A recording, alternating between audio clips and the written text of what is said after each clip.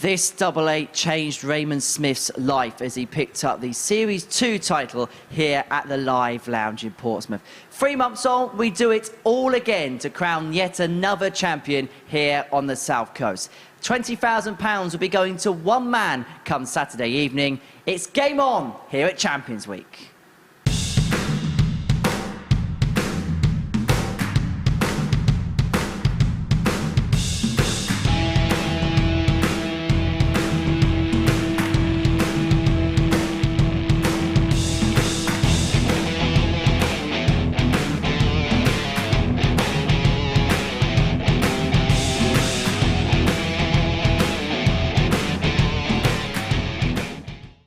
And so here we go again. Very good morning, everyone, and welcome to Champions Week here in Series 3 at the MODUS Super Series. We are looking forward to 6 high-octane days of tungsten tension, which will see one man lift the £20,000 jackpot and emulate Conan Whitehead and Raymond Smith in Super Series immortality. And talking about Champions Week, we had to have a champion up here on the balcony. Scotty Dog Mitchell, the 2015 BDO World Champion, is going to be in commentary and providing punditry for us throughout the course of the day. And he played in week 12 here at the Super Series, which came to a conclusion on Saturday night. Here's the best of the highlights.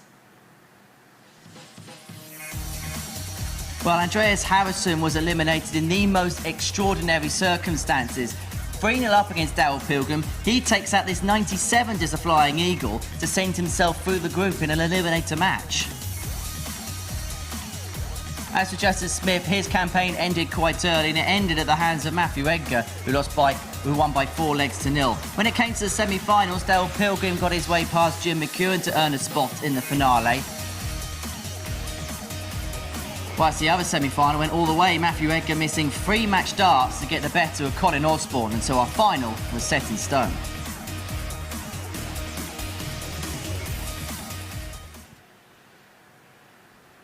Darryl require one of the biggest wins of his life. And it is the win for Mr. P. In the MODUS Super Series, He's in week 12 week champion, 13 Darryl at the Pilgrim. expense of the Wizard. But it cannot be denied that the man who won Group A and was the favourite for the night, he turned up when he needed to turn up.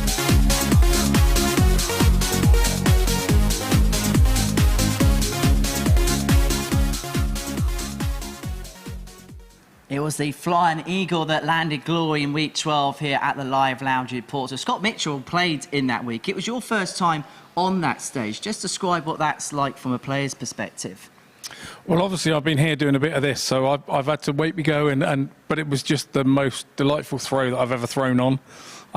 The atmosphere in here is just brilliant, and it's just made to play your best darts. We saw some good darts for you, because we're going to have a look at the week 12 by the numbers graphic. OK, you didn't make your way through, but at least you can take some consolation having the highest checkout.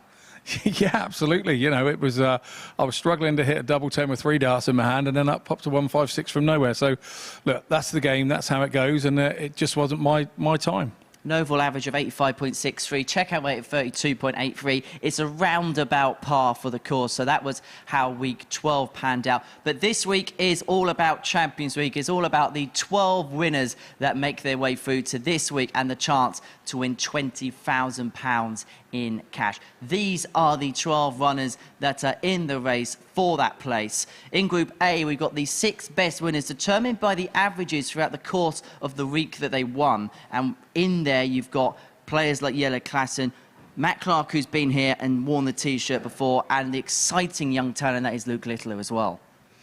Very much so. We've got the mix of the experience and the youth and exuberance in this group, and it's going to be really interesting to see who comes out the other end. It's a cracking group, and I'm pleased I'm not playing this week, if I'm honest. We should mention that Jacob Taylor is playing in this event as the first reserve, as Lucas Venig isn't playing this week. But what we do have is a blockbuster lineup and a blockbuster Group A, and you're going to be in commentary throughout the course of the day, Scott. What are you looking forward to seeing from this week? Well, it actually goes from the off, doesn't it? I mean, we've got Jelle and Luke first game on, you know, the 2 favourites for this group. So that one I'm looking forward to already. I'm looking forward to seeing how Matt Clark goes with the younger players, because Matt's got a slower, steadier, methodic pace. He's been around a long time and he's seen a lot. I'm interested in how that's kind of thing is going to go. It's just a really, really exciting group, and everything a finals week should be. Well, let's have a look at the outright betting in terms of Group A this week at Champions Week. They put Luke Littler in as the 8-11 favourite, but if you actually look down that draw bracket, as you'd expect at Champions Week, if you look deep enough, there can be value represented everywhere.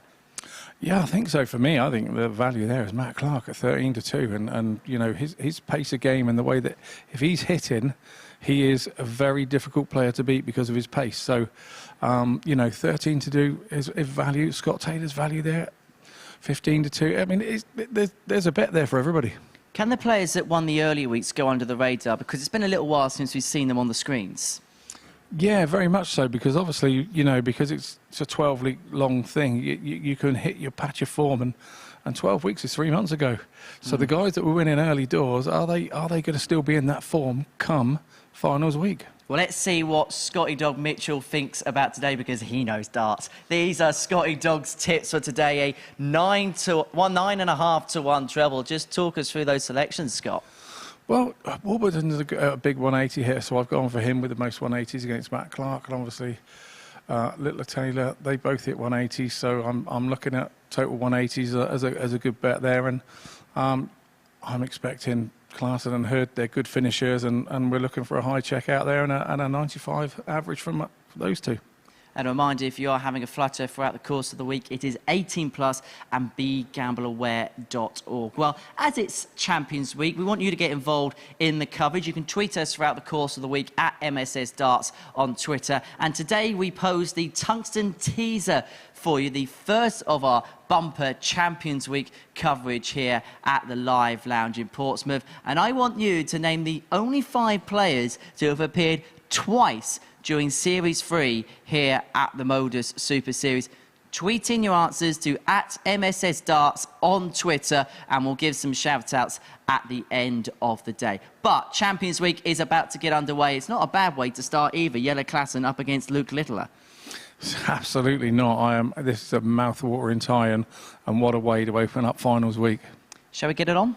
Get it on. Well, Champions Week is about to get underway. 104 matches is separating one player from £20,000 and the title of MODUS Super Series champion. Scott Mitchell is going to make his way down to the commentary box to describe all the action today in the company of Phil Bars. Hello, Phil. Thank you very much, Henry, and welcome along, everyone. Here we are. Champions Week is here and everything is on the line. They've all won their week. They come through, but £20,000 is on offer for one of these players. Who will take the crown on Saturday night? We will find out. Jelle Klassen, the former BDO World Champion, the Cobra, against one of the most exciting prospects in world darts, Luke Littler from Warrington, nicknamed the Nuke. And we've seen him do explosive things at such a young age. But this one, I'm looking forward to it. It's going to be played at a good tempo. They will both just get on with it. And we could see some fireworks this early on Bank Holiday Monday morning.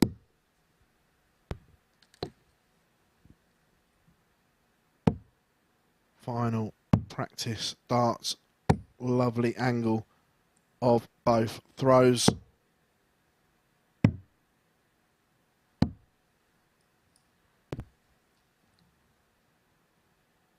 Looking at how straight Luke's arm is, the full extension. First leg, it's Jelle to throw first. Game on. And here we are, game on. Let Champions Week commence. 180. And there we have it. What a way to kick off Champions Week with Amax. 98. Oh, Jelle.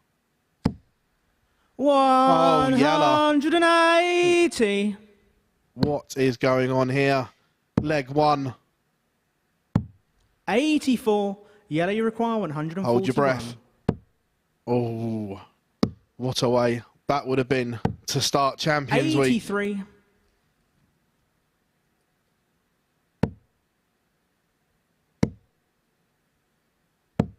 100. Yellow, you require 58. And as if by magic, Scotty Dog, that's some fireworks to start the morning off with. Game shot and the first Yeah, leg. starting and then Yellow going in, coming down the stairs. That was pretty impressive. Yeah, we big Champions Week up, and Yellow's certainly Second delivered. leg, it's Luke to throw first. Game on. Yeah, I spoke up on the balcony about youth exuberance and age and experience, and this game probably is one 96. that opens up with everything about that. But you can't really say that Luke Littler hasn't really got. Here we go again. 180. You can't really say that Luke is inexperienced. No, when you were coming down, I was saying exactly that. 39. For someone of such a tender age of only 16 has accomplished so much already. 93. We're talking about styles, and these two, you just knew they were going to gel because of the way they both play. Fast flowing, and it suits 140. each other, doesn't it? It's one of those. Yeah, absolutely.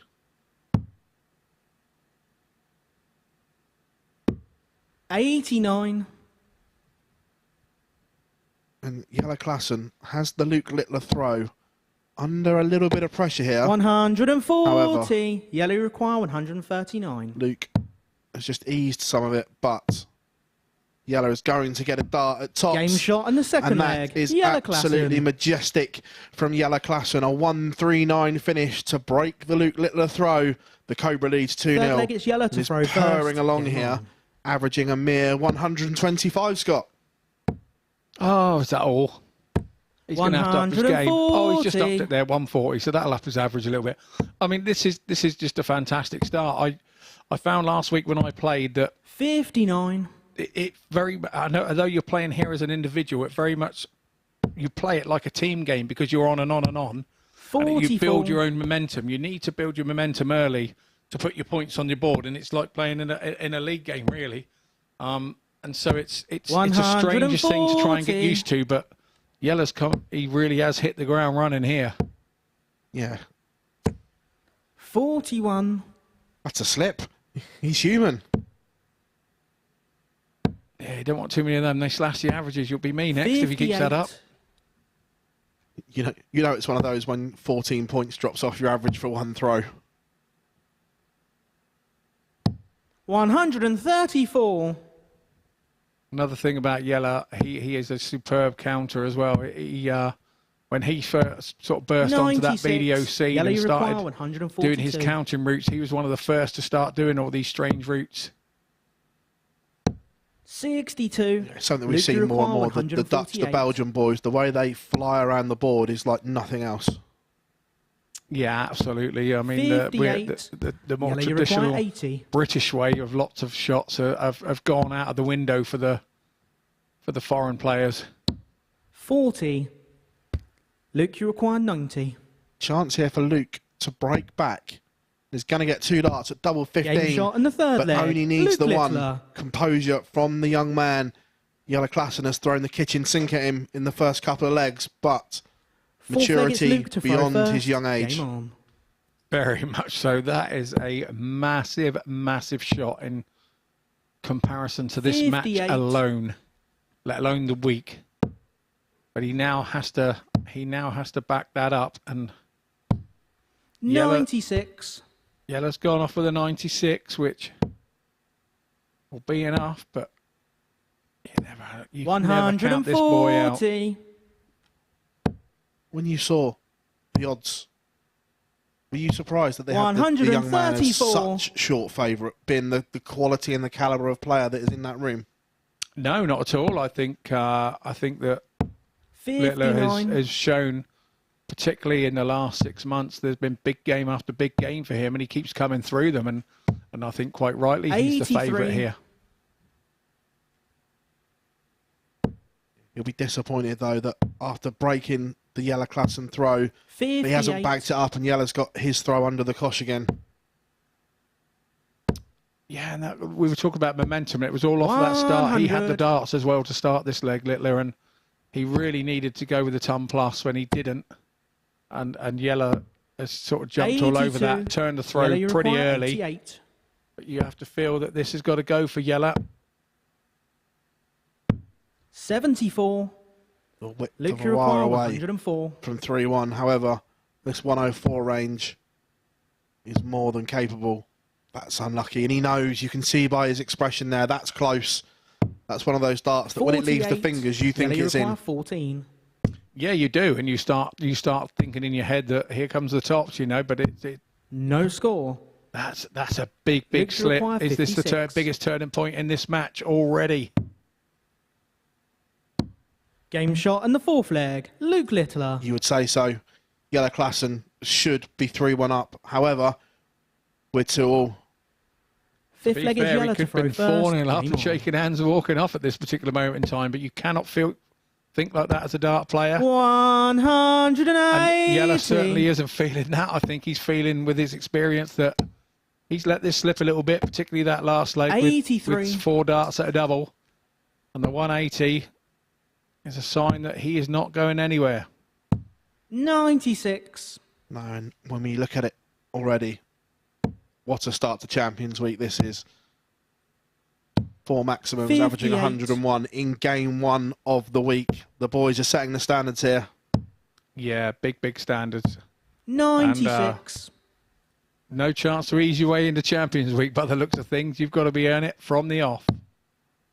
Yeah, and we've seen it so many times that 96. every Yellow leg require could 129. play a huge part in this week, that there's not a lot between them. 105. Yellow wires double 12 for another ton-topping finish, but we'll be back. Luke not on a finish here. 56. Yellow require 24. Game shot and the fifth leg. Yellow So Klassen. a good holder throw there from Yellow. 13 darter. Yeah, and he'll need that Sixth after leg letting is that Luke to throw 2-leg first. slip. That Game just on. reinforces how well he's playing. Yeah, indeed. And Luke hasn't been right up there. This 100. is, you know, we know he can score better than this, but we are being a bit hypercritical if we're asking for it, because 81. it is first game. Here we are, just closing in on 10 o'clock in the morning, and these aren't normal times for dart players to be playing. 180. There's Littler's first 180. So is he coming into the game? 140. This is probably the best I've seen the Yellow Class in action in a long time. We know he had those wrist problems, he had surgery on it, but 134. this is looking very good from the Cobra. Yeah. Yeah, Yellow had a 84. spell where he was Luke having a require massive big 87. kickback with his leg, wasn't he? And there was no sort of stability in his stance. And the more body movement you've got, the less chance your 47. brain has of throwing it in the right place, because it's not normal. So he is looking very good. 100. Luke Luke Littler require looking at 40. tops to send us all the way in the opening game. Game shot and the sixth Only leg. needs Luke Littler. The 1 dart, and Luke Littler's finishing stats, 3 from 3.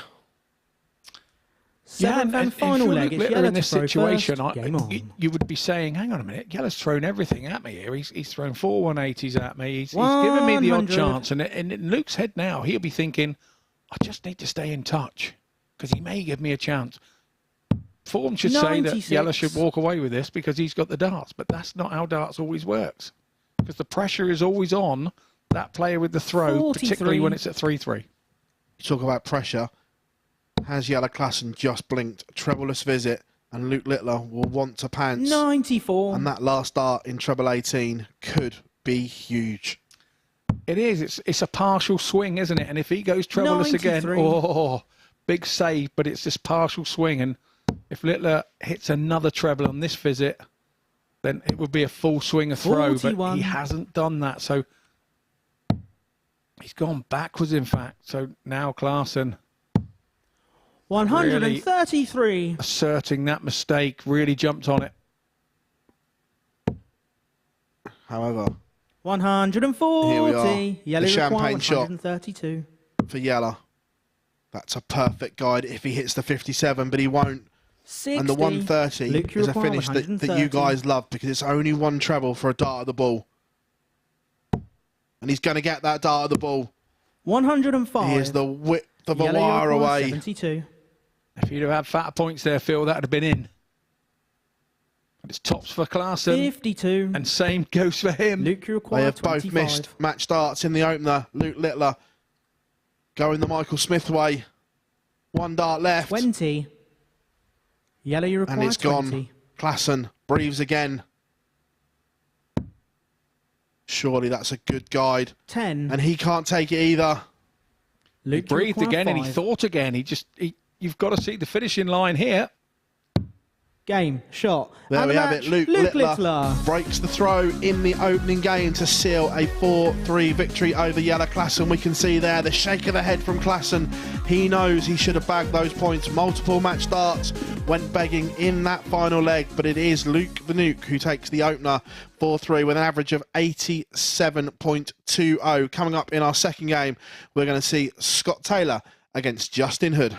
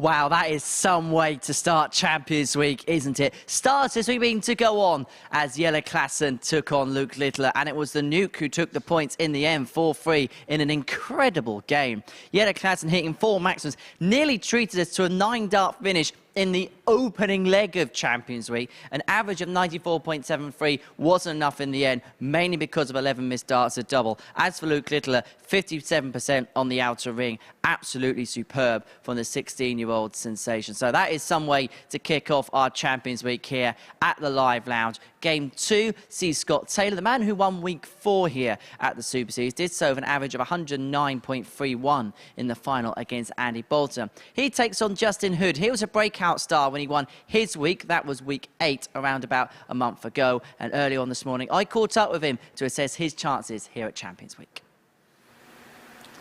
Justin, welcome to Champions Week. How much are you looking forward to it? I've been looking forward to it since I qualified. I'm coming down here to win it, and I'm going to. How did you find your qualification week? First time on this stage? Yeah, it was. I had a few butterflies before I started and that, but I settled quite quickly and just went up there and enjoyed the game. And you certainly did play in a great spirit. I get the sense this has been a great journey, a great enjoyment for you. Yeah, I've been through a lot of stuff in my life. Playing darts is just fun. It's just easy as you make it, and we like to make it hard for some reason, and just more enjoyable, isn't it? You said last time you were coming here to win it. Exactly the same this week? Yes, yeah, I'm gonna win it, I hope. And if I do, I'm gonna buy a steak in a Chinese shop. You can come for 1 free meal, but that's it. And then you got to pay. 1 free meal, I'll take that. Justin, we wish you all the very best of luck, and who knows, that dream might come true. I hope so. Thank you very much. Big statement there from Justin Hood there. Scott, he's here to win it, and it wasn't, I am going to win it. He was quite definitive. You being a media mogul like you are, I was laughing my head off when he said that. I knew you were going to have to mention that. Look, some people get a little bit nervous when they're being interviewed, and I think that Justin's one of those that's not overly comfortable. I think that's yeah. I mean, it's nice to be confident, but I think a little bit further in the interview, he said, you know, we make things difficult for ourselves, and I'm hoping to win it. So he went back from that, but I noticed that you didn't pick up on that, Phil. Well done. He set the bar high, didn't he? So we'll go for the high bar. However, if he does win, the free Chinese sounds quite good. Yeah, no, well, it needs to be an all you can eat if me and you get invited, mate.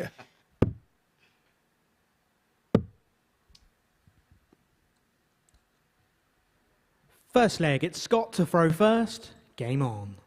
Our MC, Justin Bradshaw. I have to say, he was doing some of my games last week. He was great. Absolutely great 96. MC.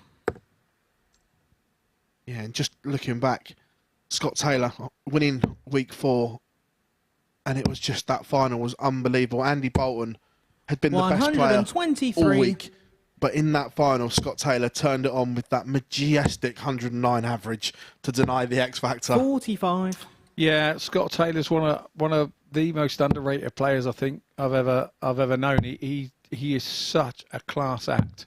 96. When he is right on it, when his head's right on it, and when he's in the right position. You know, there are times where he'll probably confess himself that he hasn't 40. quite got his head in the right space, and those are the days, if you're an opponent, that you want to play him. But on that particular moment, he owned it. He owned that moment, and he owned that game. 58. And while you have that in your repertoire as a player, you are always a very dangerous opponent to anybody. Yeah, completely agree. 43. At the moment, as you say there, he hasn't quite got the line of that first dart. It's high at the moment, and he can't work off of it.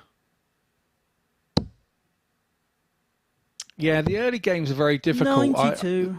You know, although the guys have done this before, some of them haven't been here for a fair few weeks, and they've been up there having a throw before we go live on screen and stuff. 100. But it's not the same as Justin, going up you there to require play your first 132. match. And like I was saying in the first game, you've got to build momentum in this type of tournament and the way that you play.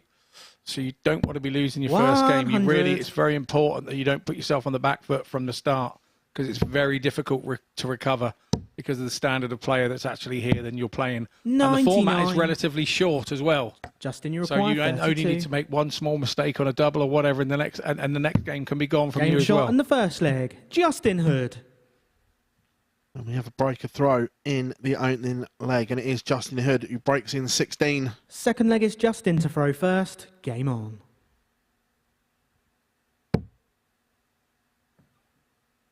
That's an absolute plum first dart. Doesn't work off it, but Justin will be happy 140. with the way that first dart is sitting up to attention right now. Yeah, because the way that he throws, he can sort of thunder the next two into it, and here's Scott Taylor showing exactly the same thing. 139. You know, once you get one in there and on the top wire, maybe it's just lovely to follow it with the next two if you can. 60. That MVG dart he's using there. Yeah, I was just thinking exactly the same. It's looks like an old master dart from MVG. 134. Or as he called them, they were old faithfuls. And sometimes it's very difficult to change from your old faithfuls, I can assure you. 65.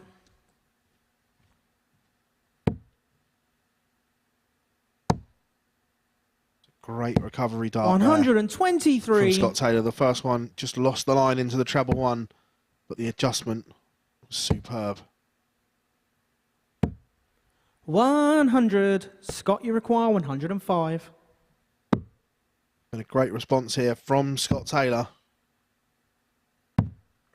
81. Justin, you require Great last dart to 136. put pressure on this for Justin, and he's got this to hold his throw. Not going to happen this time round. He's going to be looking to try and tidy it up. 78. Scott, you require 24. Scott Taylor looking at double Game 12 to shot in the break straight second back, leg. and that's Scott exactly Taylor. what he does. We are level again at one apiece. 13 dart break back from Taylor. Third leg, it's Scott to throw first. Game on. So he gets over that, how have I lost that first leg scenario in his head now. When you break straight back, you're feeling pretty good about yourself. 40. But you've got to be on it from the start of your next throw, and he hasn't really backed that up. Having played here last week in these short sprints to 4, 96. what's the pressure like, and how much does it increase when you lose that opening leg against the throw? The pressure's massive. You know, we know the world is watching. This is one of 57. those things where everybody's watching you around the world. But it's just, I was tipped as favourite for last week as well. That made things difficult. It does make things difficult. And 46.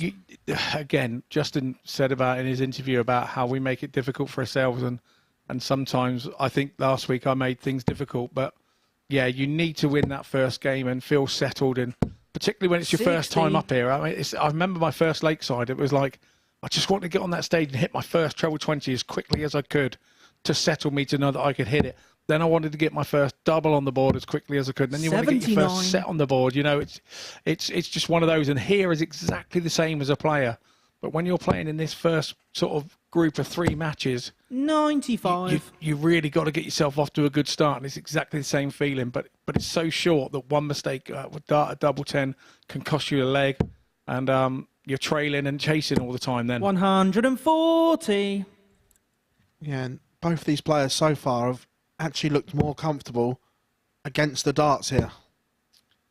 And that can happen, and it happens an awful lot more than we give credit for. 180. Justin, you require 140.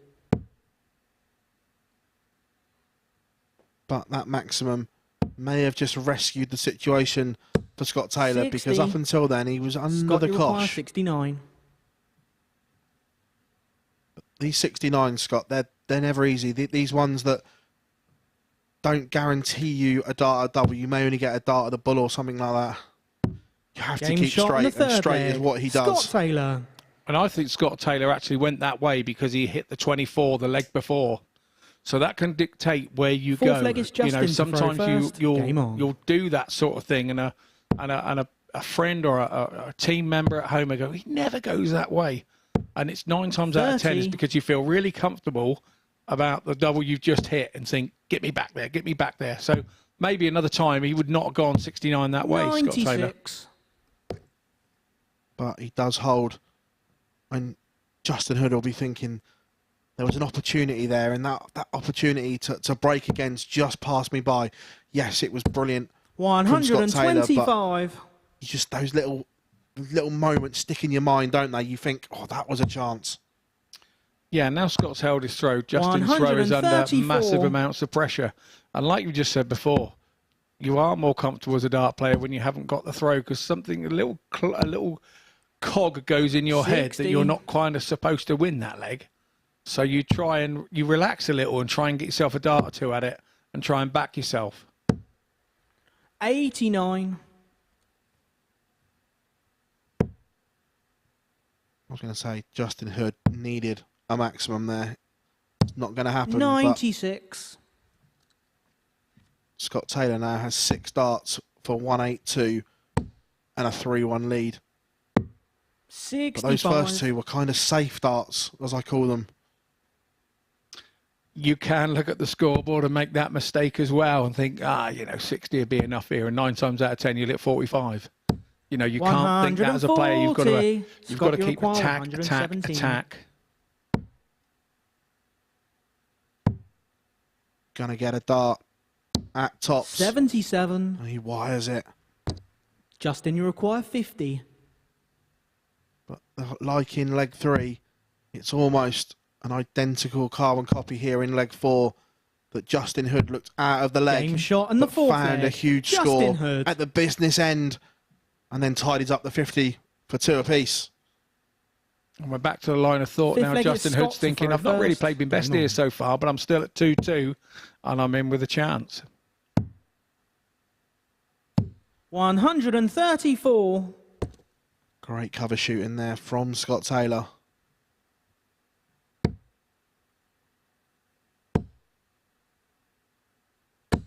$60. This is what you want.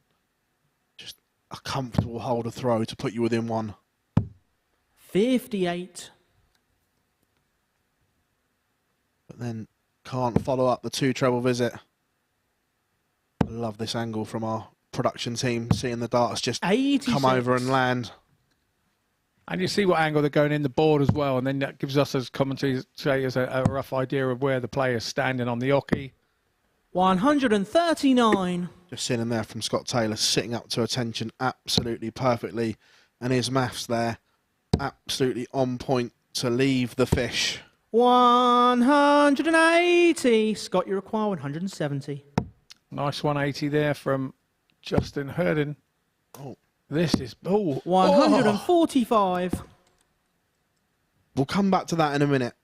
Yes. Whether it was the right decision or not.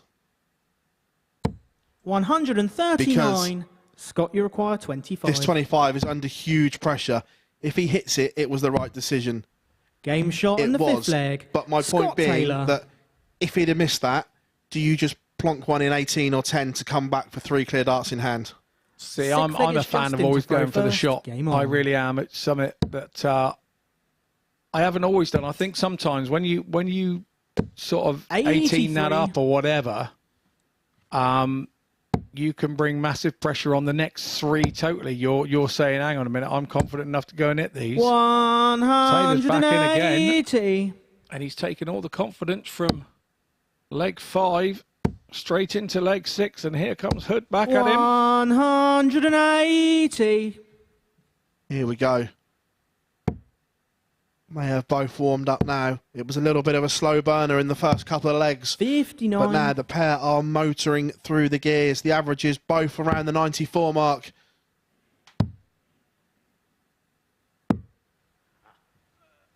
$119. Yeah, going back to that point, we saw it at the World Championships a lot. Michael van Gerwen was playing the percentages all the time, and he got stung by Mental Sudovic, but then he said afterwards, look, I'm going to carry on doing it because the odds are in my favour. 125. Yeah, I kind of get that. We see a lot of that 10 left, don't we? And 2ing it up for the double 4. And it's a very similar mindset that you have to have. You make it a habit. I mean, Stephen Bunting's a big one for that. You require 137. He makes it part of his habit. So he sees 10, never really goes for it, and goes 2 double 4 every time. 97. We'll come back to Stephen Bunting in a second because it's a good point. But Scott Taylor is on tops for the match unless Hood can rescue it, and he can't. He went the double-double way, but Scott Taylor is now going to get 3 clear match starts. Game, shot, needing just the one of them. Scott Taylor. So game 2 goes to Scott Taylor, 4-2. It went with the throw in the end. A nice 96 average to open up for Taylor. Not too shabby 91 from Justin Hood, but we head off into a break.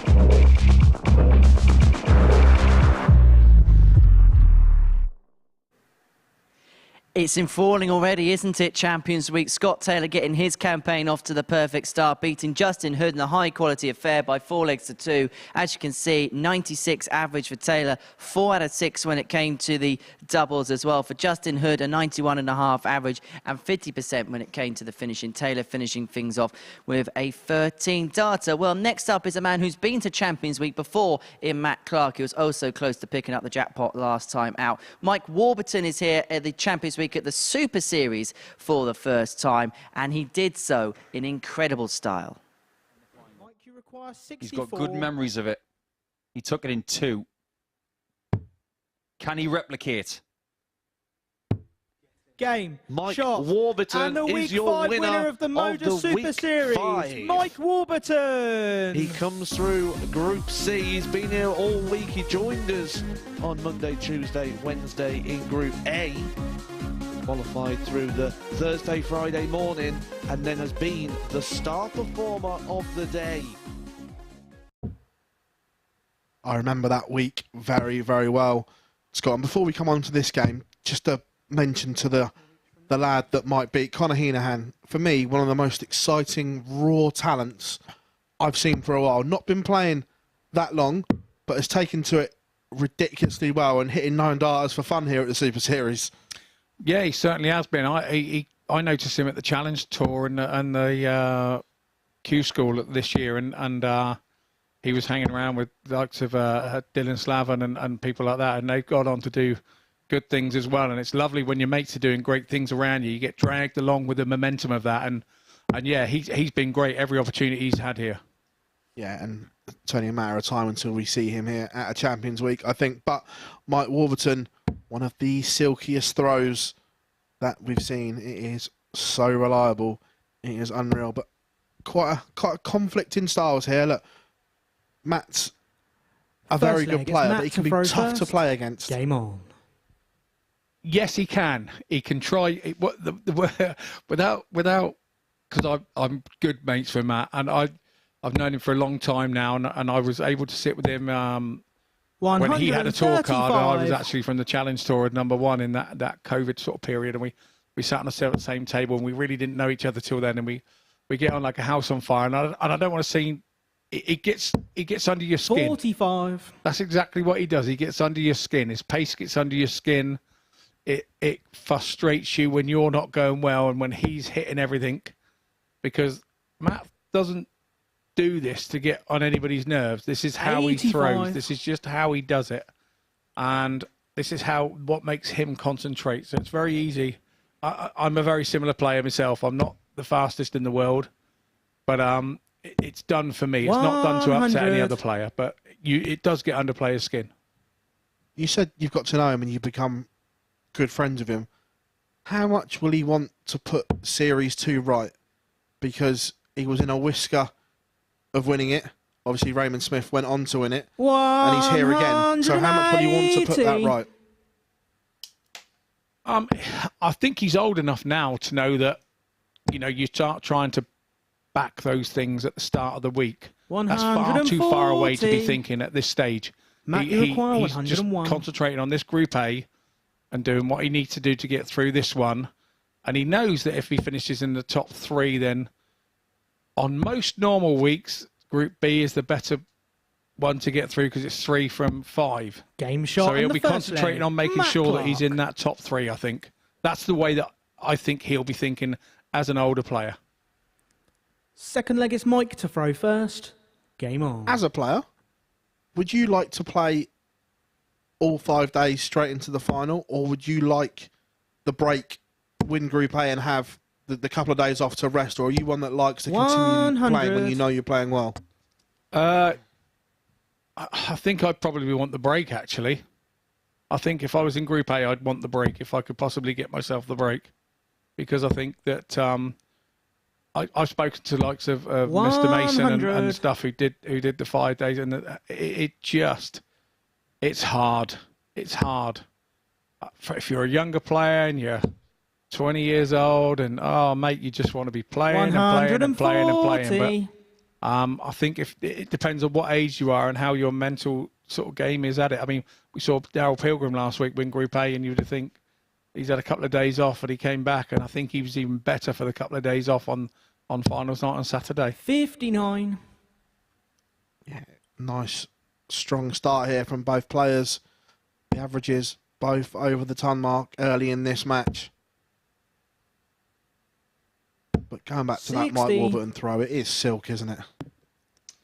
Yeah, very much so. It looks like there's just not a thing that can go wrong. But we all know the most important part of anybody's throw is the bit between the ears. 99. Yeah, absolutely. We've seen so many good players overthink situations, both here and on those great big stages as well. I'm telling you, you ask any any player, former world champions, 60. any time, we've all done it. We've all overthought it. I can think of one time that I overthought it. It was probably at Ali Pali on my one visit, thinking, wow, this is great to be here. And I didn't really concentrate enough on the game, and I was just kind of happy to be there. And then it started to go wrong, 96. and then you start overthinking, then you think you're throwing it wrong. You require 141. You start thinking you're throwing it hard enough, and you end up just mentally beating yourself up out of the game, really. Oh, hello.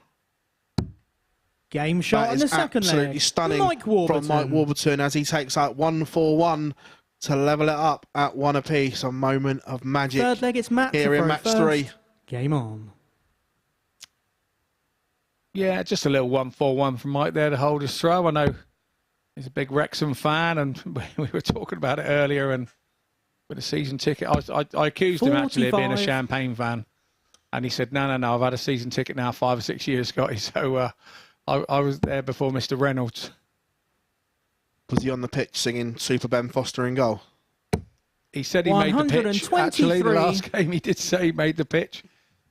Didn't say whether he was going to lose a season ticket over it from CCTV, but yeah, no, he was out there. He's hardcore. 100.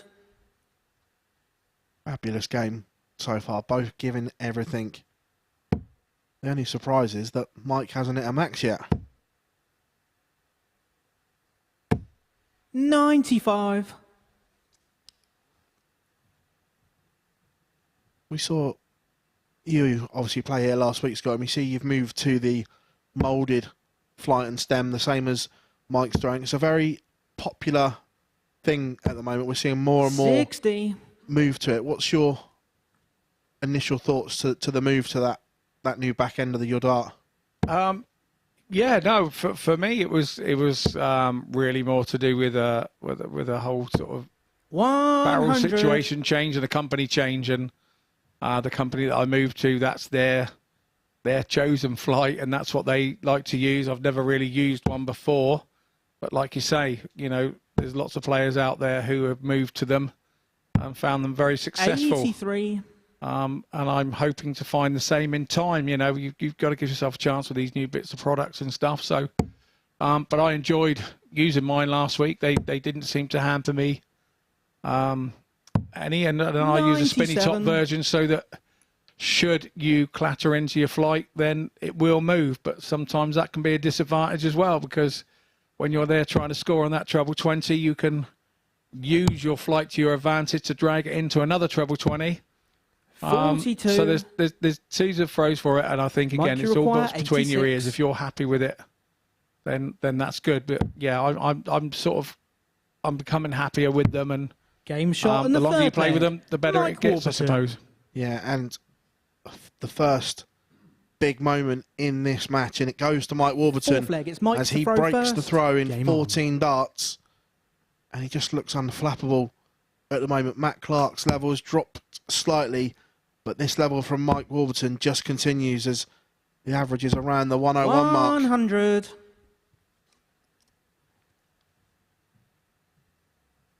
I'm sure all the guys this week would have been putting in extra practice in the previous sort of 10 or 12 days before they've come here. The prize money on 32. offer at the MODUS Super Series is second to none, really, other than the very, very top of the game. And when that prize money is on offer, it is not to be sniffed at. 100. No, and the game itself is in such a place right now where beforehand, if you didn't have a card, it was the end of the world. Where now there are so many avenues that can go down, 60. and obviously we've got the Super Series here. I'll link up with the ADC. There are pathways for players now that just didn't exist before. No, very much so. But I think the importance of the game now has gone into more on an individual 100. game. You know, there was, you know, the counties and things are still running, but they had a lot more prominence and relevance to our game, because that's where you went from there. But the sport has changed in the last 3 or 4 years, and 59. and we're finding that more of these, you know, the ADC events, the vaults, are becoming very popular. And to be fair, they could kill your local pub game as well. It's not, you know, as a team game. So 60. you know, if you have a chance to go out on a Wednesday night and pick up a couple of quid rather than playing in a team where you get nothing, the better players are going to move over to that. And that's only going to be better for the game, because when they go from there to there, they're then going to go on to the next thing, which is the next thing on the ADC. And it's just a steamroller into top end of darts, really. If the better you get. 141. We've seen him do this once already. Not going to happen again. And that 180 from Matt Clark does leave a finish. 60. And the setup could have been better from Mike. 170. The 81, he may only get a dart of the ball if he comes back. I said if. The ball for the big fish. 145. That's twice today we've seen the wire Like moved you require 81. for the 170. Mike Warburton breathes again, but 12s. Chased the treble and got it. Wasn't sure what it left, though. Just double checking. 68. And that hesitation probably cost him there. Matt, you require Is it one of them 25. ones where you're almost expecting to hit the 12 because you know it leaves the ball, and when you hit the treble, it does throw you slightly? I think he was brave to go for the treble. My line of thought wouldn't have been that, but Game shot Matt going a very strange way for 25 there, but he's a very straight up and down thrower. And he obviously feels that he has a better chance of hitting the 22 in that situation. Fifth leg, it's Matt to throw first. Well, my Game question on. there is, was that a dart for the 3? Because it was very close to that wire, or was it for the 17 for double 4 and he slipped the wrong side? I think the chances are that he didn't mean to hit the 3, if I'm totally honest. 180. But the confidence that comes from going 3 double 11 on an odd double, and now he's just gone in 180. Yeah. 2 minutes ago, Mike Warburton was in 60. control of this game. But Matt Clark, 180 to leave 170. 145, missing it, polishing it off in 2 and then kicking off with a maximum. The confidence has been restored. In this 60. match, Matt Clark's 3 180s have kept him in these first 4 legs. And that's why he's hanging on. You know, you could say that a little bit like the Liverpool-Spurs game yesterday. Spurs were probably the better side by the end of the game. And Mike's been the better player here. After leg 1, he's sort of more or less dominated it, but Matt's not gone away. And that's what makes a champion. That really does. 60. And you won't see a better 3 darts thrown for a 60 there. It's just right on the wire, and Mike really needs to come back with a 180 here to 140. get him somewhere near. Yeah, but the 140 doesn't really hurt Matt Clark because he scored that well. Yes, it gets Mike Warburton back into the leg, but it doesn't hurt. No, and if I was sat there in Matt Clark's head, I would be going, that wasn't enough, Mike. You needed a 180 to get back level. And this is how the game evolves, and this is how you convince yourself sometimes to win legs, but also this same sort of focus on concentrating what the other player, your opponent, is doing can drag you back to your opponent as well. 100. He's left that 141 again. Matt, you require 101. I think he's one of those players. He's a straight up and down player. He's a, he's 100, 100, 160, and he probably leaves that 141 an awful lot.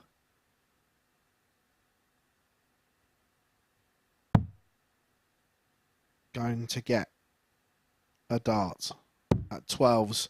Game And shot right in the now, fifth leg. Matt Clark is making no mistake. He's 3 from 4 on the outer ring. The finishing has been absolutely Sixth leg of is the Mike to highest throw order. first. Game on. And that has been Matt Clark's game. From what I've seen of him in the few short years that I've been friends with him, his finishing, 100. when he gets there, is usually very, very good. Yeah, just touching on a bit that you said there about being a straight up and down player. And have you noticed as well that the younger player coming through almost has thrown the rule book out the window 100. in terms of they're prepared just to hit as many big trebles as they can, and they don't kind of care what double they leave anymore. Double, whether it's double 11, double 3 or tops, it's like, I'm just going to blitz my way to a double and don't care what it is. Yeah, I would agree. Yeah, I would 100. agree. And I think doing that for older players like myself, it means you have to count so much better as well. So there's a fear. I mean, when you talk to some of the referees, and I'm big friends with Marco Mayer, and we've talked about what numbers to leave right out at 310 and 309. 180. And this is how the new player thinks. You know, they're thinking at 310, they only need, they need less trebles to leave 170, and that gives them a chance to win the leg. 140. And we've never really thought like that in the UK for a long, long time, and now we're having to because of the way that the counting and the younger players are changing. Yeah, we saw in the Premier League, didn't we, that Chris Dobie just smashed in a 180 to leave 3 and things like that. We saw Michael Van Gerwen do it, a 180 to leave 4, where beforehand, if you've hit the 2, you're scrambling for a 16s or the 14s area. Yeah, and the thing is, it makes perfect logic as well. That's the point. 57. When you actually think about it, it's logical. Mike, you require 161.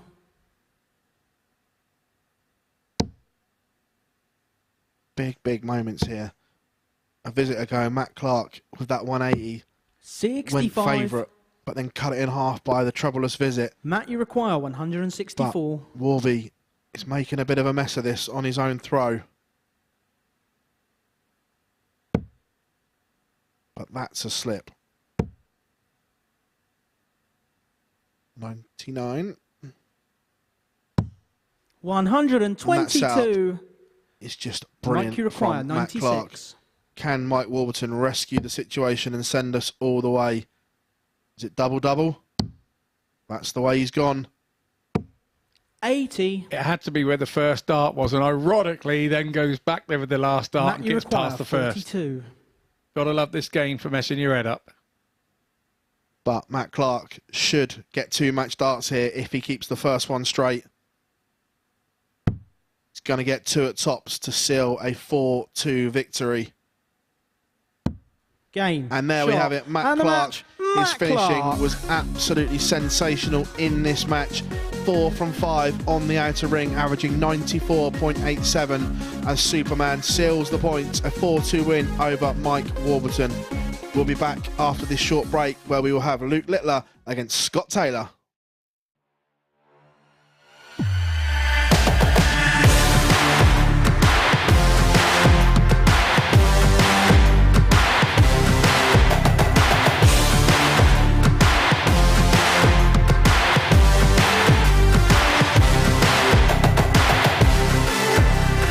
Board 1, Joe Taylor, Garrett Tilley, and Board 2, Craig Nixon, Robin Young.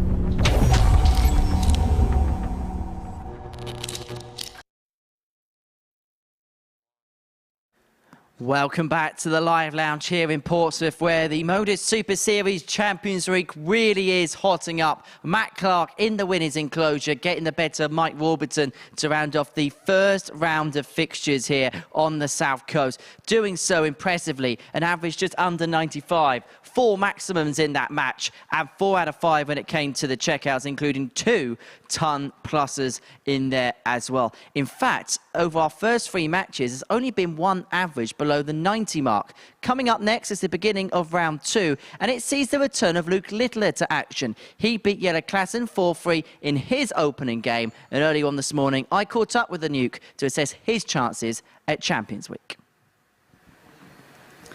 Luke, welcome to Champions Week. How much are you looking forward to it? It's a big opportunity for me in my career, but I just can't wait to get started this morning. It was some week, the week you won it last time out. How proud are you of the way that you played, especially in that final against Richard? Yeah, well, through the week, I didn't start off with the best of days, winning 3, losing 2, but the next 2 days I got lucky. Alex Spellman, he dropped a few points and I topped the group. So I had a few days resting and I come back stronger for Saturday, and then I won it. What did you learn from your previous experience here at the Super Series? Just keep my head up after a loss, because I lost to Spellman and then I lost to Johnson on the first day, and then I just got to keep my head for all 5 games. Obviously a big week this week at the Super Series. How important, how big would this be for you if you had a successful week here? Be amazing. I know there's 20 grand on the line, but that's for Saturday. And I've still got Monday, Tuesday, Wednesday to play, so let's see how it goes. Well, Luke, we are all looking forward to watching you play this week, and we wish you all the best. Thank you.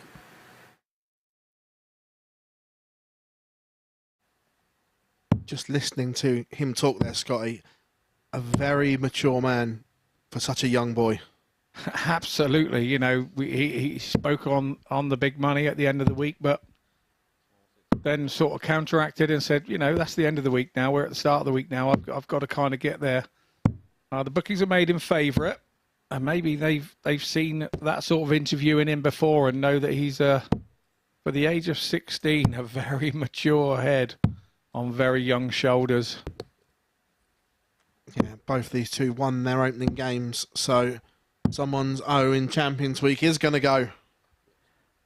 First leg, Yeah, it's Luke indeed, to throw first. and ironically, Game on. in the first run of 3 matches there, Luke won, but he had the lowest average of all 6 players. 96.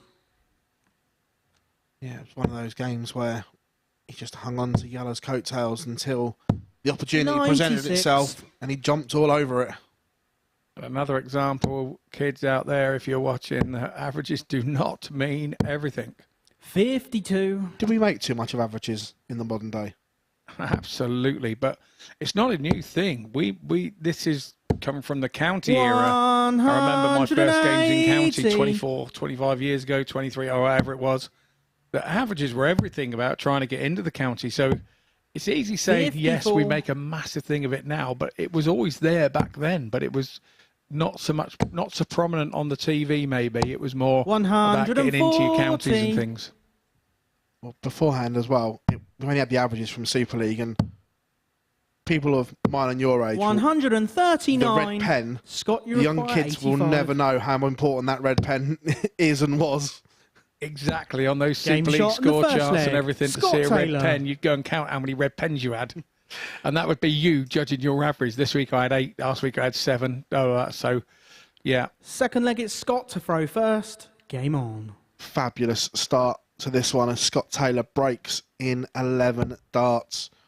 And we've seen how high Scott Taylor's ceiling is, and we're seeing 60. spells of it here. Indeed, he looks a very composed Scott Taylor here at the 44. moment, and a very focused Scott Taylor here at the moment. He really does. Looking from these first two games, he does look to have his eyes on the prize. 85. Completely.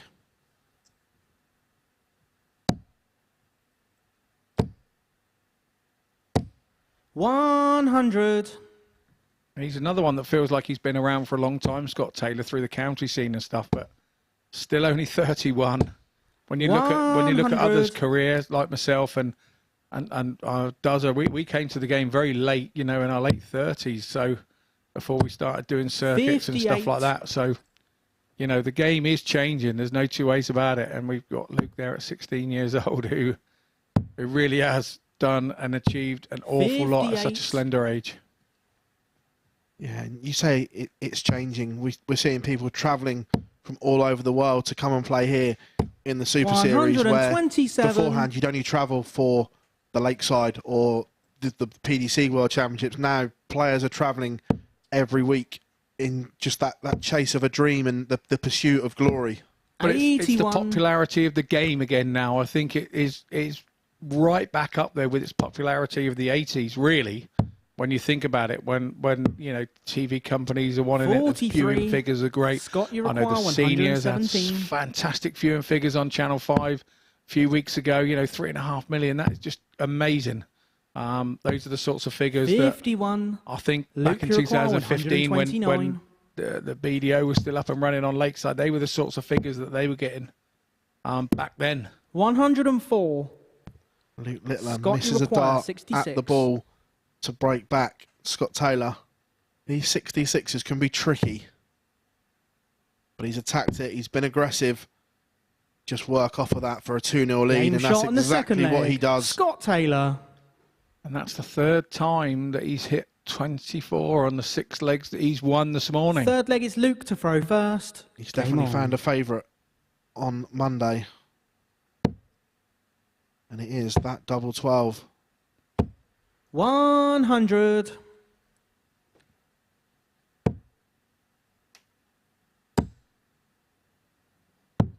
$99.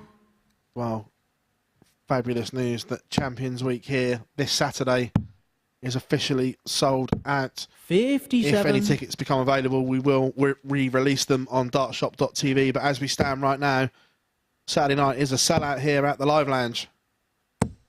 140. And I think that's great news as well for here. You know, it's great for the players. I'd imagine, you know, I played in the place empty and it had a great atmosphere. What it 95. must be like to have those little seats there rammed behind you, party atmosphere before you come out to play. Who wouldn't want to play here? 92. Who would not want to play here? And it really is up close and personal with the players as well. You can touch the stage. 99. Scott, you require 170. Scott Taylor is carving another opportunity here on the Luke Littler throw. Will he? Game Yes, shot he on the will. third leg. Scott Taylor. Finds the big fish for a double break of throw, a 3-0 lead, averaging Fourth leg 102.48. is Scott Scott to Taylor throw is setting first. the bar here Come in on. Group A on this Monday morning at Champions Week.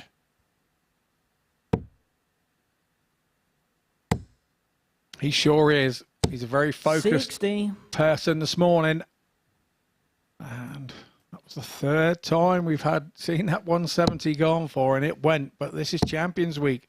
You've got to expect there'll be more of those this week, I'm sure. 97. I'm going early. I fancy a 9 this week. Wow. Wow. I'm going early. 100. You're not known for sitting on the fence anyway, are you, Phil? It's not been known too often, is it? Nah.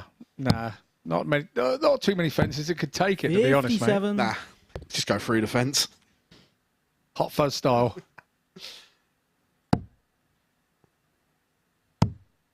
Just looking at Scott Taylor there, we had a great shot of him. He 44. likes to chirp to himself when he's thrown as well, doesn't he? Yeah, a few players do. I remember my early days, I remember Scott Waits chalking one of my game. He said I chirped 134. away to myself, and it's something I don't do anymore. I think as you get older, you don't waste your breath. You don't want to waste any energy. But, yeah, some players do have a little chipper. 99. Big visit here for Luke, and it just gives him a foothold in the game. 139. Something to try and build on. Down to 74, and we'll get a shot at it. 45. First time we've seen Scott Luke, you Taylor require break into a 74. smile this morning is when he had a hopeless visit. 54. 74 Scott, you doesn't require go. 153. This will just seal off a fantastic performance. 96.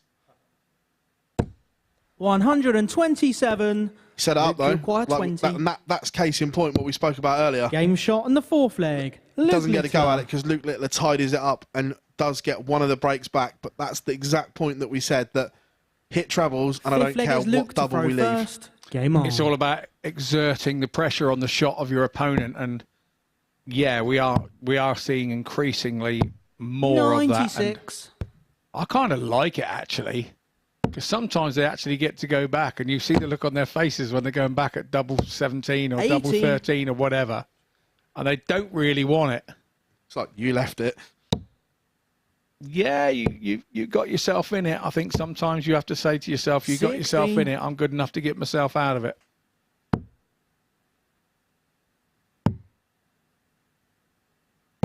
How much confidence can 57. Luke Littler take from that leg?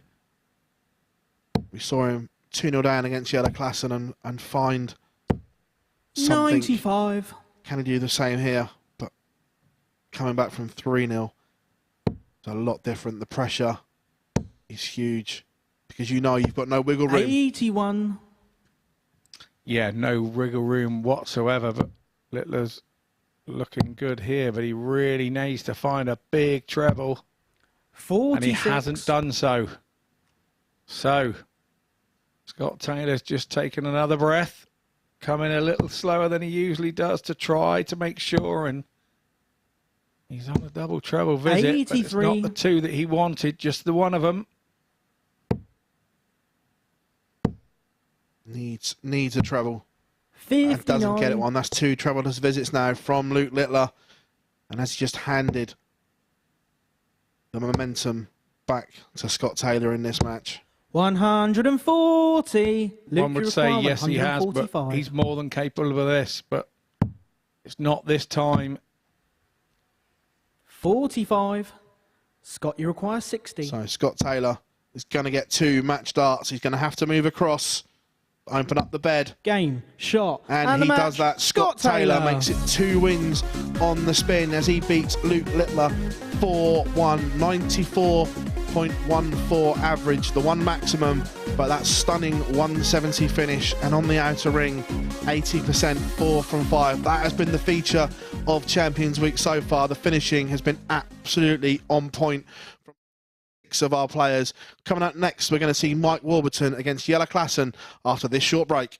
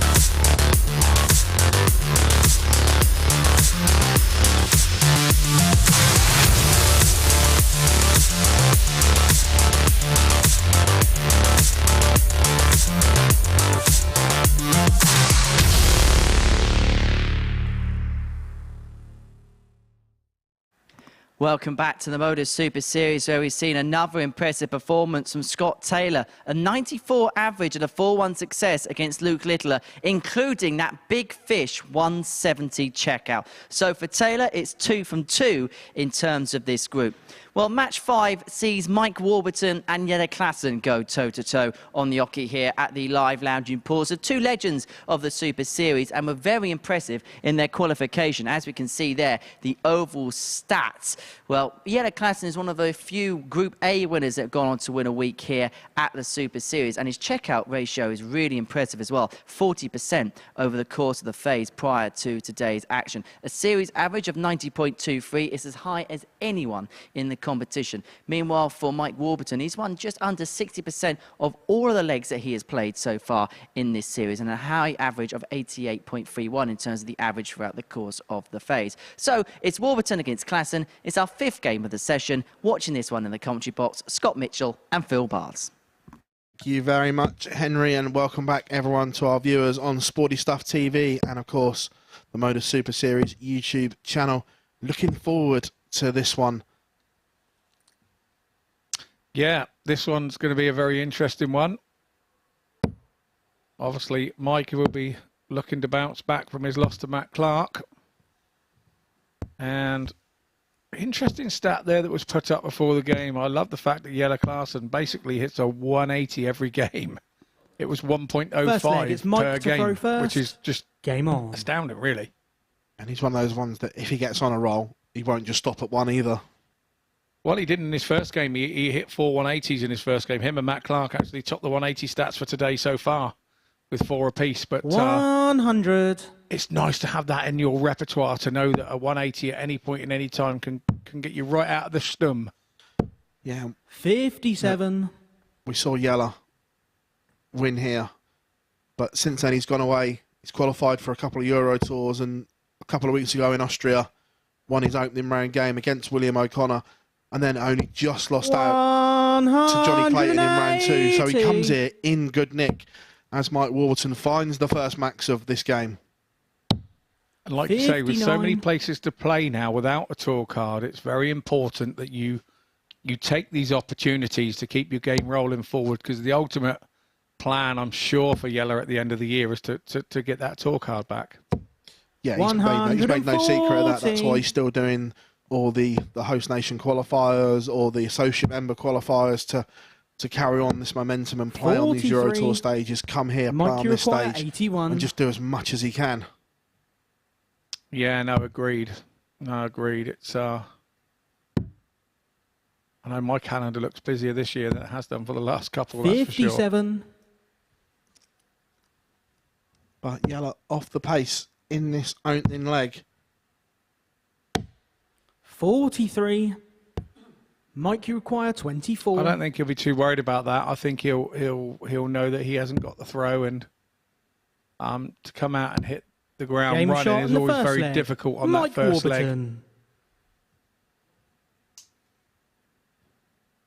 here's a 14 dart hold Second leg throw is Jelle to throw first. for Warby. How will Jelle respond? 100.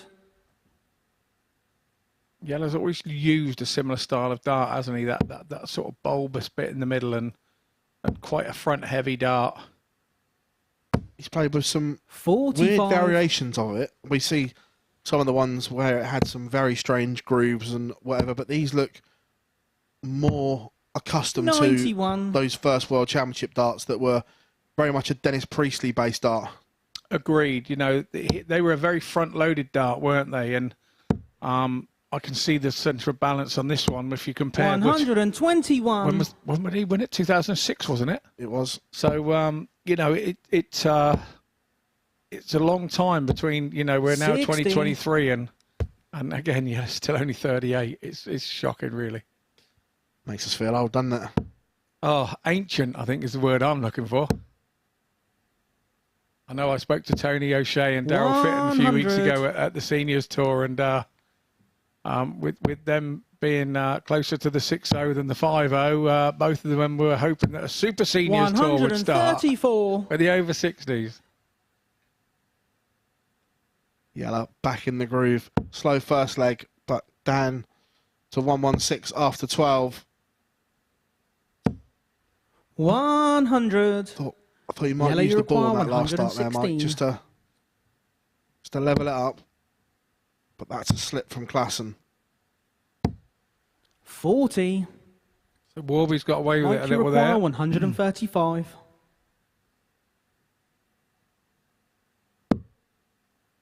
Oh, that's a good first start. Where are we going now? Is he going out for treble 15? Yes, he is. It's double top for a big 135. Game shot in the and he second nails leg. it. Mike Warburton. That is a big, big, big leg in the way of this match. Third leg is Mike to throw Because first. yellow was sat there on Game on. 76. Yellow's gone to the water table to try and gather his thoughts. But that is a big 135 from Warburton. Yeah, a moment 60. of magic. 15 dart. Break of throw for Mike Warburton. 42. Those three-figure finishes always look good, don't they? There's just something about them. Well, there's something about that 135 one, the way that Mike did it, because obviously he had to hit two big numbers to get what is relatively a 100. small ton-plus shot. So that's what makes that one all the more exciting. Like we said earlier, he could have gone for the 25 100. with his last dart and just had two stabs at the treble 20 and a bullseye. So, but hey, that's by the by now. He went the way he wanted to go. His route is right because he actually hit it. 100.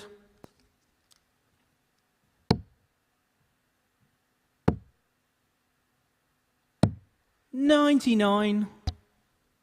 Yellow needs to find a spark here because 3-0's a long way back. But do you think the pace of Mike is not suiting Yellow as much as, say, the pace of Luke did in game one? Yeah, 100%. 60. Look, Mike's not slow, but he's just at that, what I call average pace, where he won't be flustered. It's just he does what he does, where 56. Luke and Yellow were just bouncing off each other, and it was rat-a-tat-tat darts, as we call it. Indeed, very exciting to watch.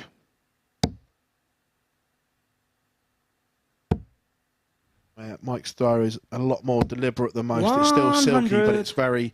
It comes up to the set point, back. There's a little pause, and it goes forward, where Yellow, Luke, it's literally bop, bop, bop. 46. Yeah, Mike's first game was a 94 require average, and here he 81. is doing a 96 right now. Whereas you can't say the same for Yellow. Yellow was up there with a 94 average, and he's now just Game gone shot in under the third 70. leg. Mike Warburton. And it's another clutch finish from Mike Warburton. This time it was the 81. It's only a Fourth leg is 17 yellow to dart, throw first. but it Game feels on. so much better when the finishing goes like that.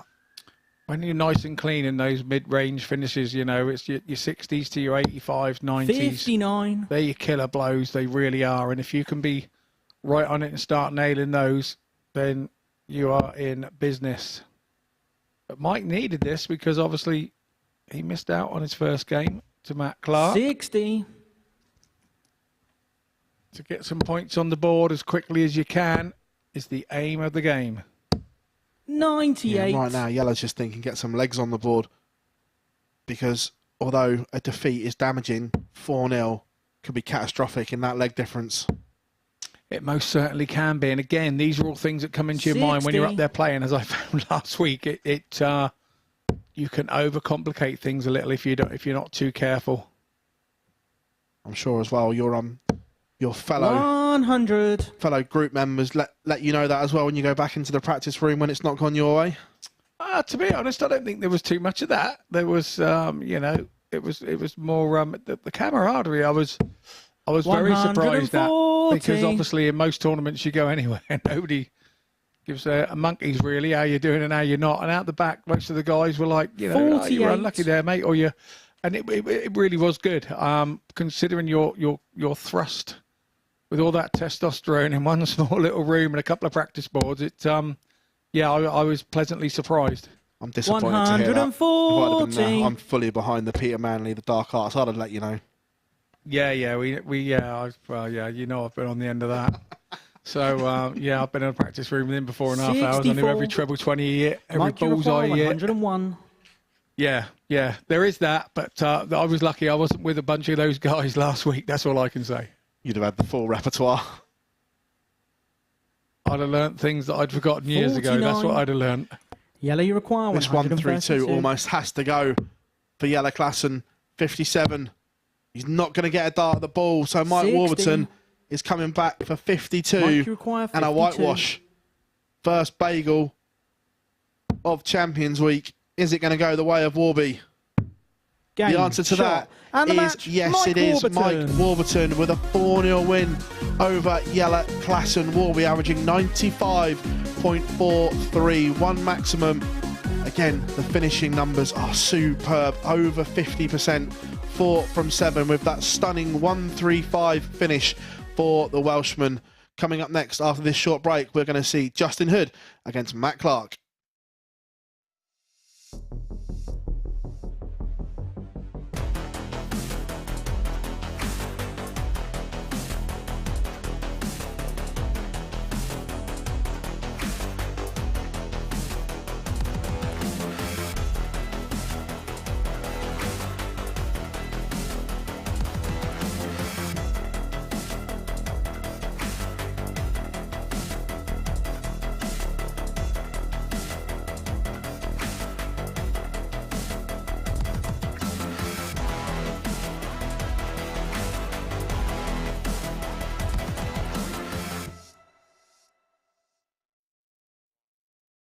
Welcome back to the live lounge here in Portsmouth, where it is day one of Champions Week here at the MODUS Super Series. And before the break, we saw Mike Warburton enter the winners' enclosure for the first time of a convincing 4-0 victory over Yellow Klassen. These are the stats then from that fixture: a 95 average for Warby, 4 out of 7 on the doubles, including that 1-3-5 finish. So he comes back from that 4-2 defeat to Matt Clark in impressive style. And it's Matt Clark who we're going to feature in our 6th game of the day. It's the final game from the second round of fixtures here in Portsmouth. He takes on Justin Hood, Happy Feet, who in his opening encounter went down 4-2 to Scott Taylor. Well, earlier on this morning, I caught up with Superman, who just seems to have this infectious love here at the Super Series about the week ahead.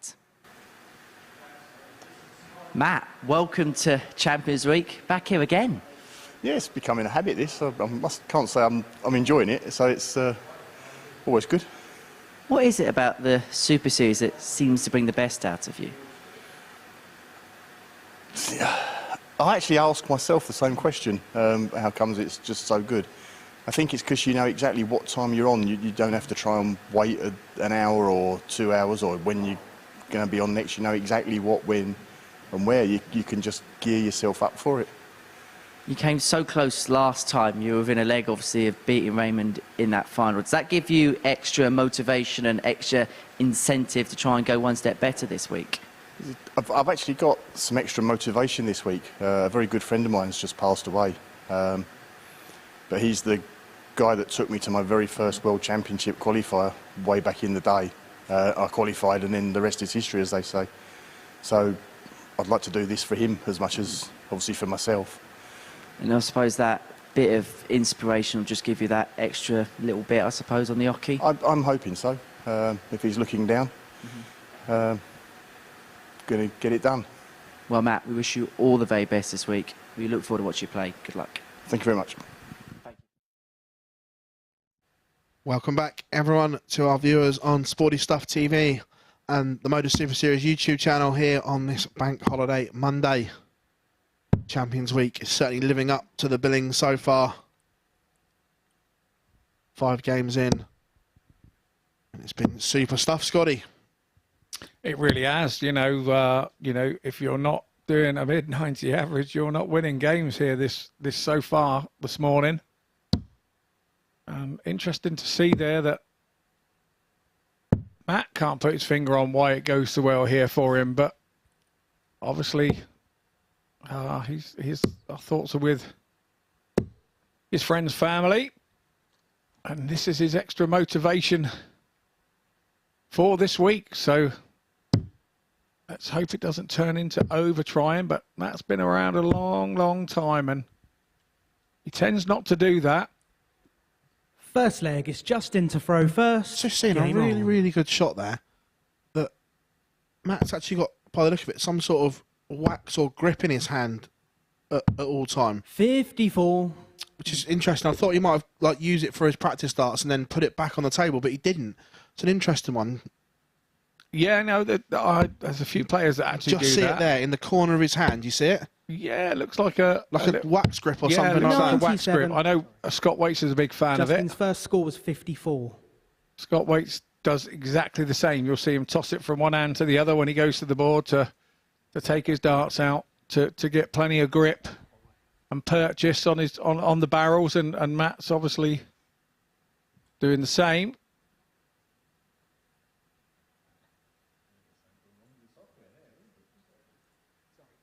Yeah, it's been a great Champions Week so far, and that we've seen some unbelievable finishing.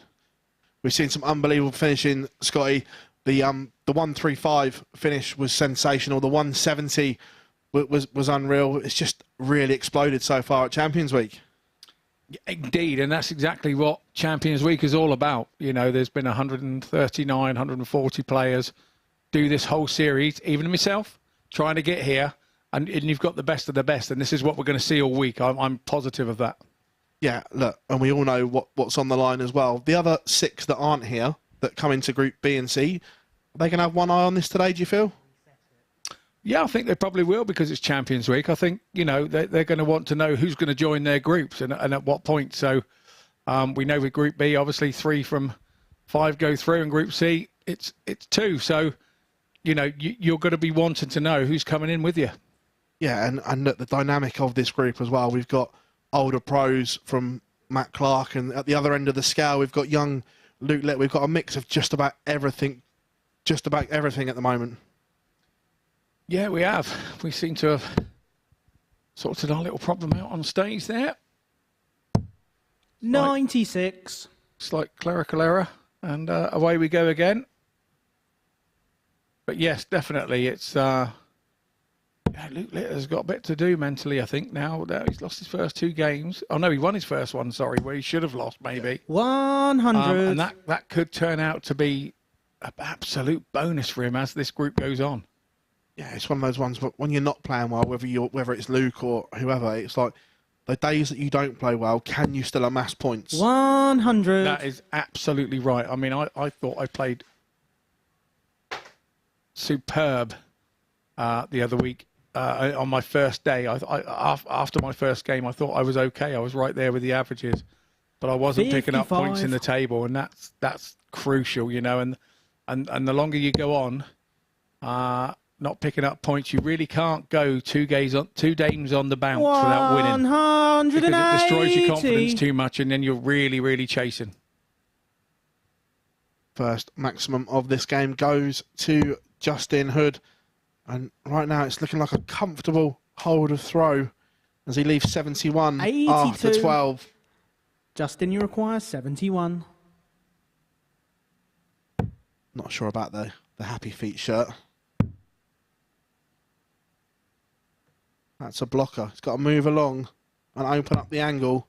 39. Wow. How's that gone inside that dart and not gone in? 167.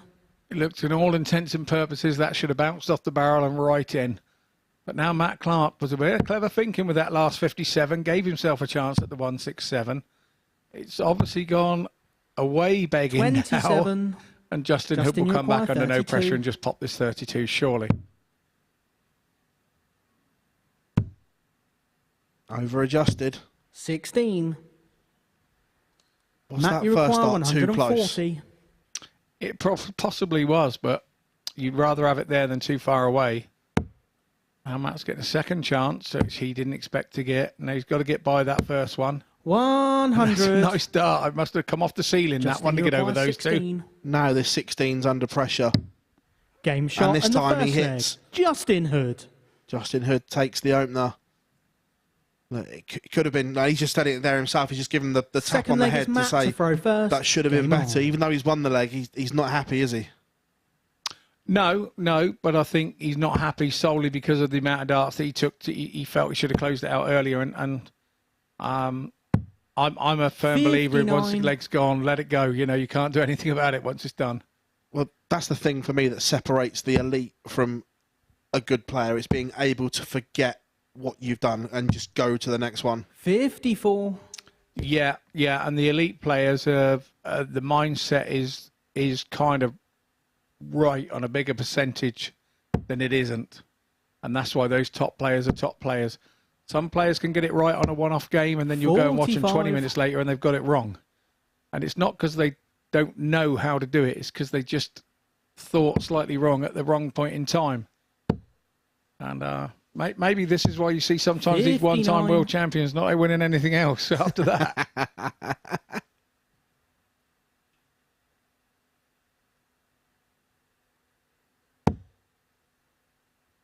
first dart looks plumb. Surely. 140. Thought that had 180 written all over it. I think had he had hit the dart to the left and not the dart to the right that was in the bottom of the bed, it would have been. 140.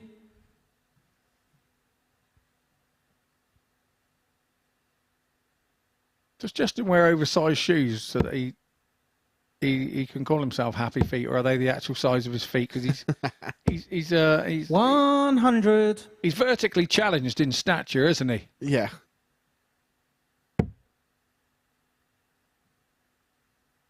Need to reset the dart there. You saw it slip in the grip. 140. And how very successful he was with that too. Matt, you I'm a require big Bournemouth fan, and 157. we've got Philip Billin, who's 6'7". He can only jump 2'6". I wonder if like Justin's like 5'2", whether he can jump 8'4". It's 108. It's more than manageable. 117. Justin, you require 108. An old school upstairs first. 100. Didn't go for the double-double, but he'd have taken Matt, it. you require 40. Yeah, he kind of rushed the second dart a bit, and actually it didn't look like it was sat in his hand properly, did it, when it released? No. Is that a little Game bit of shot on the nerves? second leg. Matt Clark. No, I think it's probably a little bit of rhythm, actually. I think he wanted to try and keep the rhythm. He's hit just next door, Third so if leg I is just throw the Justin next to throw one and first. keep the Game rhythm, on. and I've got to be honest, I think a lot of players think like that when they're actually throwing.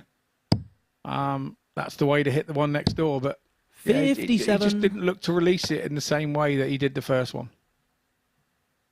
I'll tell you who did release it properly, though, was Matt Clark as he levels up in 16. And Justin Hood's a little cameraman's dream. Some of the facial expressions we've seen so far 140. today. He wouldn't be a very good poker player because you can see every emotion going. To be fair, there aren't many dart players that would be very good poker players, to be honest. I know you probably know some. 180. Yeah, I agree with you. Most of them give the towels away. Some more than others. Some are more than happy to let you know when they've hit a double as well. 140.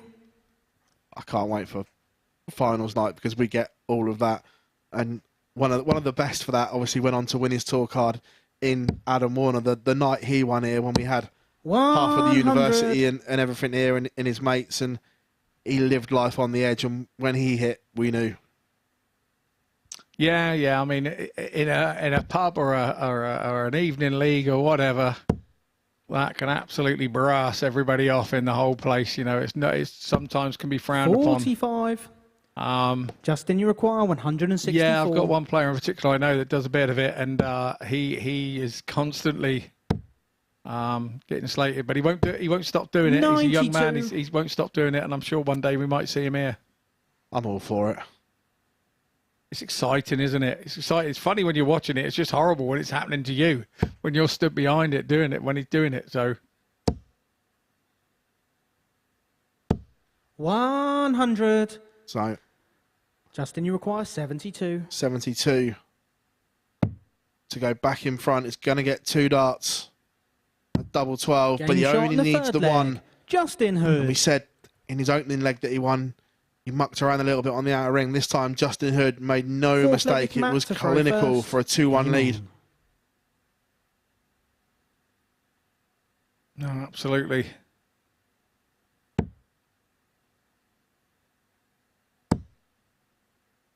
Justin has been an England international 45. and was due to play this time round, but unfortunately had a few transportation issues. Didn't actually get to the 30. internationals a couple of weeks ago. Or was it last weekend? Time flies when you're having fun. I think it actually was last weekend. Don't know, the darting schedule just looks the same now. There's just something every day of the week, which is great. Yeah, absolutely. For you guys, it is. There's always 100. plenty something to write about, I suppose. Something to write about, something to talk about. 140.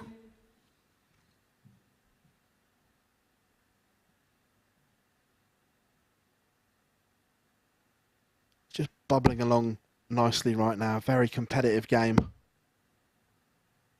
And having the darts here could be huge. It could be 59. a mistake or a moment of brilliance to snatch it if you haven't got those darts. Yeah, I couldn't agree more. 140.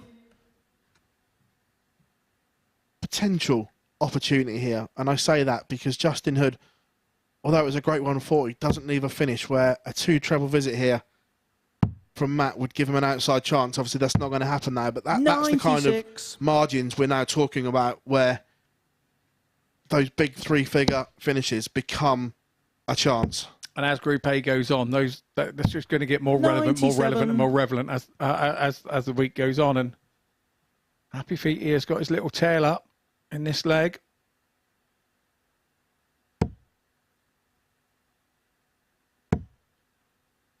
That's a mistake. 45.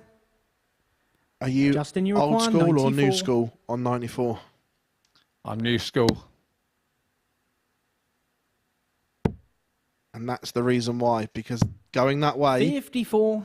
he doesn't get a dart Matt, to win you the leg. require 156. I know, but I think we were talking about percentage and probability a little bit earlier. The probability is Matt's going to hit this now. What did I tell you? Double 18 for a roof raiser. Game shot in the fourth And that is leg. what we said. Matt It'd either be a Clark. mistake or a moment of brilliance, and that is a moment of brilliance from Matt Clark. It's only a hold of throw, but it was Fifth leg stunning. is Justin to throw first. Game on. Those 156s are a piece of cake up there, I tell you. The Barney. Indeed, indeed. 57. But will Justin Hood now be thinking, if I'd have gone for the ball first, I may have won that leg? Of course he will. Of course he will. And I think you know from that first 44. throw of the first visit of this leg that he is still thinking it. On those 91 to 95, when did you switch over to going 94. for the ball? Because I'm guessing you were a traditionalist beforehand where you'd go 54 tops or so on and like that. Yeah, no, I would always go the ball, but I was found that once you miss the ball, it can be an awful mess. And on something like 100. 156, yeah, probably in the local league, I'd have never gone for the ball. I'd gone for the 54. I'm not sure that up there that I would have then done that, but if he was on 171, there's no question. 140. You know, there's no question, but it's yeah. Sometimes you have to give your opponent a little bit more credit, and that one is Happy Feet has had his foot stamped on. He felt that one. 96.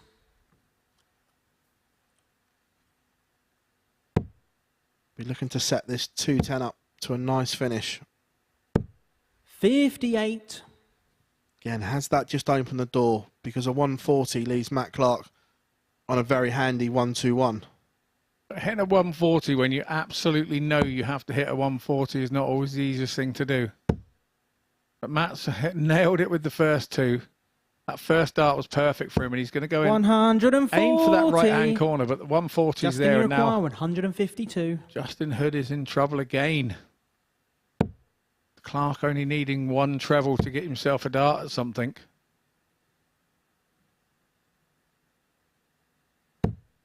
$128. The setup is good, but will he get a go is Matt, the you question. require 121. We've seen 156 go last leg. Now he wants 121. 51 for the ball. Not going to get a dart, so Justin Hood breathes again.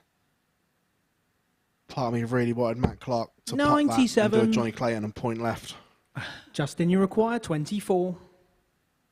So it's 24 apiece, 3 in each other's hand. Who's going first? Game and shot it's in the Justin fifth Hood leg. takes it and takes Justin the fifth leg. Hood. But Matt Clark won't be worried. It's his throw next, so he won't be too worried about that. Sixth leg is Matt to throw first. But Game for Justin, on. that sort of gives away it gets rid of the nightmares of the leg before, where, like you say, maybe 94 he should have done in a different way. 140. just had the sense that this one was going to go the distance because they've both been very dominant on throw here. 77.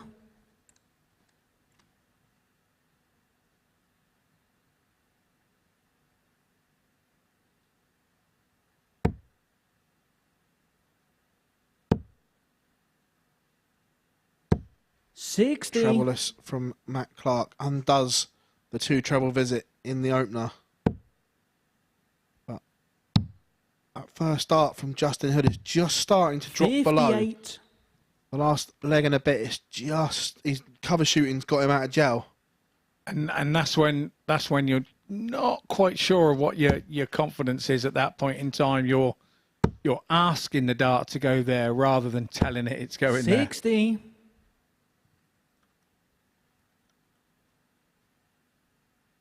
But Matt Clark can't find trebles either. That's the perfect first dart for Justin Hood. 121. And the only surprise is only one other dart joined it.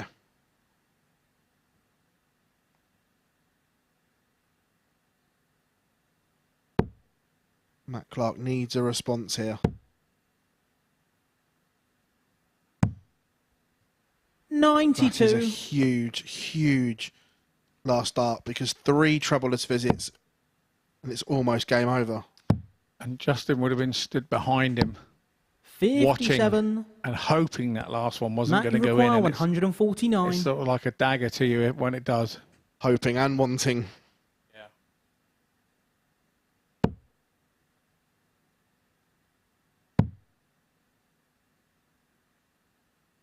The 149 isn't going to go. It's how handy can he leave it. 84. 65 can be tricky. Like my dear old friend Bobby George says, you can't really go for the 25. When you throw at the ball, you throw at the ball. 140. And now that 65 is under pressure. Requires 65. And is he going to get 1 or is he going to get 2 darts to level up? That's a surprise. It's only going to get 1. 45. And is that decision from Matt Clark going to come back and bite him? It's going to be a double-double. How much can he see of it?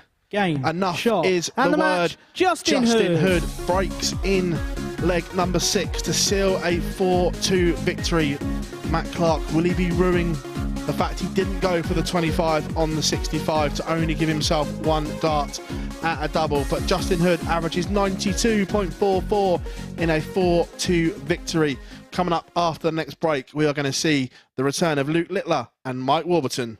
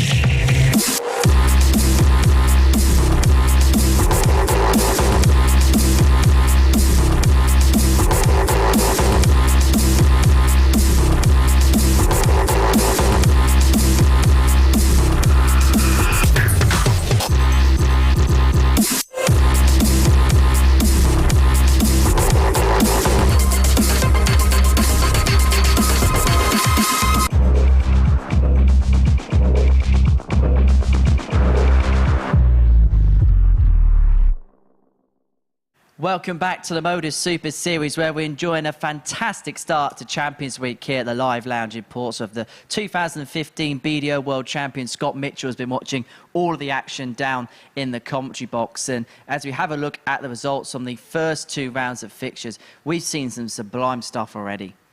It's a day that if you look like you come off of that, the old school 30 average, if you come off of that, it looks like you're struggling to win.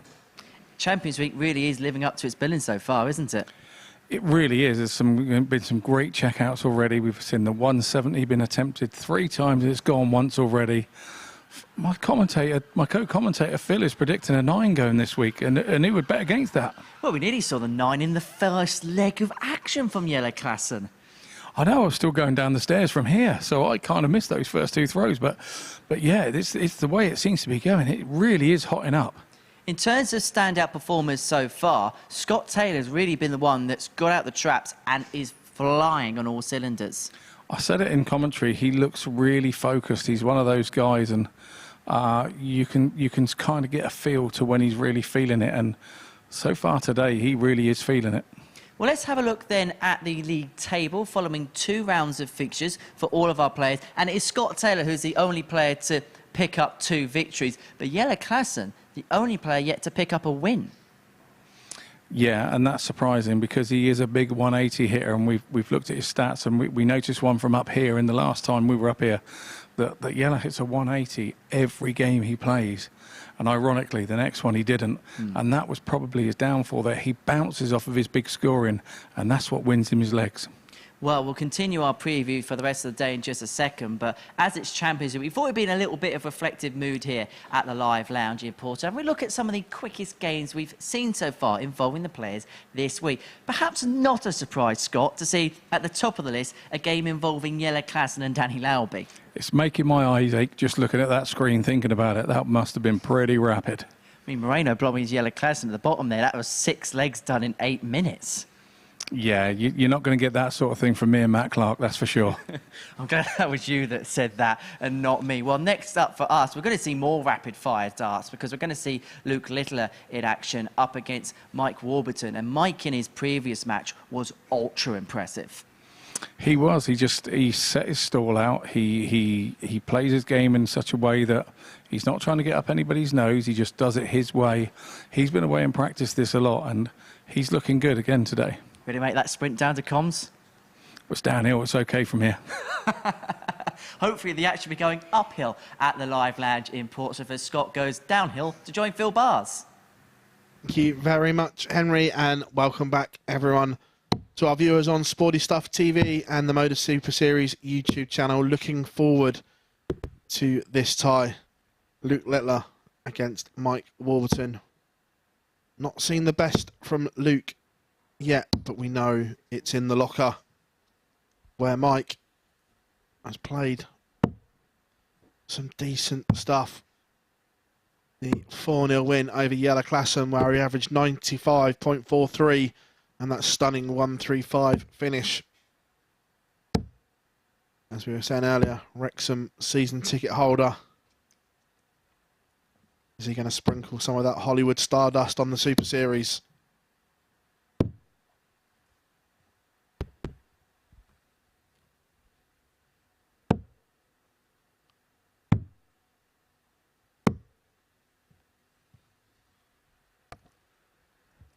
First leg, it's Luke to throw first. Game on. And here we have it. Luke has the darts. 134. Kicks off with a 2 treble visit.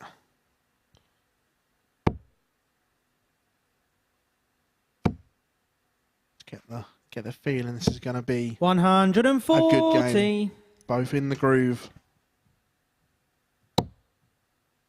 As Scotty Dog has whisked his way down the stairs. 180. Like I said, mate, it's downhill. It's easy to come downhill.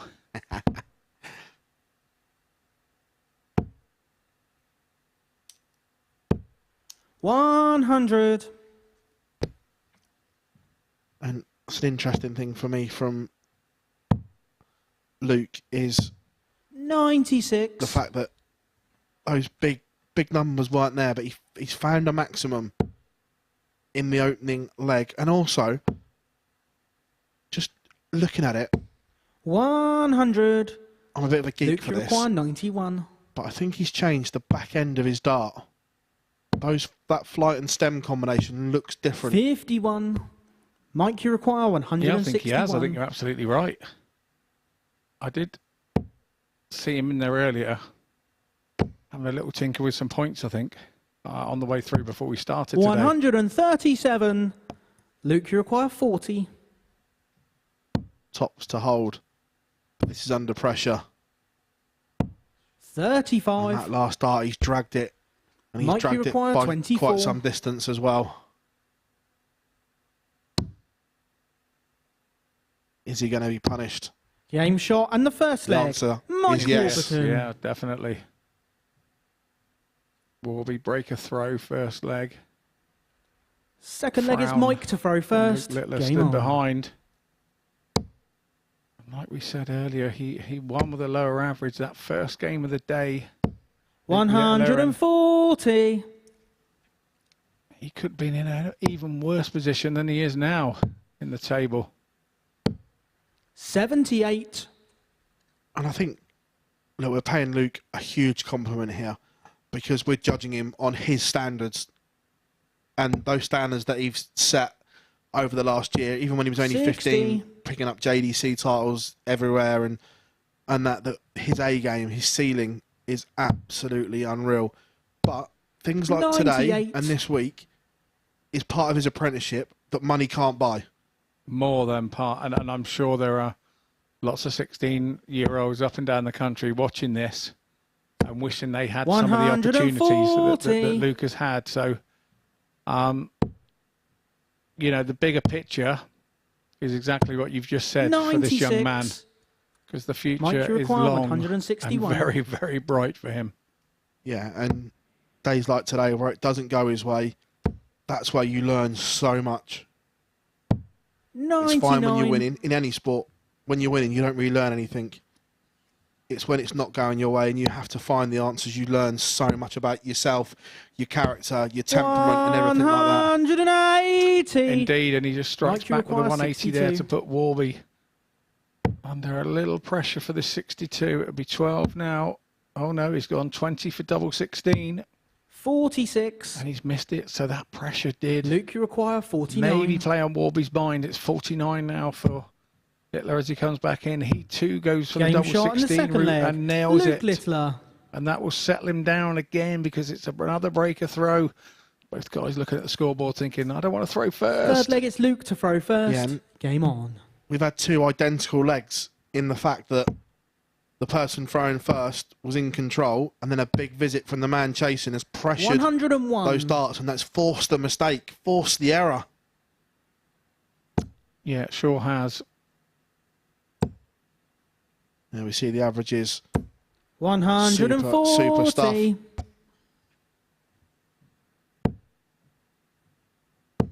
said that Champions Week was going to be good. It's 99. never going to disappoint. No, not at all. And those averages are not disappointing. They're mesmerising.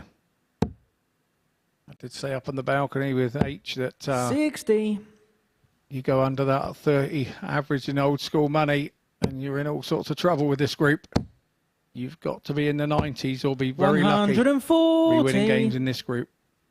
Yeah, and the real Luke Littler is now flourishing because the grouping is there, the rhythm 85. is there. Luke, you require 161. I think we all know the best way to put off an opponent. Oh, hang on a minute. Here we.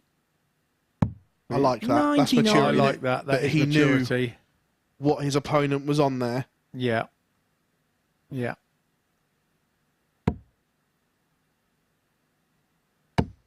Game awareness, I think we can call it, Phil. 60. Board management I like as well. Luke, you require 62. Yeah, board management I like, but it's being aware of where your opponent is as well. So it has to be awareness as well. 30. Mike, you require We've now 156. got a snarling Luke Littler as well.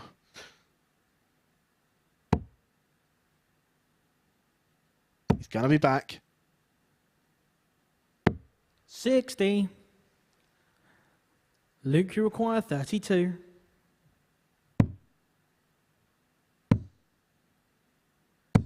No score. The only surprise was that didn't go. Mike, you require 96. A very doable 96 for Warby. He'll have 2 stabs at that treble 20, but it's all about the first dart for Warburton. It has to be over the top. That's a great dart. Clean as you like, he'll be having Game in his shot head, in the and third clean as you leg. like it went. Mike Warburton. And those generally go, you know, it's easiest thing to do in darts is hit a double after the guy in front of you has missed. Fourth I leg, it's always Mike feel to throw that. first. Game on. And it's just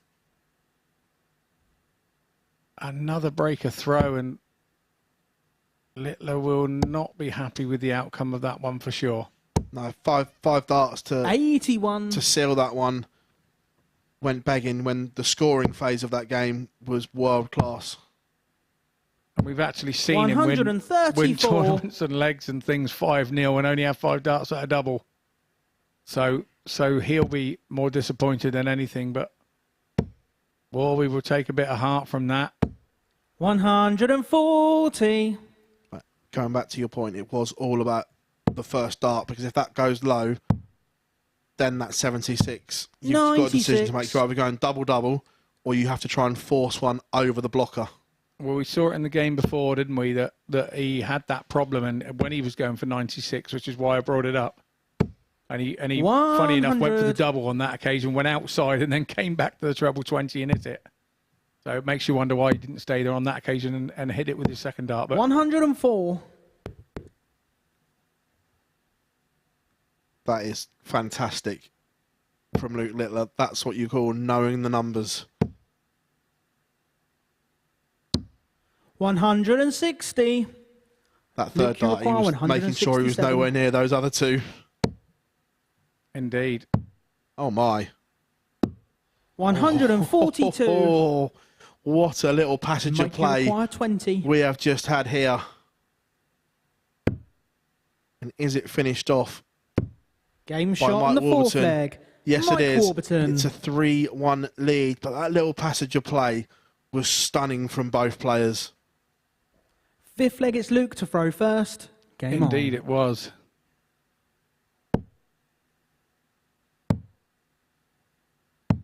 $84. I'm now looking at Warby here, and he was a little unlucky to lose his first game with a 94.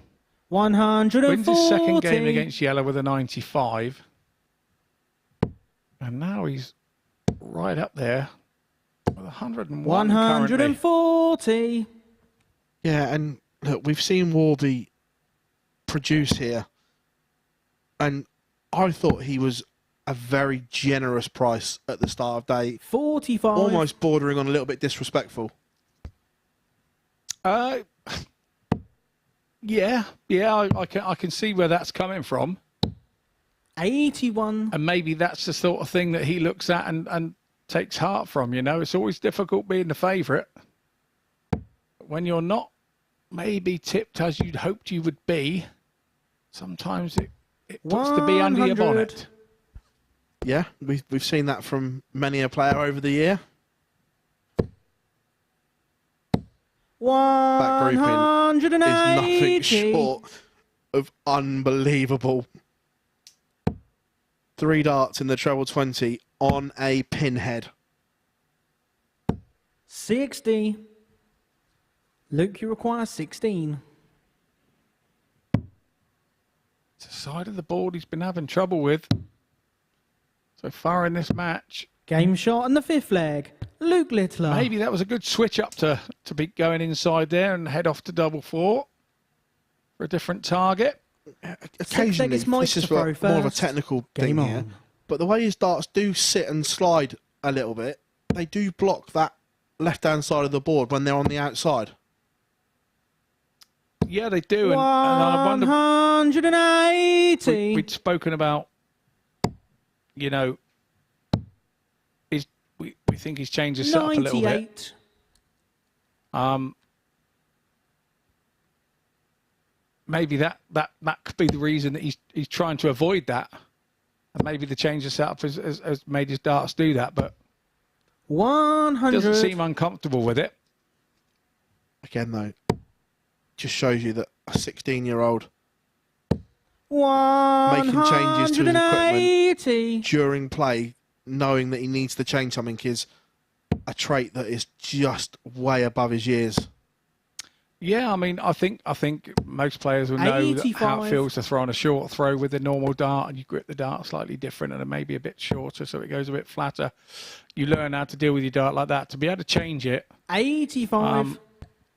Mike, you is require a skill. 136. And Peter Wright, let's say. I said change it, not scramble your brain. 60. But that's only been a recent. He's been changing and changing for 10 138. years. It's only recent that his brain has got like how I like my eggs. 138 not going to go. And Mike Warburton should 98. get a match dart if he can Mike, keep you them require straight. 76. The way he's been playing, you'd bank on him getting 2. 16 for tops to win it. 56. And obviously Mike can't see that, but Luke Littler had his eyes Luke, shut you require behind. 40. He thought it was going. Second chance. Chasing 10s. And it Game goes shot and the last sixth dart in flare. hand, and we are Luke going Littler. all the way. And Luke Littler is now favourite for this match after Mike Warburton misses a match start at Seventh tops. and final leg. It's Luke to throw first. I think they've all been breaks of throw, haven't they? We've had a hold in there. 100. We've had a hold in there. I thought there was a break of throw there, but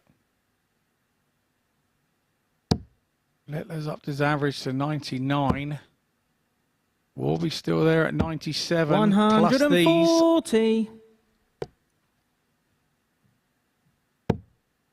What a big last leg. This could be in the context of the week. 180. And the youngster just keeps knocking down those balls in front of him. That's Luke Littler's 5th maximum in 7 legs of darts. 60. The scoring power this boy has is staggering. 100. And he leaves the 1-2-1. Only a maximum from Mike Warburton gets him back in this game. And that's not going to happen.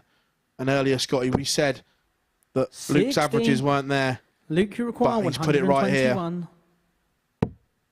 He's going to get a dart to win it. Oh, 81. I like that. Yep. Yeah, I like that too. Because if you go in the treble 19, still leaves you something tidy. So Luke Littler 60. coming back for tops to seal Luke, you require 40. a 4-3 victory. Game. And there shot. it is. And the match. Luke Littler seals tops. Mike Warburton missed a dart to win it 4-2. But again, the smile from Warby there. He knows he's been in a good game, and the averages are up there. 100.34 for Luke Littler, 94.97 for Mike Warburton. An unbelievable 6 180s in 7 legs of darts between the pair. Take a bow, gentlemen. Right, we're going to get our breath back, and coming up after the break, we're going to see Scott Taylor against Matt Clark. This is the MODUS Super Series.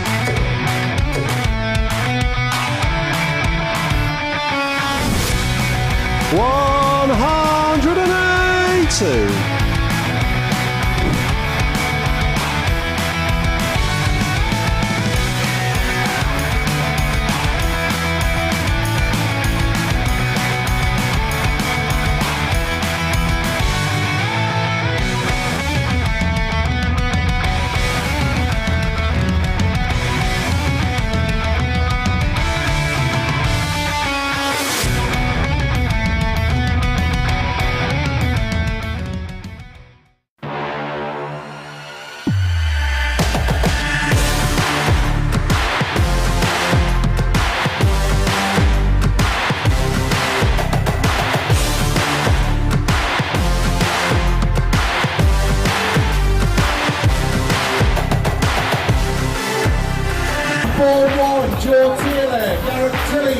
board 2, Craig Nixon, Robin Young.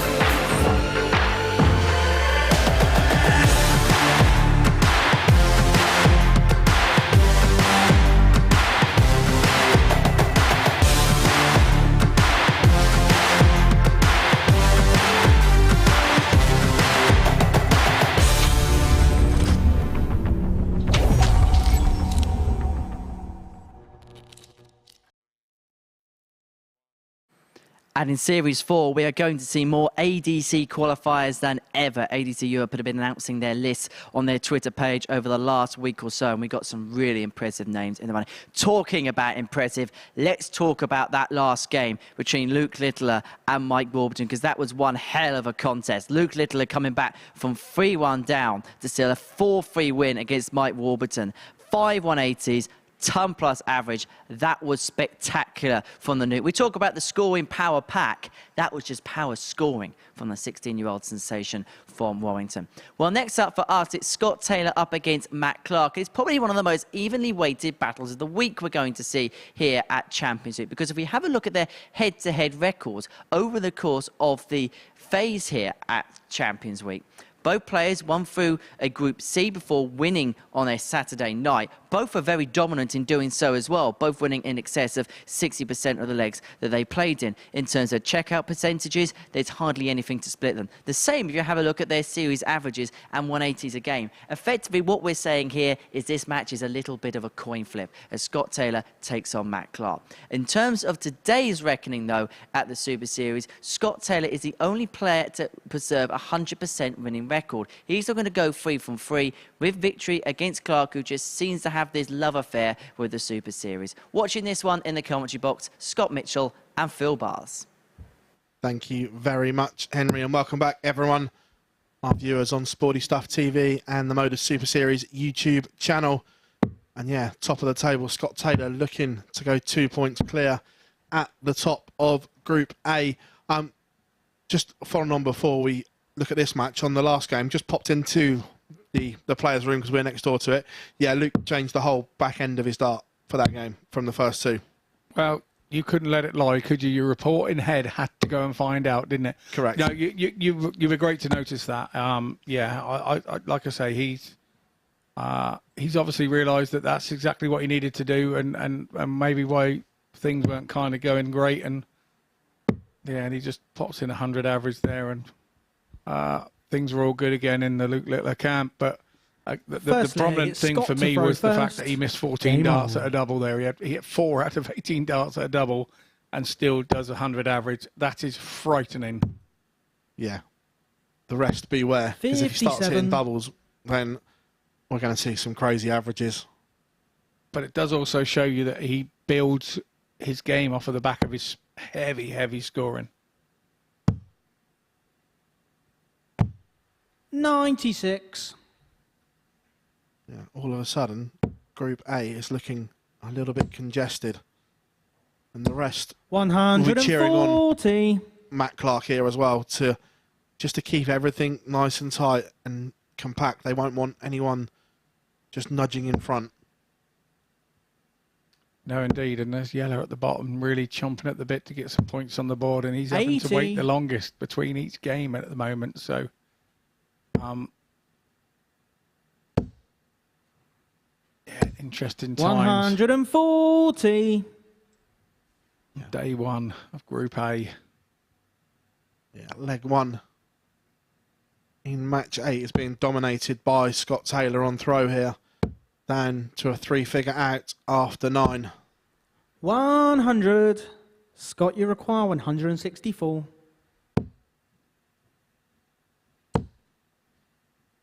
Just going to set this up. 124. And does so very nicely. Yeah. Not too shabby from Matt Clark there, 225 after 9, but Taylor tops after 12. 140. Scott, you require 40. When you're scoring like this, you're going to be hard to beat. Unless you give your opponent Game a shot chance. on the first leg. Scott Taylor. But last eye in hand gets himself out of the situation. Very much so, 33%. Second leg is That Matt is to on throw the first. doubles. Game And on. most players would take that after the end of every match. 1 in every 3. Perfect. If your opponent's on a finish on the 164, are you a 19s man or are you a 140. Oh, Tradish, what's the point in going for 19s? What's the point? Come on, you're not throwing from the whole game. I will switch to 19s if I have a couple of 59. throws that I don't hit a treble 20. I have three sort of trebleless visits up the top. I will head off down to the 19s anyway and confuse everybody, but mostly me. But yeah, no, I'm not one for the 164. I'm not. Nah, not at all. I understand it. I get it. 99. I don't get it because I'm not thrown at it, and your first start's got to go in to give yourself a chance to take the finish out. I don't know. 54 is just across the way from 140. 60. I think you have to make your own assumption on it. Yeah, I just like the crosses we get between the new way of thinking and the traditional way at the moment. There's so many crossovers, and I love seeing it. Yeah, no, I agree. And I can tell you now, I've never hit a 57. 164 going 19s first. Let's put it that way. Fair one. Like, I love Gezzy's approach on the 9, where he gets the 19 out of the way first because it's down, up instead of 92. up, down, up.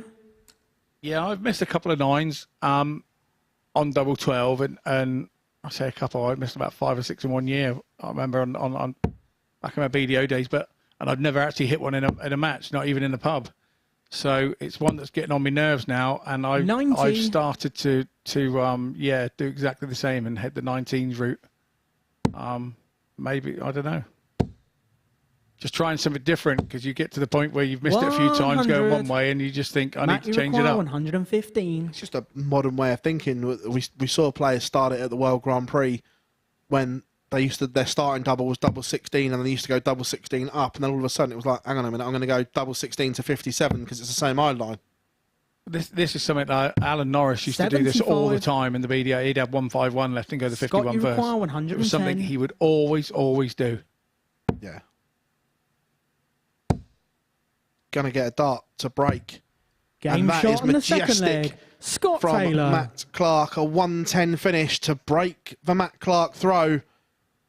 Matt Clark would have been thinking, I'm going to come back at this. Third leg is Scott Taylor says, not on my watch, you're not, as he takes his average to 3 figures, 50% on the doubles. Scott Taylor is motoring here in Group A, Scott.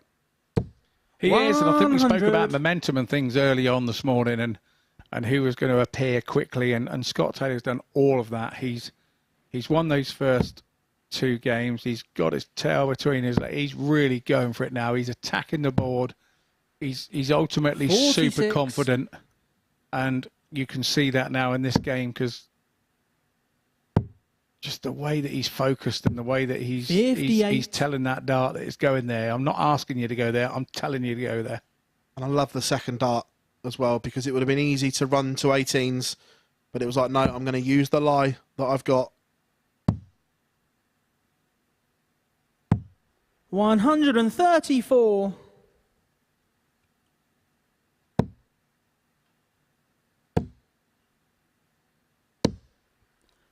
Interesting. Matt came out there early doors trying to find some sort of treble to keep his scoreboard ticking along.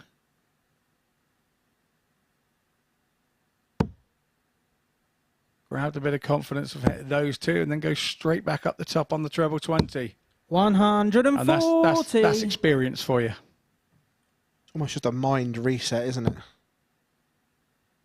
It's a refocus, I think. It's just a refocus and 45. Take your mind somewhere else and think of the 19s, and then, yeah, I'm hitting those now. Let's pop back up there. Had you had a trebleless visit, I'm not sure where he'd have gone. Try them all. It's a great second dart to go over the blocker. 83. But a maximum here would make this interesting. Not going to happen. So that 82. Well engineered break of throw that Scott Taylor got in the last leg may be handed straight back.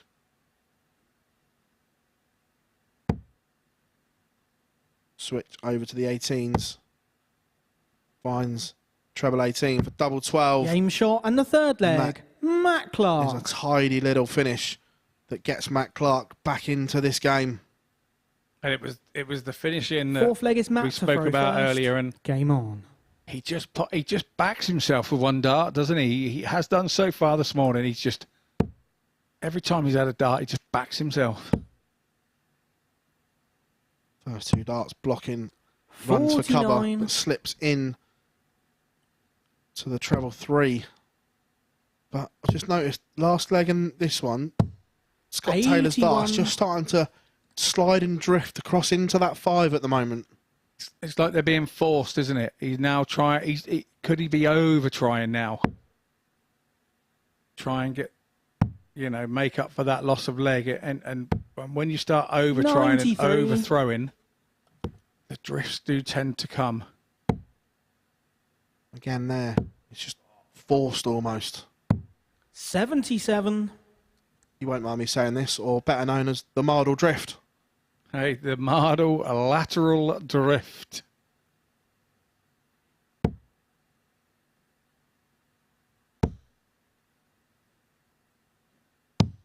$137.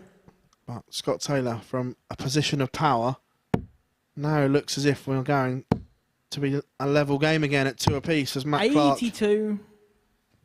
his favourite to hold here. But even the facial expression from Scott is very different when he's just sat there in his armchair and lobbing them up there.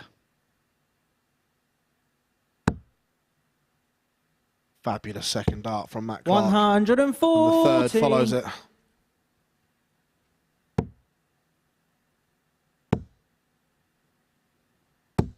See, that visit was better. 100. Matt, you require 82. I would imagine it'll be the bullseye first. 17 for tops. Tops for 2 apiece. Just resetting the hand. 62. Comes under. We talk about the Scott, numbers you game, require Scott. Matt 161. will expect to come back.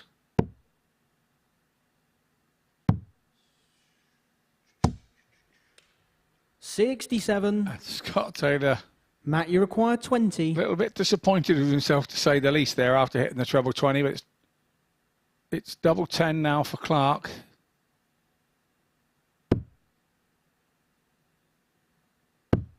Game shot and the fourth leg. And like you say, Matt Clark. he backed himself to come back there, and he backed himself to hit the double.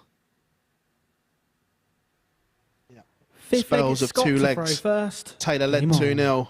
Matt Clark has levelled us up again. And right now, you just feel that 125. Scott Taylor's fighting with himself up there.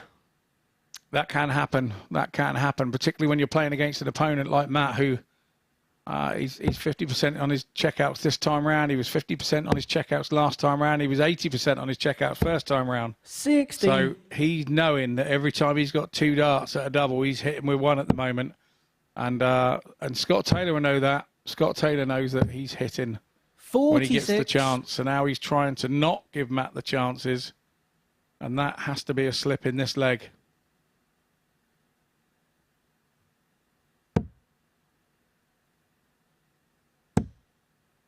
Yeah, Scott Taylor will just want to stop this Matt Clark 41. charge. Because at 2-0, Scott Taylor looked really good. But now you can see he's trying to calm himself down, just not let the emotions run away with him here. Reset, refocus, and recompose. 76.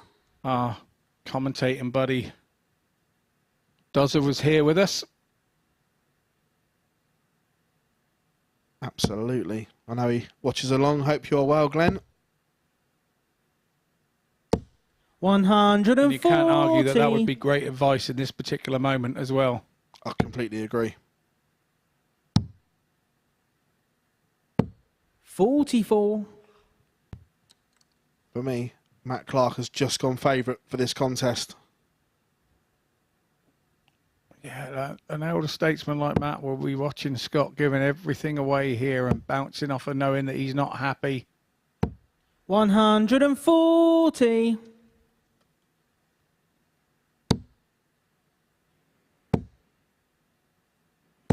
140. That's better from, and he's just giving it the, there it is. Matt, That's what we saw in the opening 120. 2 legs, 1 above, 2 in. And the key being above. Definitely.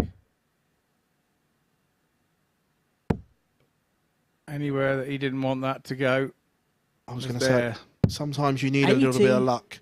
And is that the little bit of luck 70. That Scott Taylor needed? Game shot on the 5th leg. Scott Taylor. He knows that was big. That was big because you know that Matt's not missing. So when he comes back on those doubles... 6th leg, it's Matt to throw first. He's not been missing. Game on. So that is a big 70. Like we were saying earlier about those mid-range ones. That could be a big turn of throw here. Or turn in the match. 97. Turn of throw, it's a turn in the match. And we got the fist pump and the come on from Taylor in that one. 123. Because Matt Clark was poised, ready to strike.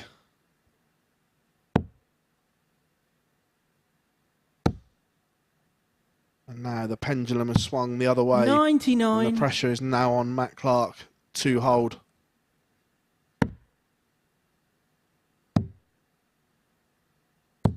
$96. Yep, tidy pick up there from Taylor. You see the averages as well. Matt Clark in and around that 95 mark. Again, consistency from him. The only surprise is 57. that maximum column's empty from both. Yeah, indeed. The 2 players like Yellow Class and Stat earlier say that they hit a 180 every game they play in their previous stats here at the MODUS Super Series. Gonna have to get their skates on here.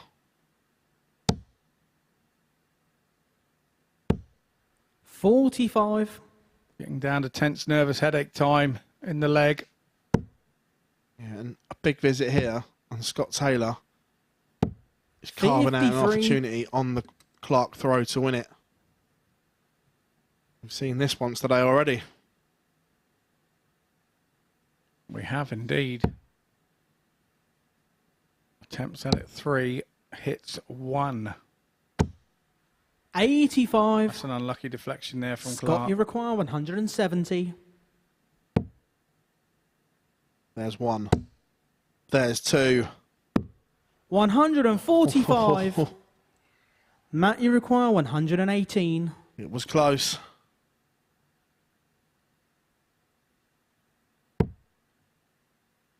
The worst possible dart for Matt Clark. The slip into the treble 5 means he can't finish. And Scott Taylor Scott, you require 25. should get 2 match darts. Will get 2 match darts. He's gone back to the beloved double 12. This time it lets him down 6s. Game, shot. And this time the cover Scott shot Taylor. is there for him. It was a strange game. Batches of 2 legs. Scott Taylor, brilliant in the opening 2. Matt Clark braces back. And then Taylor finds something when he really, really needed it. There we are, 87.03 average for Taylor, 91.34 for Matt Clark in this one. Both 50% on the outer ring. Coming up after the break, Jelle Klassen, Justin Hood in a huge game for both.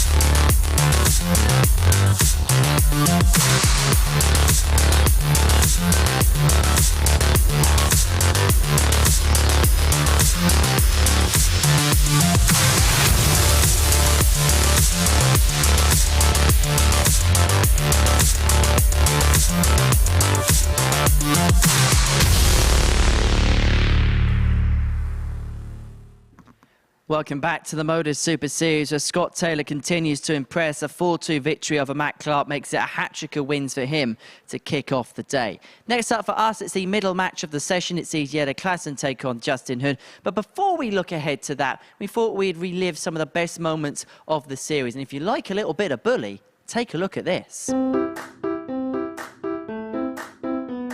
Probably the one that is an exception to that rule. Well, he's going tops. There's absolutely no need to do it, Kieran. But you do what you like, pal. Yep. And now West is going for ball. 150. And he's hit it as well.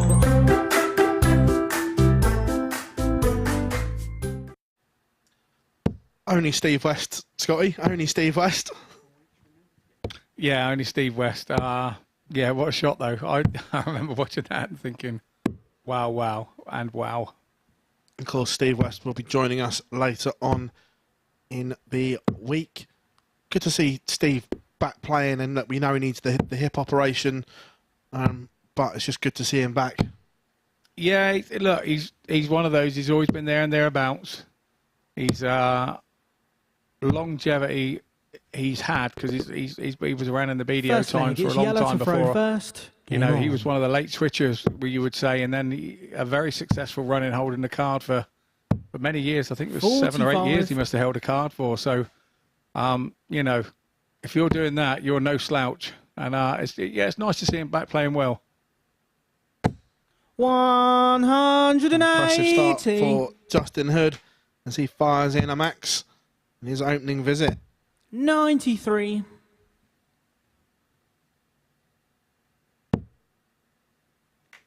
I don't mean it's panic stations just yet, but it's this 46. bordering must-win for Jelle to keep his Group A hopes alive. Yeah, it's like we said earlier. 180. It's one of those that it's about momentum, and he will be disappointed with the way that he's had to. You know, he's battled, but it just hasn't quite been 105. there. I think had he won that first game against Luke Littler with that 94 average, and he missed darts to win that, I think he's 43. sort of probably chastised himself a little bit too hard. And then that affected the next game, and now here we are, third game in, and Jelle is still chasing a win. 60. Jelle, you require 140. Another. The double 10. 130. He's clipped the wire. Justin, you require 110. Which would have been a roof raiser. Is he going to come back? The answer 92. is yes, but Jelle, you require 10. because he's gone inside, this is not a gimme because of that. No score. No Justin, one you likes require chasing 18. fives. No, not at all. And Justin here, oh, that's a tidy miss. Game shot in the that's a first tidy leg. hit. Justin Hood. It's one of the biggest happy accidents that we've seen. If that goes inside the 9, then he's in a world of trouble because Second he leg is can't Justin finish. to throw But he's first. pulled it into the Game on. 14 and recovers. That will hurt Jelle. Yeah, of course it will. He'd be thinking, wow, am I going to get no luck here today at all? 58. You know, when everybody misses double 9, usually it's in the 9. And so there would be no more visits for Justin then, but he's 100. managed to hit the double 2. Some would say it's his height, right height on the board, but 100. it's very clever. It means you're not thinking of the dart before. To miss the double 9 by that much, somebody like me would go, well, if I can't hit the double, I miss it by that far, there's no way I can hit double 2. And that can go through a player's head sometimes. 88. Again, Jelle just dropping low and can't force one. 60. I'm going to be critical here. That I'm amazed he hasn't switched away there, because that first dart was central low, not to one side where you can go 59. when you've got a big gap the other way. That's blocking either way, and he's been stuck at exactly the same dart, and this time he does switch. 93. But I just think he was trying to force his way for a target he couldn't see. Yeah, and we spoke about the thicker plastic sort of compound flights earlier, and this is exactly what yellow uses. 85. And like you say, without the spinny top, you don't go by those. You can see, actually, those are pretty battered on the 105. tops, to be honest. Justin, you require 111. They're well used.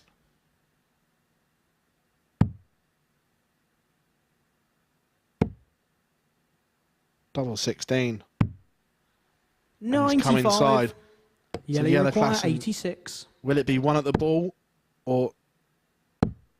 Oh, criminal. Said time and time again, 70. Scott. Don't miss Justin, the you big require number. 16.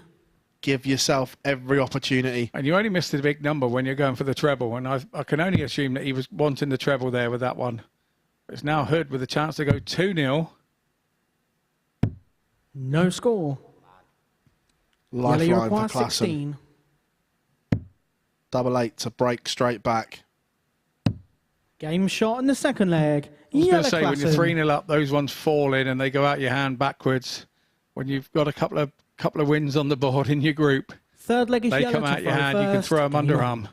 underarm, which is illegal, of course. So don't do that, people at home. But when you haven't got a 93. point on the board in your group and you're struggling for legs, they're not that easy. They look straightforward, but they're not that easy to hit. Yeah, and 51. Yellow breathes again.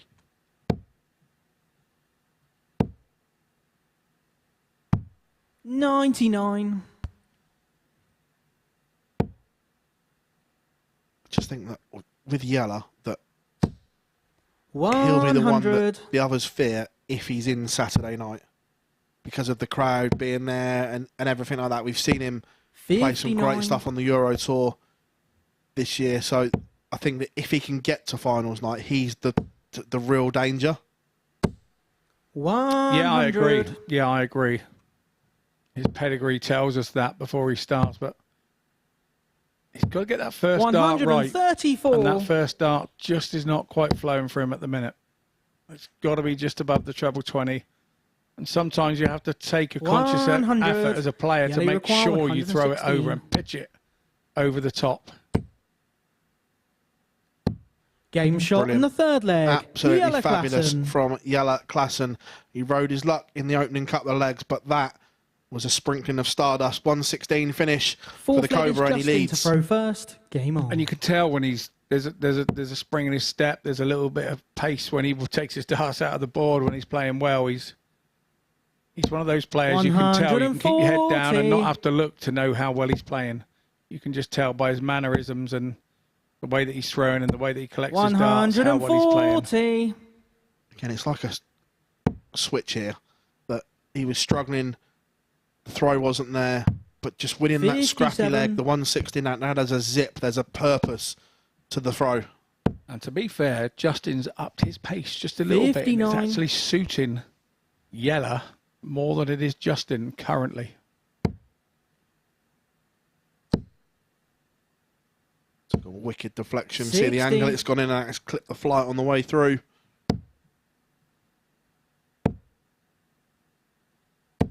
More 138. special counting from the Dutchman. It's like they've got calculators built in. 58. Yellow, you require 164. Even I know that one on 302. 124. Tees up top, and there's nothing Justin Hood can do about it. All he can do is try and apply pressure. But he hasn't. 43. Yellow, you require 40.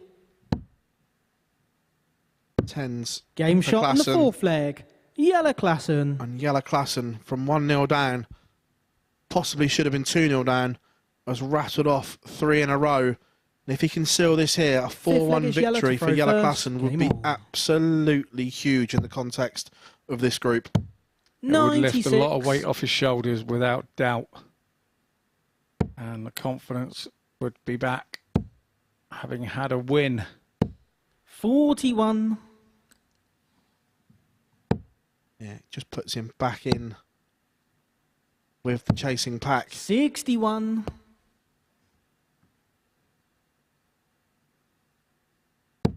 His next game being against Matt Clark, who was a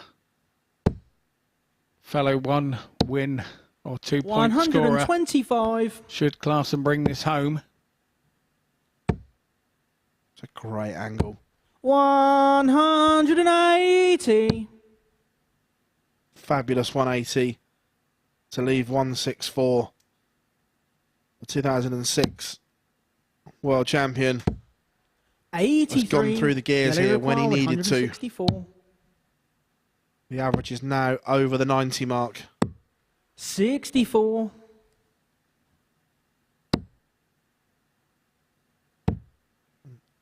The old blip of the turbo has 92. just left Justin Hood. Yellow, you require behind. 100. I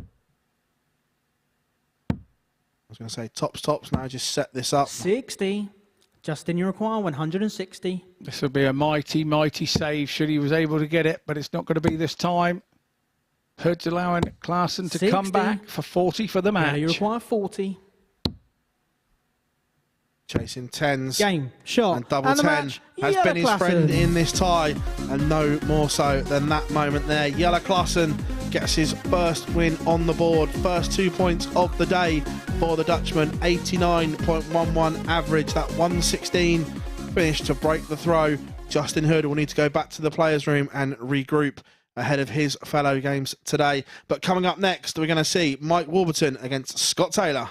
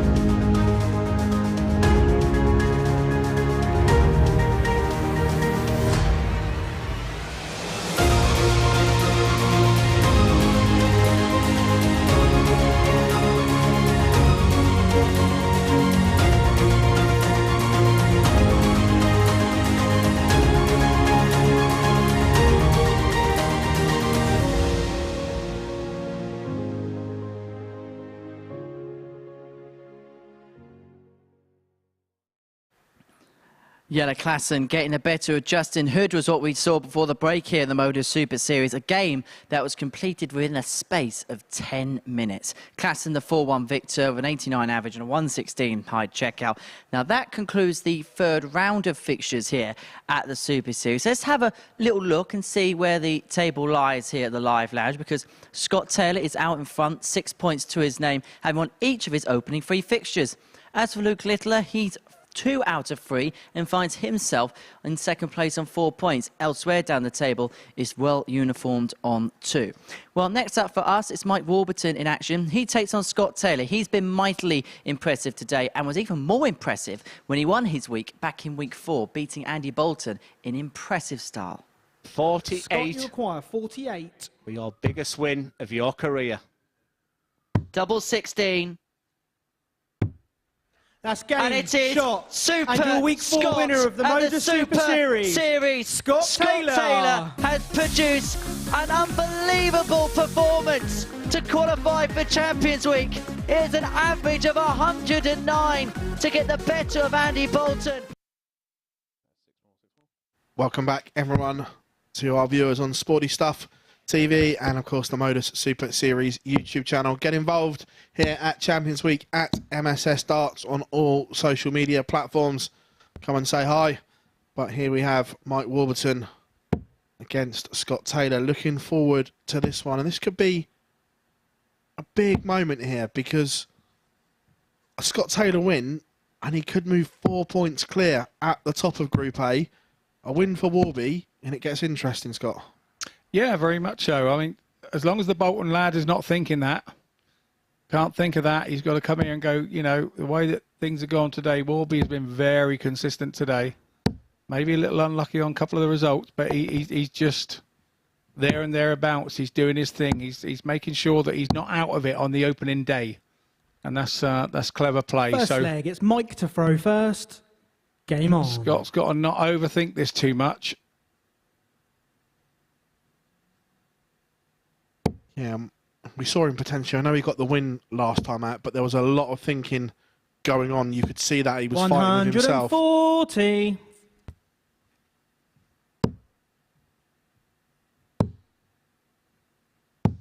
$81.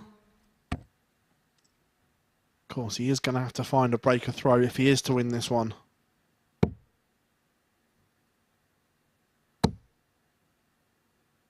On day one of a Group A, 100. would you approach it 3 wins is the minimum? No, I'd approach it that 2 wins is probably the minimum. I think you're still going to be there and 89. thereabouts with 2. You've got to do more the second day, but I don't think you're out of it with 2 wins in this type of format on day one.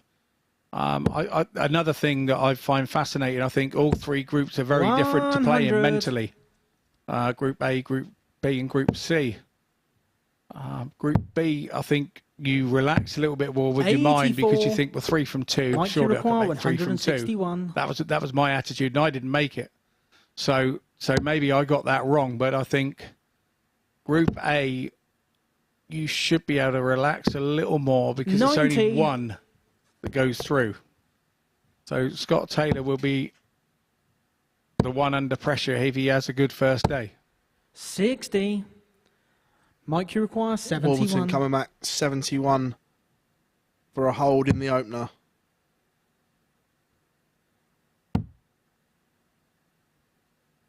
Tees up, double 18. 35. He's gone outside, but we'll be back.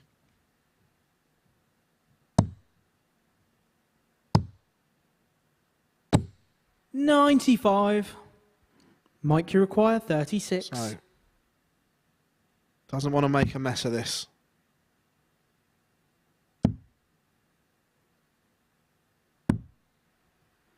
$8.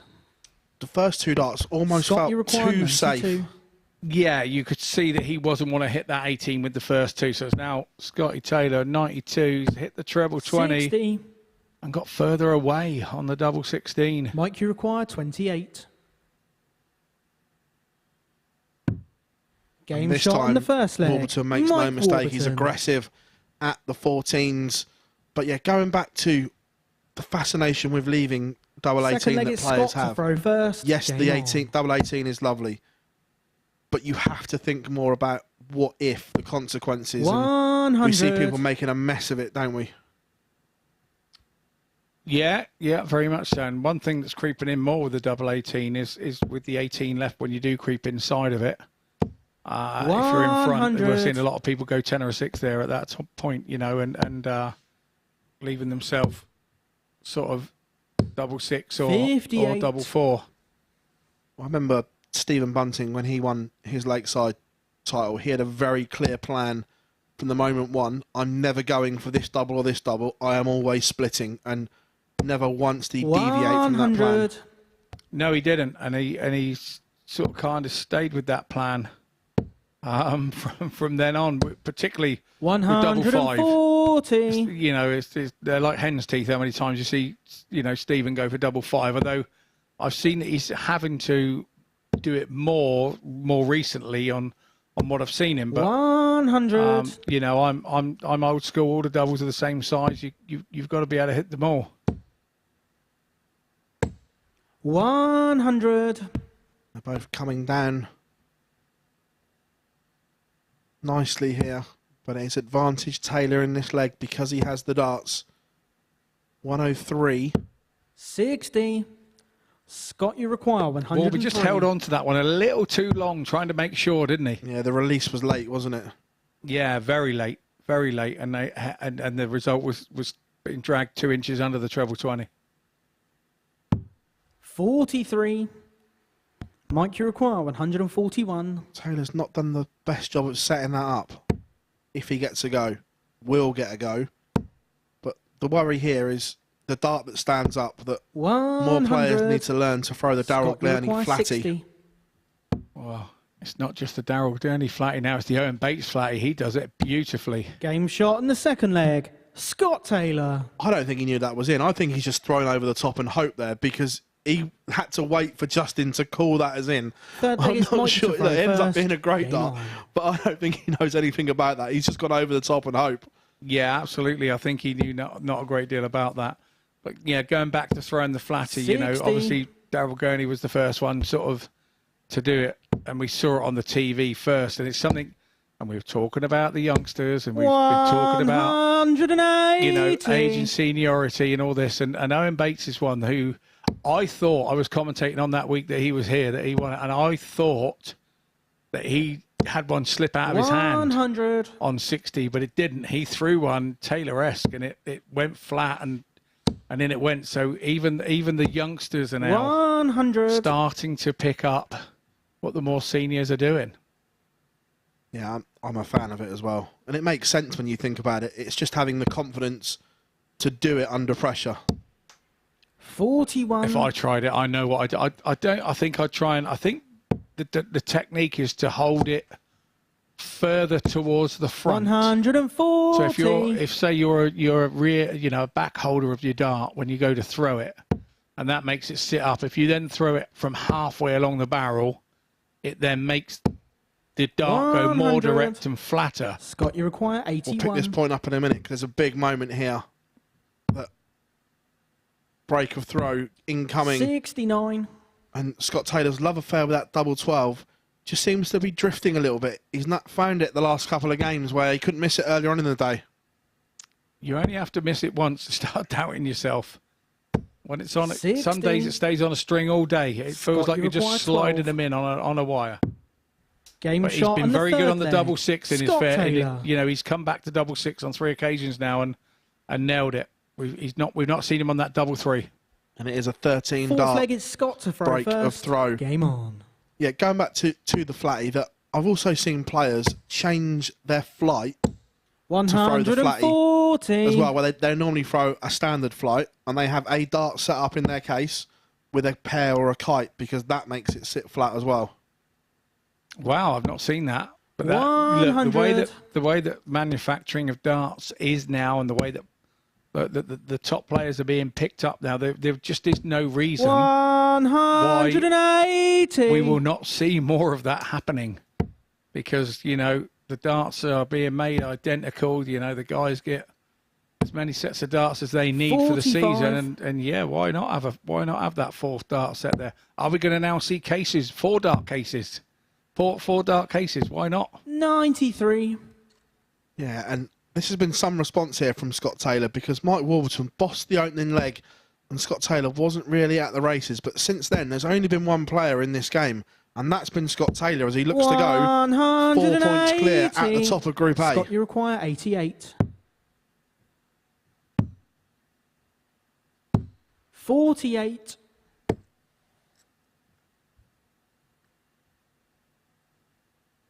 Yeah, the only answer to that is really that Scott has got himself at that top of the table, and he's attacking the board to try and make sure that he stays there.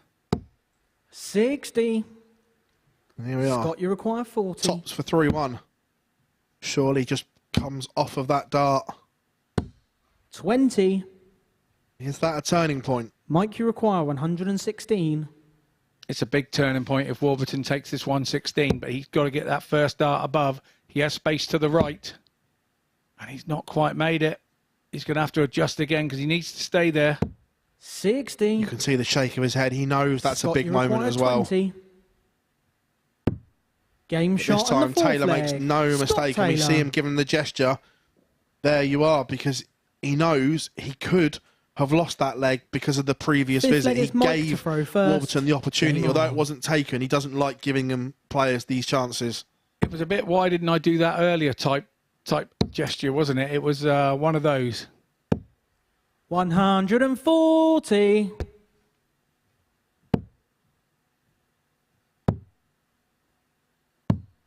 58. Now, Mike Warburton needs to be perfect. Has to be through on the spin. That's the dart he wanted. Last one. That one, just to the right. 140. Yes, he did. And that would have made that 116. At least he'd have got a dart at it. 125. Scotty T's throwing there. He's a confident man now, isn't he? He's got a bit of swagger about him, isn't he? 100. He's very much Jekyll and Hyde, though. When it's like this, there's a swagger and demeanour. But when it's not quite going his way, vice versa, there's a demeanour around him that you can get at him. 121. Yeah, I'd agree. I'd agree. And he disappears sometimes, doesn't he? He just disappears 57. mentally sometimes. And not because he knows that it's because it's over trying. It's 125. So Mike Warburton, 64 to hold and get one back. Tops for 3-2. 24. Now, Scott, you require same 93. question I asked you earlier. Which way does he go? Bullseye. New school. The right way. Because he gets a match dart at the ball. 68. Oh, and he clatters off the dart. That's Mike, you require unlucky. 40. So this to stay in the game. These ones also hard to hit when you're 3-1 down. Last chance, Saloon, Game shot and and the he fifth hits leg. it. Mike Warburton. That's a big dart. That's a pressure dart, and Mike Warburton hits. You only hit that dart when you're Sixth leg, confident it's in Scott yourself to as throw well, in your own first. ability. Come on. That's the easiest thing to do, is throw the third dart away. For anybody at home, is it's just holding your 40. composure long enough to realise that the first dart and the third dart are exactly the same. Don't make them different in your head. And although we said, look, at 3-1 down, Mike Warburton was in a hole, and obviously he was, but it was only one break of throw. 60. It wasn't the other way where he had to break the throw twice. No, good spot, mate. That's exactly right. But breaking Scott Taylor in this mood may be 97. difficult.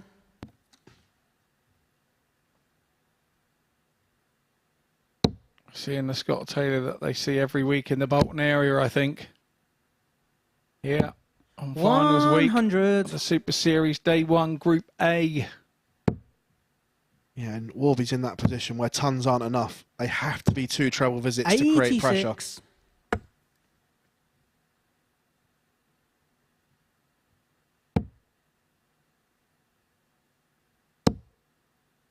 The over adjustment there. It's where the first dart 60. wasn't close enough to be a marker, and the over adjustment comes. This is one of those moments where you don't want to leave it all on the practice board. You want some of those practice darts out here, because ultimately, before anybody goes game on, those practice darts in the back room will be good. Well, you're not thinking of anything, you're just chucking. 100. He hasn't given himself an opportunity. So Scott Taylor has 6 darts to get rid of 1, 7, 8 and go 4 points clear in Group A. 70. Has that just opened the door, though? The 2 drifting into the 5, has that just opened the door? It opens the door if he hits 2 treble 20s. 60. So I would say no. It Scott, hasn't you opened the require door, 108. but you would think that Taylor needs to get this or leave something tidy. 52. Mike, you require 121. 1 treble, 1 big number for a dart at the ball. Sounds easy. There's 1. There's 2. 96. And he wires the ball. Scott, you Gave require himself 56. the opportunity, couldn't take it. Scott Taylor, over to you. 10s now for Taylor. He's been good on that side of the board, but he's 48. over pitched. Mike, you require 25. So this is a lifeline Warburton never thought he had. Just in the 9. Game shot And in he's the hit the 6th leg. double 16. Mike Warburton. Double 8 for 16. And that is 3-3, and a moment that Seventh Scott and Taylor final leg. It's Mike did to not throw see first. himself being Game in. on. It's a strange game. Mike Warburton would never have imagined he breaks back in 20 darts. And he showed a lot of composure there, because a lot of people would have stepped back how close 100. that first dart was not to hitting the big number, but he didn't. He was like, it's in, I don't care. No, again, that's something that's crept into the game a lot of standing back and a lot of having a second look and everything. And 134. I'm more one of those that's about, I like a bit of flow, even though it's not the fastest rhythm I have, it's a rhythm still. And I like to just go, right, once I throw me first, let's throw the next two in exactly the same pace. Try and fill your way in, 100. and that's exactly what Warburton did there. Be interesting to see, will those mismatched darts play on Scott Taylor's mind when it comes to the end of this leg? 140. Because he should be in the back room 4 points clear.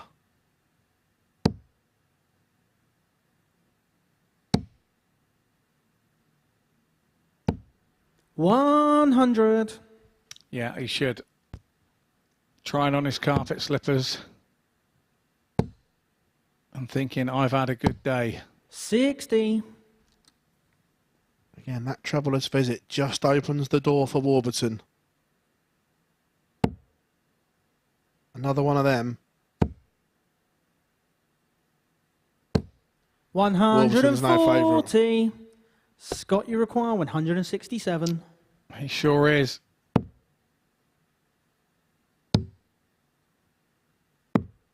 $102. One match Mike, start you require or 61. two is the question. 25. It's going to get two at double 18.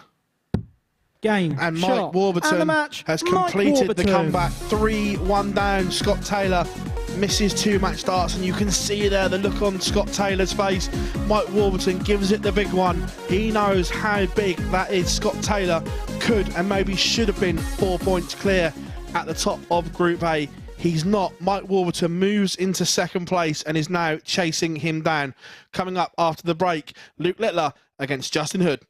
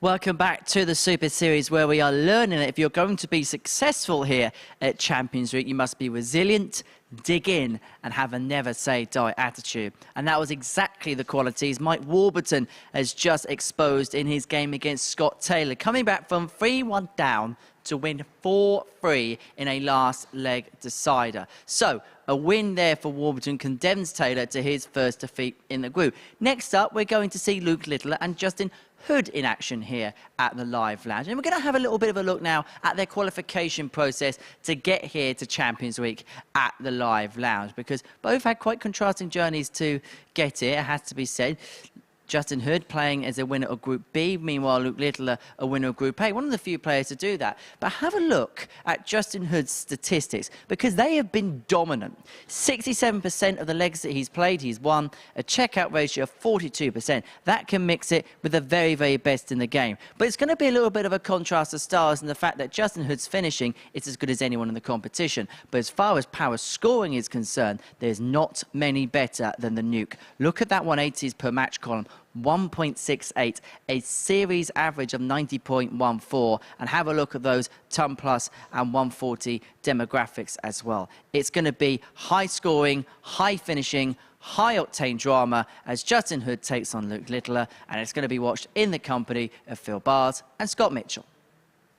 Thank you very much, Henry, and welcome back, everyone. Scott, we are looking forward to this one, aren't we? That Luke was a little bit disappointing for his standards in his opening couple of games, but last time out, we saw the real Luke. Big scoring, ton plus average, and this could be an absolute belter. Yeah, definitely. I think it's how he backs this one up. You know, it's you know, is he going to be settled now that, you know, he's got 100 average under his belt, and he's done a bit of everything. He's dominated the game there with 100 average. He's sort of robbed one there early doors. He's had a bit of everything this morning. Justin to throw first. Game on. Justin having the darts, and his percentage rate is impressive on winning legs, but that's not quite the start he'd been looking for. No, and the other thing, we're talking about 39 form coming into this one, that Justin's last game was his worst of the day as well, and then Luke's was his best. So 70. They're kind of at opposite ends of the confidence spectrum right now. And are they going to meet in the middle? That's the point. You know, we see it a lot in darts. They meet in the middle. 180. First maximum of the game goes to Justin Smith. Justin Smith, Justin Hood. 58. That was last week, mate. That was last week. Yeah. He's a good lad as well. Yeah, 140. Very much so. Got to meet him. I hadn't met him before last week, so yeah, nice lad. Character, isn't he? Very much a character. 81. Justin, you require 142. Ironically, these two top the 180 charts today with 6 apiece. 86. And Yellow Clarkson has 6 also, so there's a three-way battle for the most 180s, but it doesn't get you any points. 180. This gets you a bit of confidence, and now Justin, you require 56. Luke Littler breaks out, and that's his 7th of the day. Game shot on the first leg. But doesn't Justin phase Hood. Justin Hood. We've seen sometimes players throw that 180, the caller gives it the big one, and it just puts second leg is doubt Luke to into throw the mind first. of Game the on. player going for a double, but not this time around. I'll have to say, I don't believe that we overhyped this one, looking at those averages from the first leg. I know only, but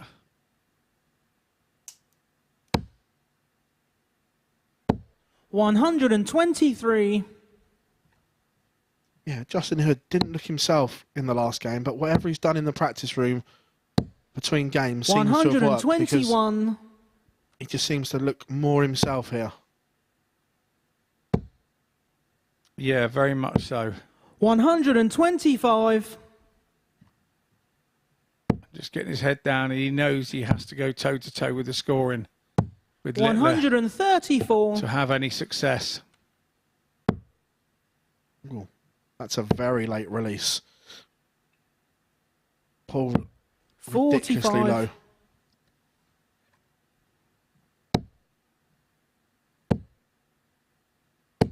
Carry on, gents. 180. As the Luke Littler averages, gate crashes the 110 mark. 100. Luke, you require 8.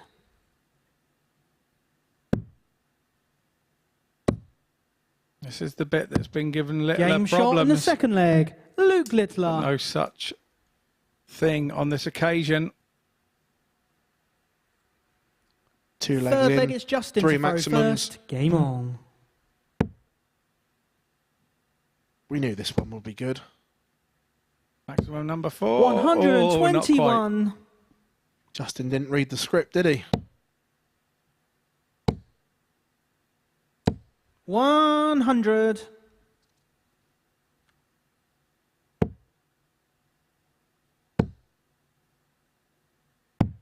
84. Just interesting looking at the Justin Hood throw, because we've seen a couple of times that late release where 99. there's a lot going on at the front of the dart, as in a lot of movement, where he's a rear gripper. There's not much stability on the front. No, I'm a rear gripper myself, and I think you 60. still have to be in control of the point, right up until the point of release. So you've got to control the point, to guide the point, to direct the 98. point, right to the point where you get it right at the back of your back throw, and then you get everything out of the way and just go through with it. And if anything goes wrong from there, it goes wrong from there. But you kind of guide it with your fingers and then just get them out of the way, sort of thing. I say aim, but we don't really aim. We just, you know what I mean? It's just that you just have to control the point. The whole object of darts is being able to control that point. Yeah, and at times it just feels that Justin loses that control 60. where he is so much of a rear gripper. 115. Yeah. So 63. Cheeky, I like what he was attempting there. Yeah, the way the first dart was set in the 25, I get it, because he had such a marker Game to go shot back on the to. third leg. But Justin it's irrelevant Hood. because 3 legs in, 3 holes of throw, Justin Hood leads 2-1. Fourth leg is Luke to throw first. Game on. Indeed.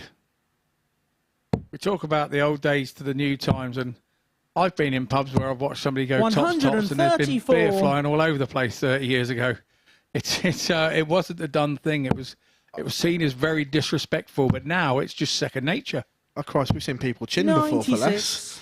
Well, I was going to say that, but I didn't want to have any lawsuits and people phoning me up and asking for names. But yeah, no, it's just never happened. And like you say, we were talking about combinations on shot outs. Yeah. I mean, 76. How many times did you ever see the 1-2-1 where people start the 25 first and things like that? Back then, you just didn't. I don't mind that when your opponent's not on a throw, but it grates me if they're on a throw. I'm not going to lie. Yeah, but look at the size of the 25 and the ball. Look at the size of it, Phil, in comparison to other stuff. So what when you're going double and somebody's on it, why not? Just grates me. Oh, I know how to grate you now. Then nice and easy. 180. I'm the same even when I play locally. I'll flick flights, I'll rattle darts. I'm terrible. I'm proper manly. 100. Yeah, the ones that can't hack the pressure usually do that, Phil. 100%. Game shot on the fourth leg. Win at all costs, whether it's fair or not. All's fair in love and war, except when you put your toe to the hockey. And 13 dart leg, and we're level at 2-all. Game on. We give this the big one, and it's not disappointing.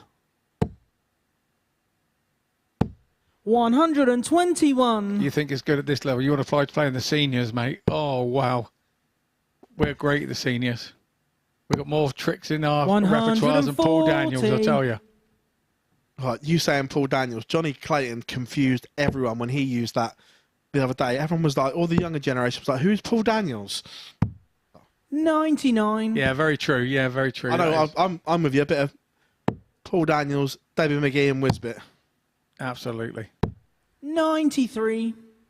They're even bringing back Grange Yellow here.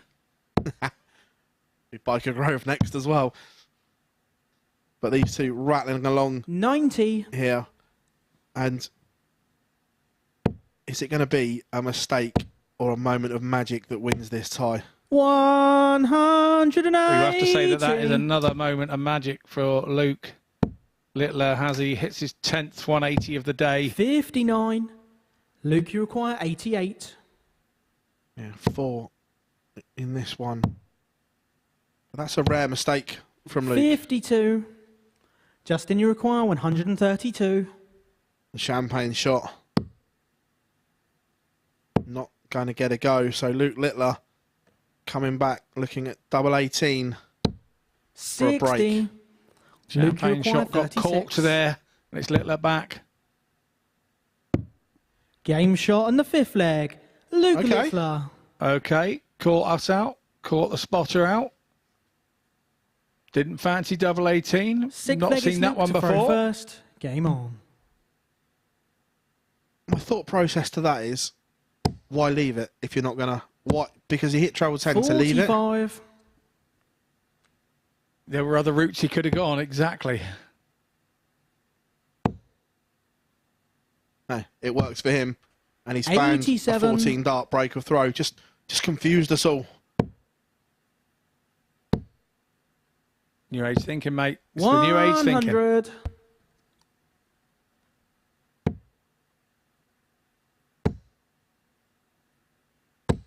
$60. You said earlier that Luke could struggle a little bit, but if he can seal this, he goes joint top of the table. 128. Indeed, and he'll walk out of the room thinking he hasn't had a particularly good day, and he's still there at the top. So 58. We know that day 2 of this Group A on the Tuesday, it's known as Moving Day. Moving Day for a reason. 98. So there we have it. Luke down to 130 after 12. Will he get a dart at the ball? 45. Or a dart Luke, at you require 5s 130. for the match? Go your own way then, Luke. What do we know? Well, no need to do anything silly. We've heard back on 251.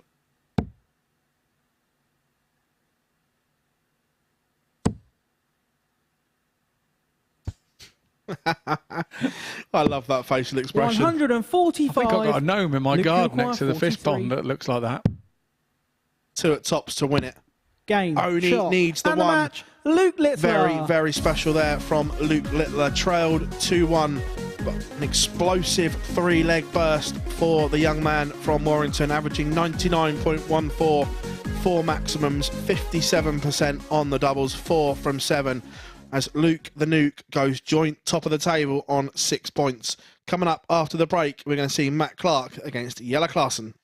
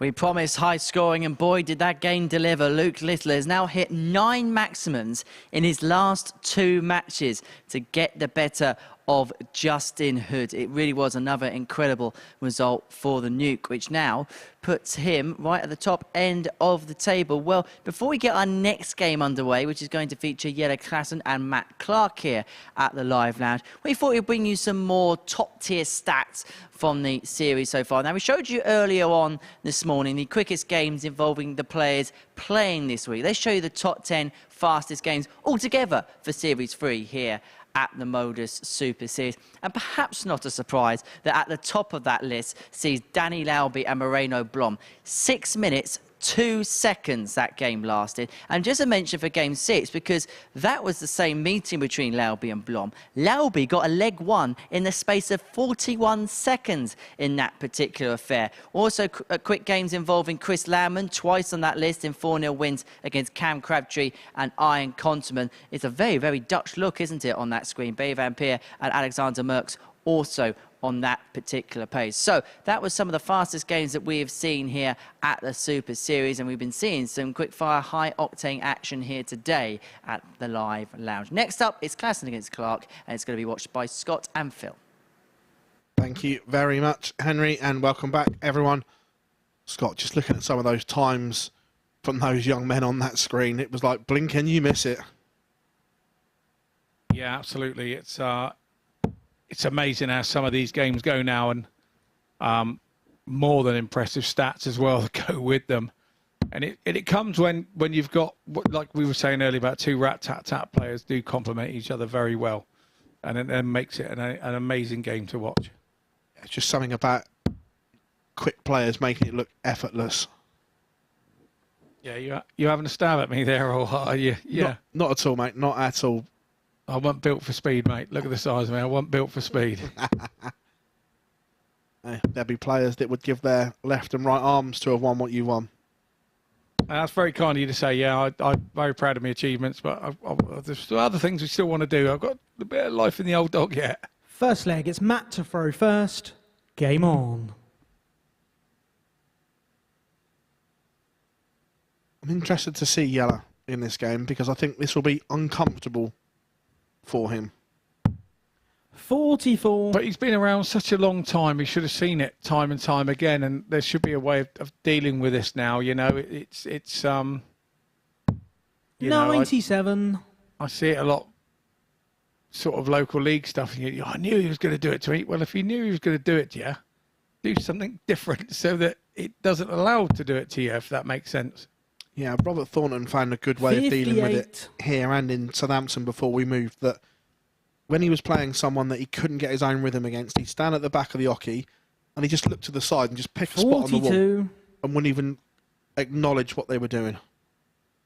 No, good. I mean, that's one way of dealing with it. I mean, for me, it's the other way. It's dealing with the guy that's running around in a circle. I pulled my darts out and I'm heading back to the hockey and he's right at my backside. You know, I feel rushed then. So, yeah, no, it is one of those. But Yella has to find 94. Like I say, Robert's not particularly quick anyway. He's you know, he's not one of the slowest ones, but it's the way that you can. There are many ways of taking the pace out of the game if you want to. 99. It can be looking at the scoreboard before you throw. It can be taking your time to come into the hockey once the player's gone by you. There's many ways of combating 58. both, I think. But it's knowing them in the heat of the moment and remembering them in the heat of the moment when you're absolutely at your wit's end with what an opponent is doing to you. Yeah, that's the thing. It's when you're in that battle mode and you forget. 58.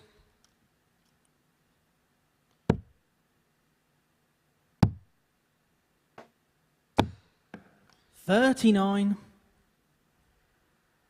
Matt, you require 146. There was a chance there for Klassen, and he couldn't take it. And he's at 39, didn't leave a finish, and he could and should be so much better placed in this leg. 27. Yeah, he should, and he'll be disappointed that he isn't. 21. Completely lost the line length, Matt, you require rhythm, everything in these last 119. two visits.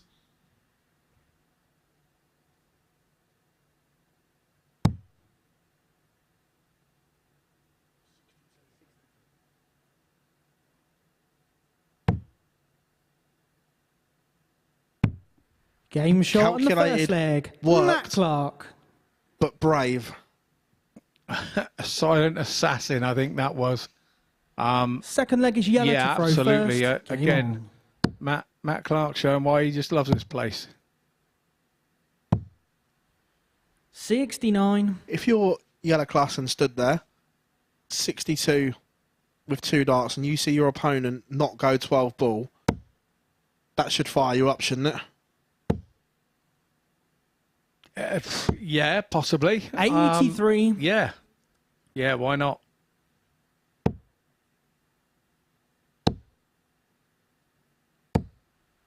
$140. We saw it with Damon Hatter and Johnny Clayton at the Euro Tour, not this one, the one before, where Damon said to Johnny, I don't think you can take out 161, so I'm just going to plonk one in there to leave a double. Yeah, I remember watching that back 95. On social media. Yeah, rather strange one. Mr. Clayton was always happy to oblige. 93. I watched something else on social media about Damon Hatter coming on all dressed in orange the other day. That was a strange one for me. We've had orange, we've had skis. He's bringing out the full repertoire at the moment. Yeah, which is quite a strange one. I've never seen that side of him before. 55. And, you know, I played him back in Australia before he came over here, and he was just a sort of mild-mannered, quiet fella. Got on with his darts, typical 102. Australian. And what happened. He was a good guy. Now he seems to be getting involved in the razzmatazz of it all. Yeah, but I think players feel they have to now, because it's not just about what you do on the hockey. 98. I remember bringing a dog out on a lead back in the day and getting absolutely slated by all of the pros at the time. Game shot in the second leg. Yellow Brilliant Klassen. from Yellow Klassen. Tidy 97 finish, levels this one up.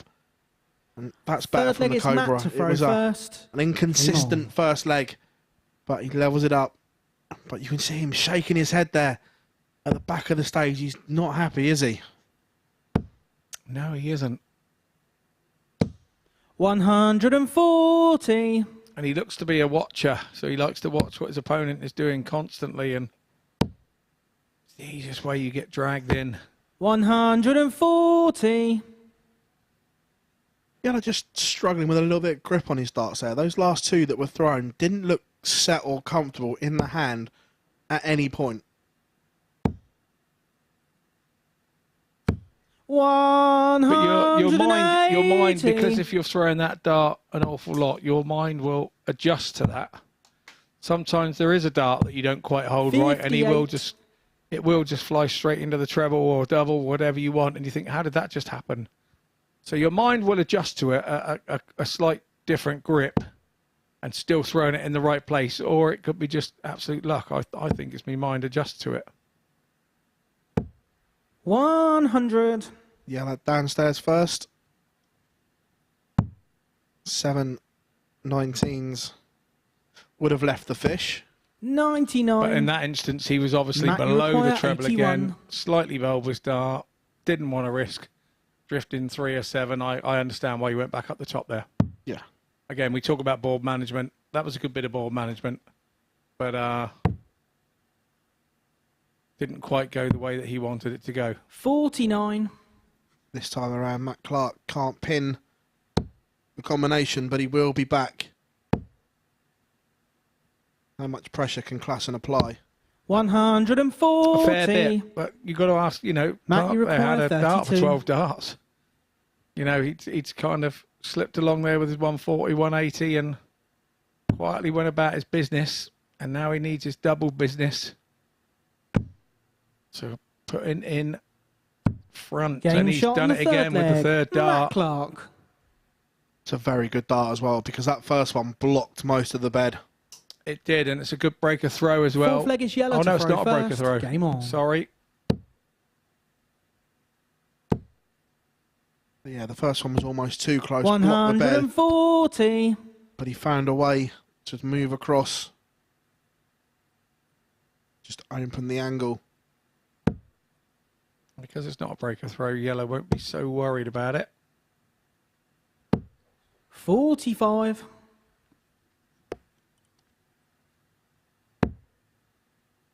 That's almost the perfect first dart for Yellow Klassen. Doesn't 81. follow it, but that's more like it. Top of the bed, stood up to attention.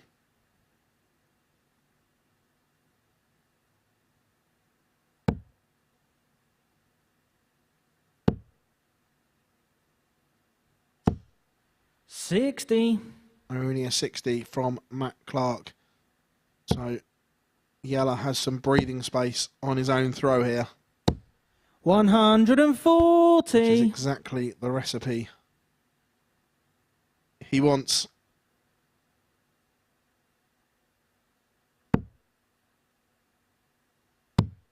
Not going to be under any pressure either. 134. Yellow, you require 140. Another. For double 10. Game That shot is on the fourth outstanding leg. from Yellow the Klassen. Cobra. Pins the 140 to level us up at 2 apiece. And Klassen's moved his average up to nearly Fifth leg, it's Matt to 96. throw He's really first. gone through the Game gears on. here in the last couple of legs. You know, when you hit those big shots like that, sometimes you're absolutely gutted that you've done it on your own throw. Matt Clark wasn't even, you know, in the same stratosphere there, and he's 83. polished off a 140, and you really want to be doing those when Matt sat on 76 or something and turning the throw. But those shots are always good no matter when you hit them, I suppose. 100. But I think as a player, if you were going to choose them, you'd always choose those big shots against the throw. Yeah, now he's thinking, just replicate it, just replicate it.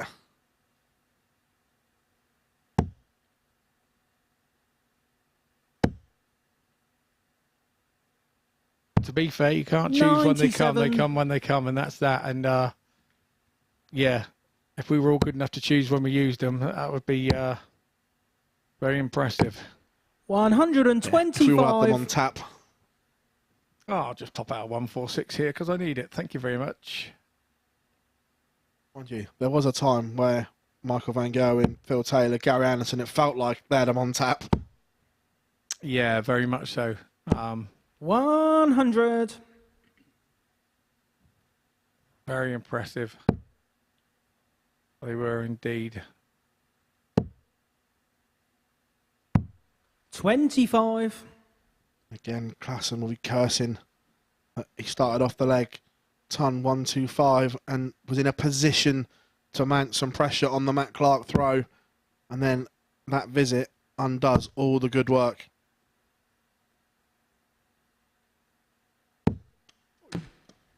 $80. That's unfortunate. Yeah. A little Robin Hood there.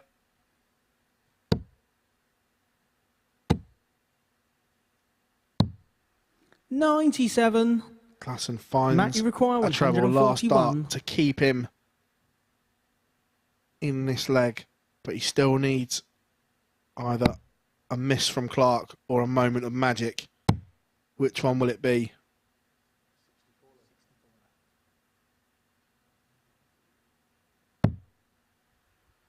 And to say that last dart was magic 125. is an understatement. Yellow, you require Pressure's the 154 from Klassen. The 154 is not going to go, and you would fully expect Matt Clark to lead once 87. again. Matt, you require 16.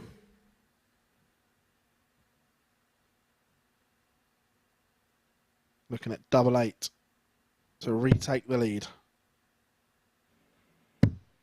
Game shot in the fifth leg. There Matt we have it. Clark. 3-2, Matt Clark.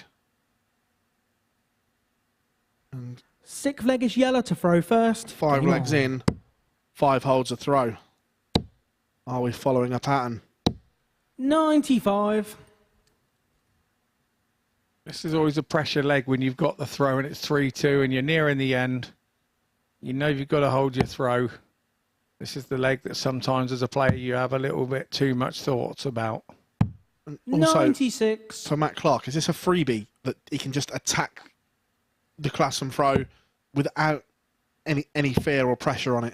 Yeah, you do. That's a definite for sure. 180. And he'll probably know that the leg's gone now with off the back of that 180 unless he matches it, because that's kind of just how you think as a player. You really do. You think, well, worst case scenario, I've got the leg, last leg, but best case scenario, I can stick him under here 137. and make him have a little think and try and get a dart at it. Great cover shooting from Yellow Klassen. 134. I'm surprised he doesn't cover more often, because we've seen him with an identical first dart in that try to go round and through it, but his cover shooting is up there. I think it always has been. He was probably one of the first big cover shooters that I remember. 136. Obviously back in those days when he came Yellow, onto the scene in 2006 as a newbie.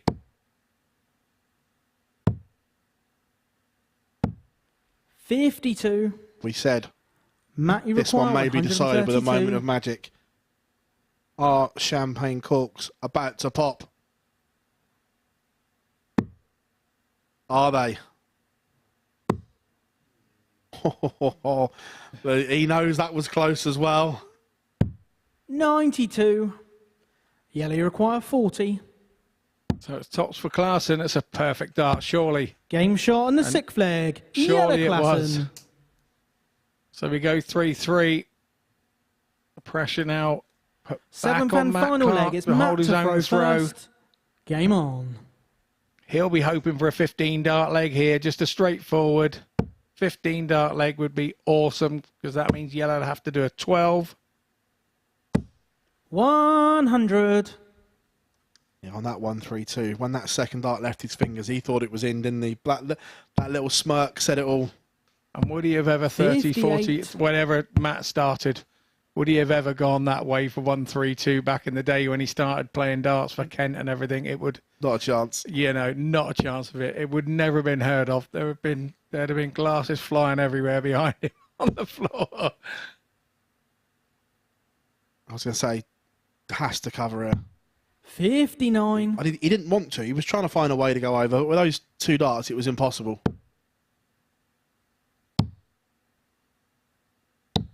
57. Yeah, they'll all be thinking, where's the scoring boots when I needed them? Yeah, because on his own throw, he scored beautifully.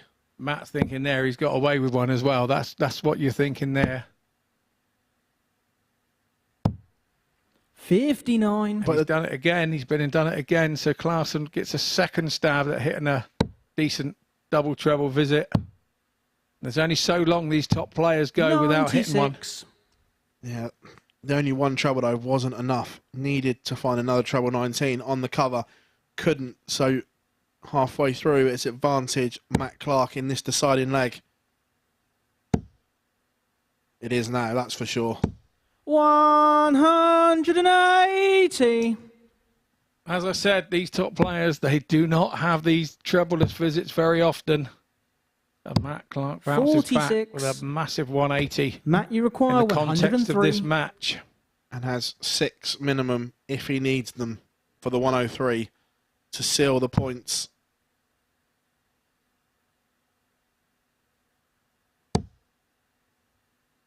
Not going to go, but doesn't need to. So just tee this up. 55. A maximum hope. That's all Klaassen's got. 174. Just as good. Yellow Klaassen has done his part. Matt, you require 48. Now it's the hope bit. That's 48 for the match for Clark. He's throwing a lovely marker. Klaassen nodding his head behind him. Game, and it's a win shot, for match, Matt Clark. He takes the match 4-3 against Yellow Klaassen.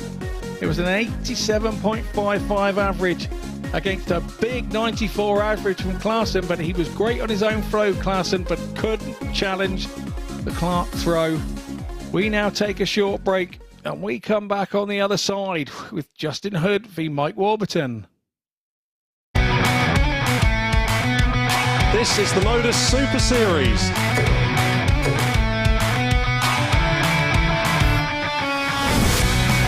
$180.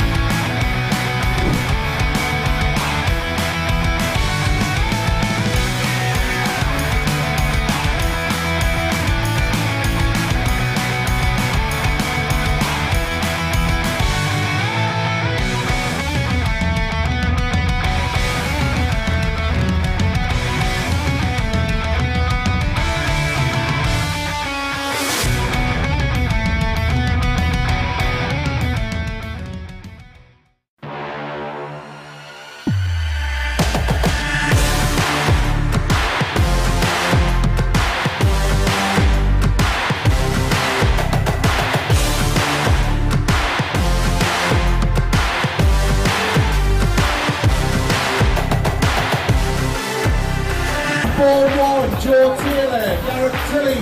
On board 2, Craig Nixon, Robin Young.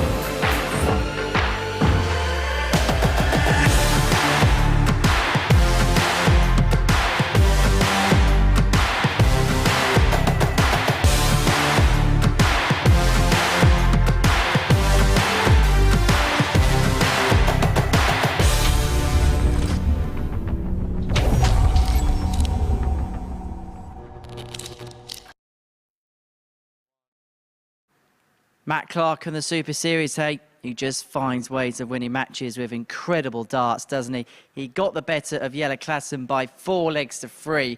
And so, following the conclusion of our 4th round of fixtures for the day, let's take a quick look at how the league table lies. Because Scott Taylor is still top of the lot, but he's now joined level on points with Luke Little. It's a very uniform table, it has to be said. 2 players on 6, 2 players on 4, and 2 players down on 2 points in that league table, with 1 round of fixtures left to go here at the Live Lounge in Portsmouth. That's going to kick off with the battle between Justin Hood and Mike Warburton. But before that, I have a little bit of a question for you.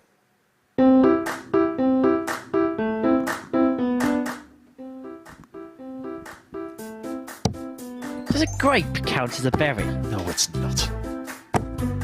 Oh, that's in! Is it in? It's in!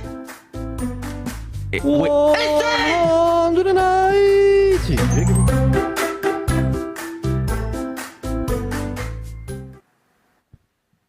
Welcome back, everyone, and here we go, our final round of fixtures. If you're watching along on Sporty Stuff TV or our YouTube channel, hello, and what an opening session it's been of Champions Week. 3 games to go, Scotty, in these final round of fixtures, and this could shape the table heading into tomorrow. Absolutely. I can't believe there's only 3 games to go. I've really enjoyed these games this morning. They've been very nip and tuck, and as we've come into the afternoon, it's not disappointing. The table is showing that the odd game here is going to cost you, but it's Champions Week, it's Finals Week, this is what it should be. Completely agree. And again, this man, we've seen flashes from Mike Warburton. He can hook it up. He'll First be a leg, danger. it's Justin to throw first. Game on. Justin Hood as well, flashes, but occasionally just gone missing. Yeah, but he's been very consistent 59. with his averages. You know, he's not really... He dropped off in one of the games, but he won that one, you know, Mike. It was... Like you say, it's that silky throw. It's a more than silky throw. 44.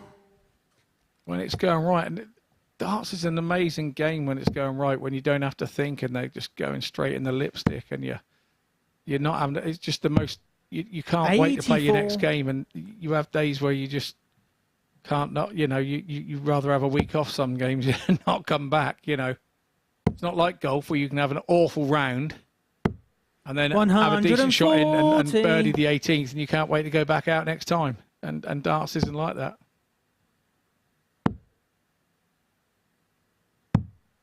$59. Is that the door ajar for Mike Warburton to break in leg 1? 140. It is now, as that 59 has been punished to the maximum by Warby. Well, for Justin here, it's like one of those, you know, he's not had his best day at the office, but if he could snatch a win here, he puts himself right back in the mix with the rest at the top, and he's not too far away.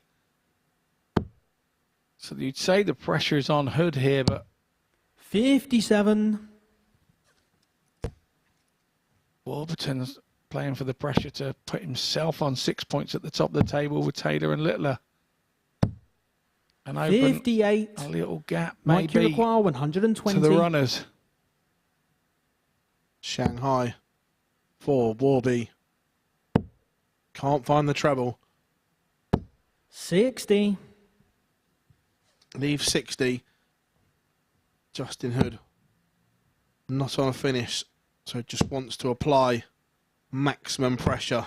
134. And he does that. Mike, you require 60. So it's 60 to break in the opener. Tops. Chasing 10s. 40. And couldn't chase them down. Justin, you require 50. No flat dart from Warburton there on the 60.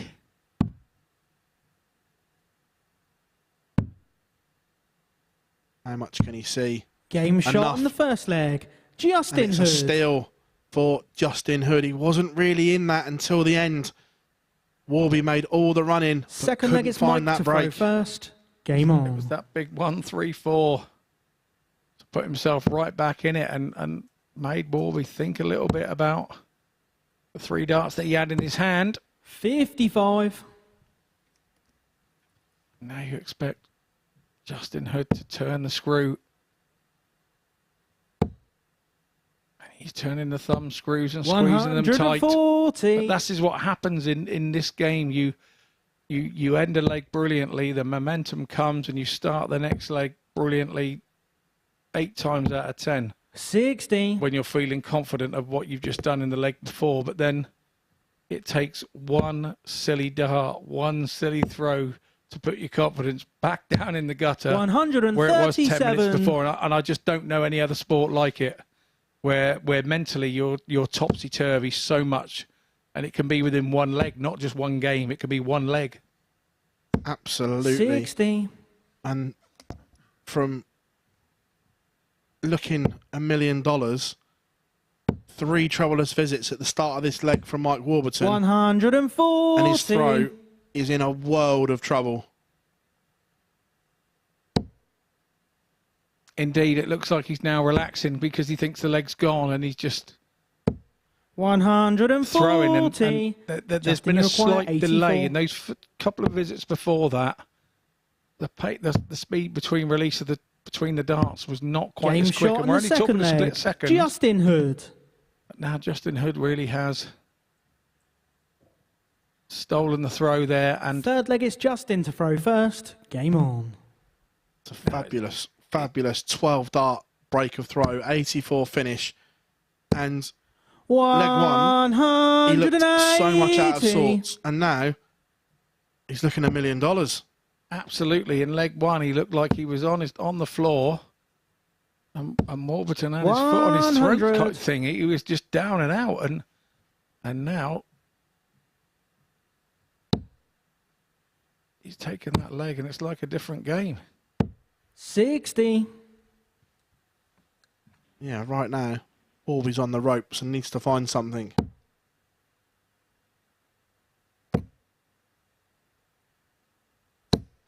That's some response. 180. More than a big response, and showing his pedigree here, Warburton. 60. And now Justin Hood just goes off. It's the only way I know how to put another player off is to hit more treble 20s. It really can get in your head. 55. Those first 2 darts were too safe for my liking, though. We've used that a lot today. There has been, at times, too many safe darts at doubles and attacking trebles as well. Well, he was fearing doing what he's actually done and leaving himself on a bogey. That was what that was all about. He was quite happy to go and put 60 on the board and leave himself the 161. And yeah. And in fairness, it was a big deflection. I've got to be honest with you. 140. And 9 times out of 10, Justin, you will require always hit 2 treble 105. 20s when you leave yourself on a bogey. But he breathes again and gets the chance to break back. Mike, you require 26. Not seen very often, but double 13 was aggressive. He's come inside. Now looking at double 4. 18. How close Justin, was you that? require 48. We spoke earlier about hitting that last treble 20 and leaving anything and everybody being happy with that. That's the prime example where... Oh, I'd have gone the other way there, Justin. 32. But yeah, that was a Mike, prime you example require where he's left himself something he didn't really want and didn't fancy. Chasing now. Bottom of the board for double 2. Can you just go over the top of that? 4. No is the answer, and it is a doubling disaster for Mike Warburton. 0 from Justin, 7. you require 16. As Justin Hood looking at double 8 for Game 3-0. shot on the third leg. Justin Hood. It is 3-0. And now Mike Warburton is at the point of no return. He's had chances in Mike this to throw game. first. Game on. And he can't not be standing there behind that hockey thinking, I should be 2-1 up here. There's no way in the world. You know, you say coulda, woulda, shoulda. 140. At this level, we're finals week now, and he knows that he could have been there at 2-1 up. But Hoodie 77. Hoodie has a slipper there and a little laugh to himself, which you can do at 3-0. If he was 3-0 down, I think he'd be chastising himself there a little bit for that one. Yeah, and that goes back to what we said about the rear gripper not stabilising the front of the dart. Yeah, you've got to... 100. You know, our commentating buddy Duzza will tell you through his coaching that just a little thing maybe if you want to try it at home, you try holding your dart at a 45-degree angle to the right. 98. And just move your arm exactly the same, and the dart will go over into the 11s and 14s. You hold it the other way and throw your throw exactly the same. It will go and hit the 13 and the 6. 100. Because it follows the point. No matter what you do, the dart will follow the point. So that's a good tip for anybody that's listening at home. 92. You've got to guide that point in the right place, otherwise it will go wherever it wants to go.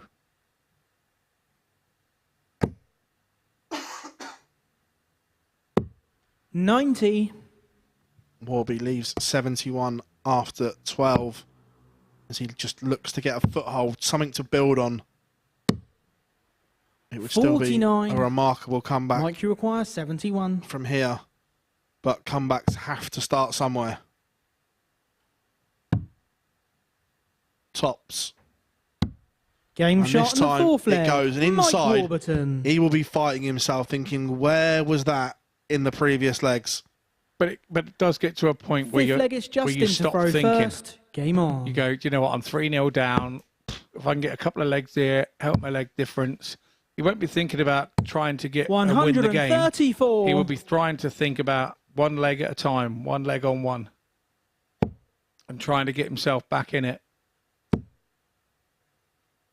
It's just one leg at a time. I remember I had a game with it like this with Darryl Gurney. I think my first ever Lakeside. I think I was 2 sets down, 2-0 down in the third. And my little boy Sam was in tears at the time going, come on, Dad, just get me a leg. And I got him a leg, and then I managed to turn that into a set. Then I got another set. And then got in front and totally bottled it. That's the huge difference between set and leg play, though, isn't it? Set play, 59. you can always reset and put your opponent back to within 3 legs of the match, where this, once you're on that hill, there's nowhere to go. Yeah, absolutely. No, absolutely. 42. I think that's what makes set play so exciting for World Championships, though. I'm fully behind more set play. 60. I'd like to see some set play where it's only best of 3 for a set. I don't think we have too many TV tournaments like that, do we? We used to have the World Masters and the BDO, but only that one swings on its head even quicker. Only the Seniors Masters. 140. Oh, yeah, I haven't been involved in that, so I wouldn't know about that, would I?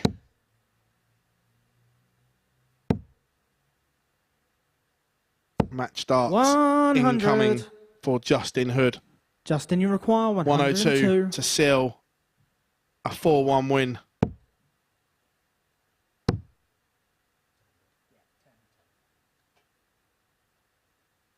Had to ask. 70. Not there, but he will be back. Indeed, he will.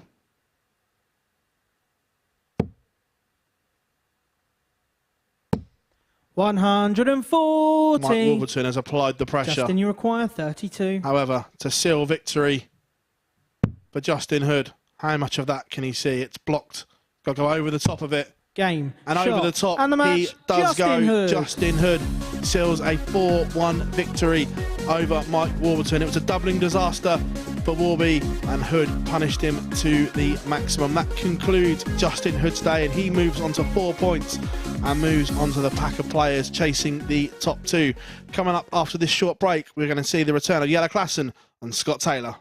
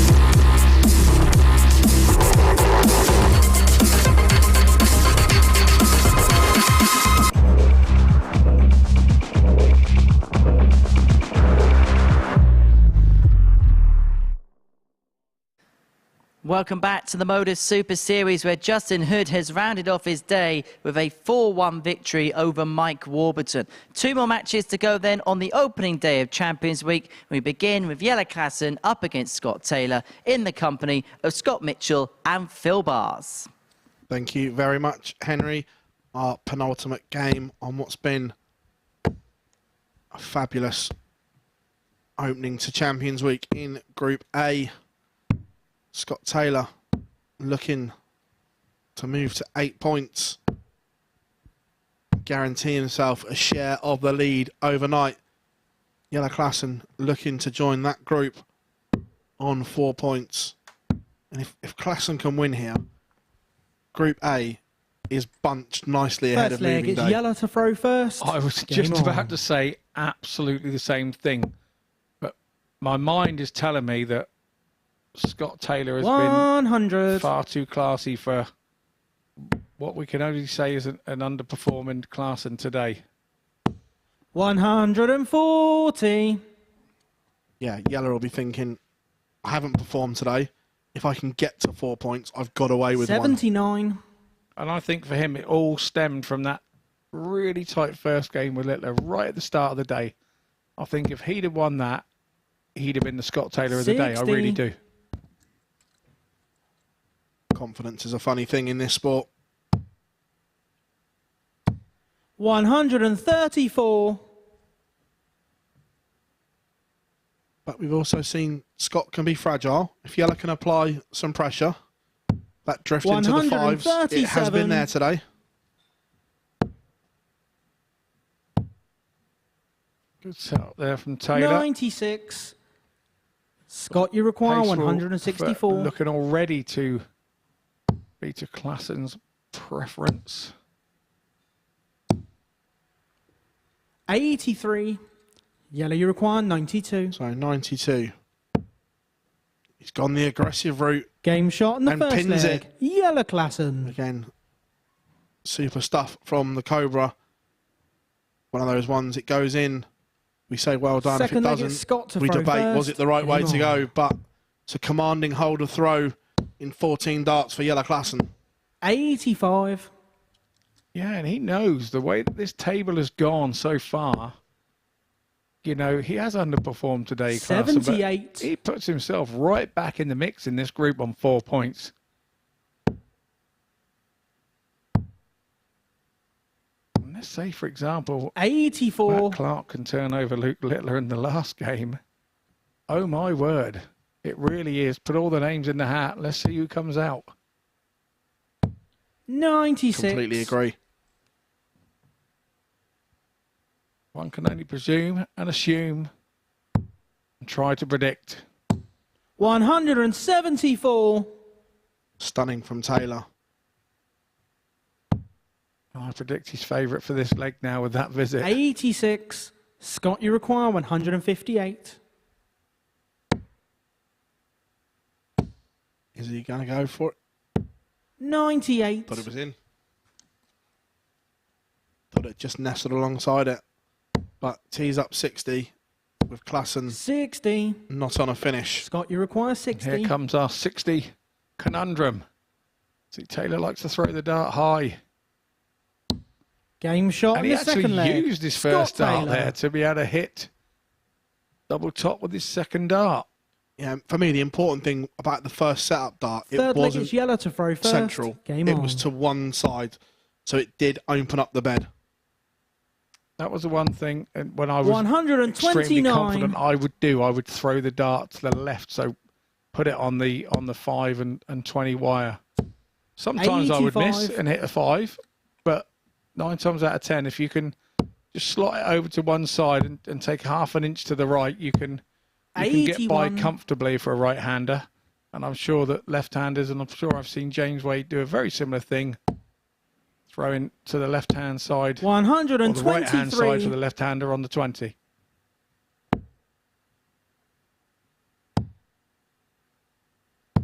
$96. These two scrapping it out here at the live lounge. 140. Klassen needs to leave this handy. 140. And he does. Scott, you require 153. Very handy, but Taylor's coming back on 153. Not going to be this time, but he'll be trying to leave it equally as handy, and he has done with that Yeah, big you require treble 20 last 55. start. Klassen's missed the big number. Is only going to get one 35. mistake, Scott, and he knows you require it. 53. And chastises that dart a little bit and gives it some aggro. So Taylor with 2 in his hand. 33. I think you heard Yeah, then you over the require comment, 20. over the mic from our referee that he wasn't Game happy shot with on that, the and that's third leg. precisely Yellow the reason Klassen. why Klassen got away with one there, I think. Yeah, no words needed from Fourth leg, us it's because we Scott heard to throw Scott first. Taylor, Game on. what he thought of it. But Klassen halfway to the 100. points.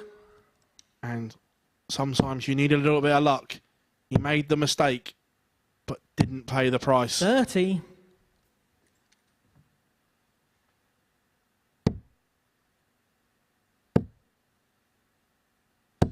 Look at it. At the 140. moment, some 14 points difference in the averages. Yet the man averaging 88 47. leads.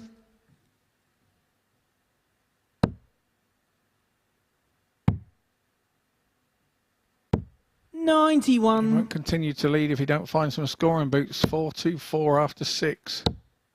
He's not leg winning. 125. Scott, you Darts. require 170. So doesn't go and just needs to set this up. 60.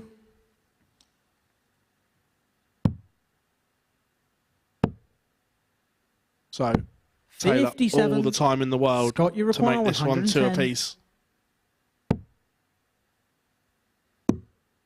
I have to say yellow through there like the leg was 70. gone anyway. Prepping himself for a hold next, isn't he? Indeed he is. 90. Scott, you require 40. Still doing the right things though. That's one thing that people can look and learn. 35. Yellow, you require 152. Wow, from Taylor there, I think is that we're both looking at each other in the commentary box here, and now here comes Klassen. Oh my word, double 16. 120. The biggest rob in history. Scott, you require 5. I was going to ask you there. He looked at what Klassen was on. Would you have bust it and taken the risk? 3. No, I would have known what Klassen was on before I went to the board. Yellow, you require 32. So from absolutely nowhere, Yellow Klassen for a 3-1 lead. 16. And he's passed up the opportunity. The opportunity he should Scott, you never have require had. 2. A lovely marker. I wouldn't have stepped back then. Game Doesn't shot on the matter. 4th It's leg. in. Scott Taylor. What Taylor does and what Taylor is. A leg that he should have won 5th leg, it's yellow to comfortably. throw first. He still Game on. wins. Now, an old fella used to tell me about the scrappy legs. You know, you win the scrappy legs because 55. you don't get those back. And that was one that was a scrappy leg. And Taylor could have lost that. And now he's got the point on the board. Yellow can't get it back. And it's now how Yellow reacts to the way that he lost that leg. Yeah, it was... Taylor was that far in front, he couldn't lose it.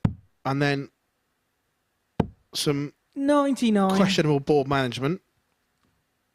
Let Yellow in. Yellow almost takes out the blockbuster. 100. And then Taylor finds the madhouse. This is why we love this sport. I say, I do remember my first 140. game at the Pro Tours, my first ever Pro Tour game. I was on a live stream with Michael Van Gogh and I lost 6-2, but I shot a 170 in one leg when Michael had 6 darts at a double, and I shot double 1. So I had a 170 and a double 1. That was my 2 legs against MVG. 57. Scott, you require 136. This is what we were saying earlier, that Taylor has scored better than Klassen in this game. 75. How big could that be, though? Yellow, you require 150. Key moments here. Key moments. 86. Good bullseye Scott, you last require start there 61. from Klassen, but good. Oh, now we're dodgy ground again, and he 52. wasn't confident at going for the double 5 on Yeah, the you last one. He require wasn't 64. confident at going at double 9 on that. Now Klassen surely will not make the same mistake. Game shot And he on the doesn't. fifth leg. Yellow Klassen. Yeah, the dart at double 18 from Scott Taylor was so far inside that Sixth leg, it's Scott to throw it first. just never looked Game likely on. then going for the 9s, because you saw the raise of the eyebrow. It was like, wow. Is this a top of the table syndrome getting into his head now? 55.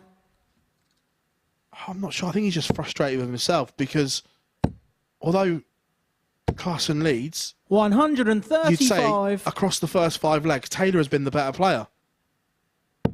By a long shot. You know, this is looking like a 140. yeah. And to be honest, you know, we're looking at this and Klassen could have been gone by now. 56. Shaking hands and in the back room, packing his gear up and on down the street to get something to eat.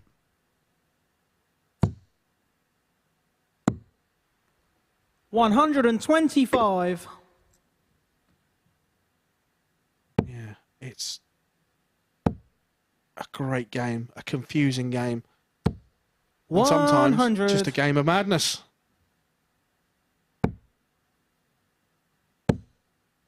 It's a game of overthinking. 83.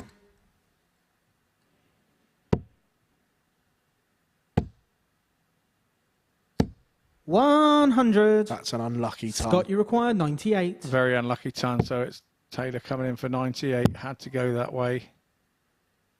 Questionable 38. again on his board management Yeah, you there. require 110. 78 was the shot, and surely he had to go the other way, but it's now 110 for Klassen. 90. Doesn't punish his mismanagement. Scott, you require 60. Yellow Klassen has missed a match start. Will he get another? Game shot Not on in the this sixth leg, he won't, as Scott Taylor levels it up. We are going all the way. The Cobra has missed one match start at tops. Seventh and final leg. Now the It's yellow to throw 78, first. he had Game 98 on. there, hit the 20, and 78 left, and he's been hitting. He hit that double 12 a few times earlier today. 96. Now he's missed it a couple of 3 times, and that was a shot to avoid it because he's been very good on top since he started missing 24. So I just said 55. that was mismanagement. Maybe he's looking for alternatives to get away from that 24. 140. But Yellow Klassen showing his class here. But Scott Taylor replies with the maximum. 180. 3-3-6 darts in. 133. Outstanding. Just one Absolutely point outstanding. apart before that throw. Now Taylor's got to go back at him. Needs to go downstairs. Needs to go back upstairs. 58. Yellow, you require 132. I think he had a better shot back upstairs than he did downstairs there. 46. Treble 19 was blocked.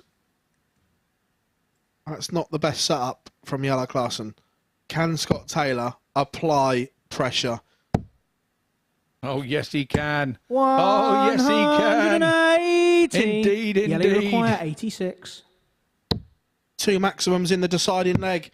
And he may not get a go at a double. Double 16. Game, What shot, a dart and the match, from Yellow Yellow Klassen. It went all the way. Scott Taylor hit 2 maximums in the deciding leg. And you could see there he's shaking his head because he didn't get a dart at the double. The Cobra bags the points. And now, all of a sudden, Group A is looking rather congested. Coming up after the break, our final game of the session where Luke Littler is aiming to go 2 points clear at the top overnight. We will see you after this short break.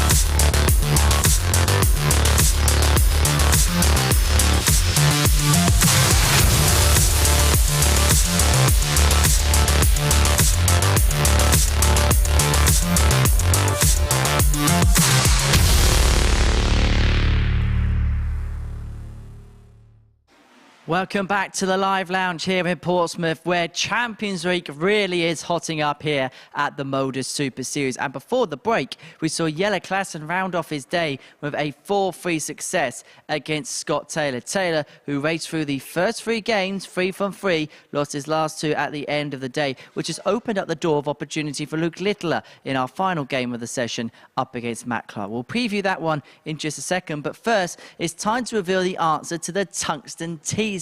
We posed you a question at home earlier on this morning, asking the 5 players who played in Series 3 at the Super Series who have made 2 appearances. Well, you answered in your droves, and these are the correct... As we have, Scotty, because it's been some session. Yeah, it really has, and it's sort of given us everything that we expect the first day of finals week to give us. You know, that we've obviously seen some super finishes, some super scoring, some lackluster scoring, and a few doubles getting away. But that's day 1. We know that day 2 here is notorious moving day in Group A. And Littler, you've got to say, I keep going back to it, but how important was that first win against Klassen early doors? When he really wasn't, he was a little out of sorts there first game on this morning. And he got away with it. He got away with one there.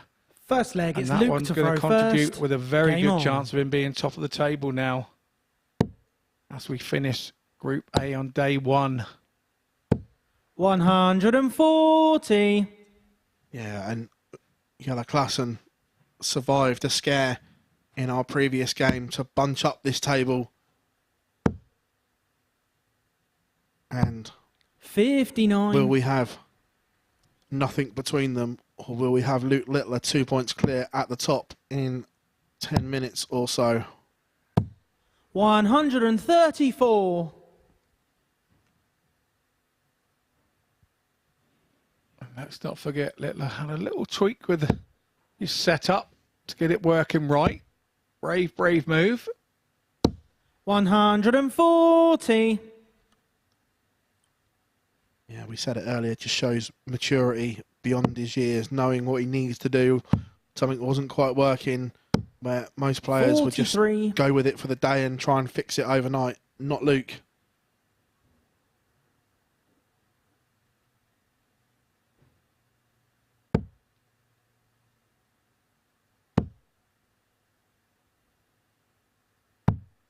You 97. surprised there, Matt? Didn't use the 18s? Yeah, I am, but the natural thing to do is to head off to the 16. 19s and not worry too much. He's still okay where he is. To leave something handy, but Littler, obviously, he'll be looking to turn 2 corners here and get under 100. Some sort of double treble visit here. 95. Which he got, but it was the wrong Luke 2. require 124. Yeah. 1, 2, 4. 14 for the ball. 99. Clips the outside wire. Matt, you require 110. There's always a fear when you go for the... He went for the treble there, full on, didn't he? There's always a fear when you do that. You can drag into the 11 or the 9, but now Matt is going the old-fashioned route. 10 for tops for 50. 90. Luke, you require Slightly 25. underthrown. Raise the eyebrows as Luke Littler as he misses the big number.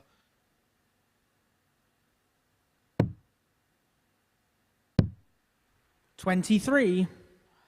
I was about to Matt, say, you require I think 20. he wanted to go for the 5 there, but the angle that dart was sat at, I think, blocked a lot of the bed and was worried about dragging it or hitting the dart. I would 100% agree with that. Now here comes Matt. He's missed a double hit, a third dart. No score. And I think that's the first time today I remember him having Luke, you 3 require darts in his 2. hand and the double has eluded him. No score. Right at the wrong moment. He would not have been expected to get back here. Matt, you require 20. Leg 1 has just got a little bit messy. The scoring phase was good, but the back end of this Game leg, shot in the first leg. Matt Clark. not so much. And Matt Clark finds a break of throw. And Luke Littler will be thinking, how has Second that leg leg is Matt passed to me throw by? first. Game on.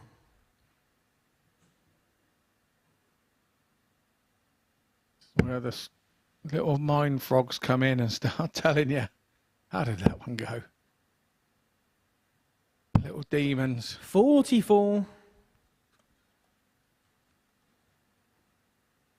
But Matt Clark started with a poor visit on throw. 137. Agreed, it would have hurt more if Matt would have started with a 140 there. That would have reiterated. But another thing I like about Luke is that he doesn't seem to let too much get him very long at all. 140. You know, it's cut the throws and it's gone. Completely. 45.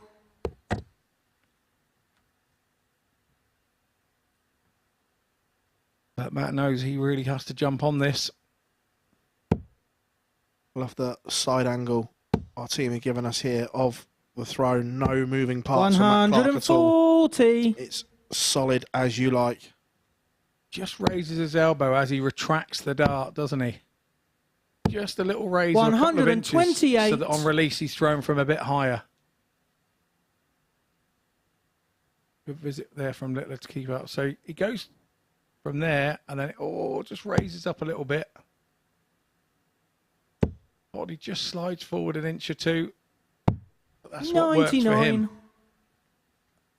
Nothing like a rock like you see from Hendo or some of those guys. 123. Luke is a very aggressive release, and I like that. It's a Matt, very you require 78. point follow through. Just adjusting the carpet there. There was obviously a crease in the carpet where he was stood. But he sorted that out. 20 for tops. I think that's awkward. That's lower than what he wanted. Yeah. Game shot on the Great dart, second leg. moved across, Matt opened Clark. up the angle, and hits. Superman leads 2-0. Third leg, it's Luke to throw first. Game on.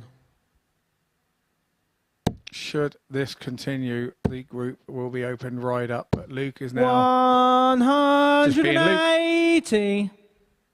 Just hitting trebles.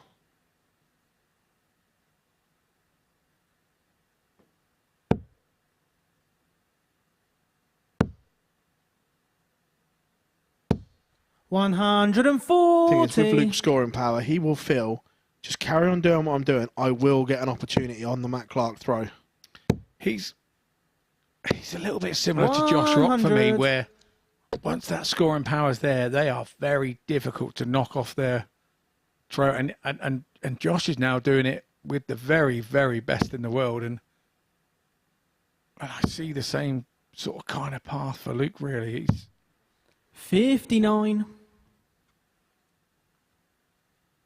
His game is built off of these big scoring.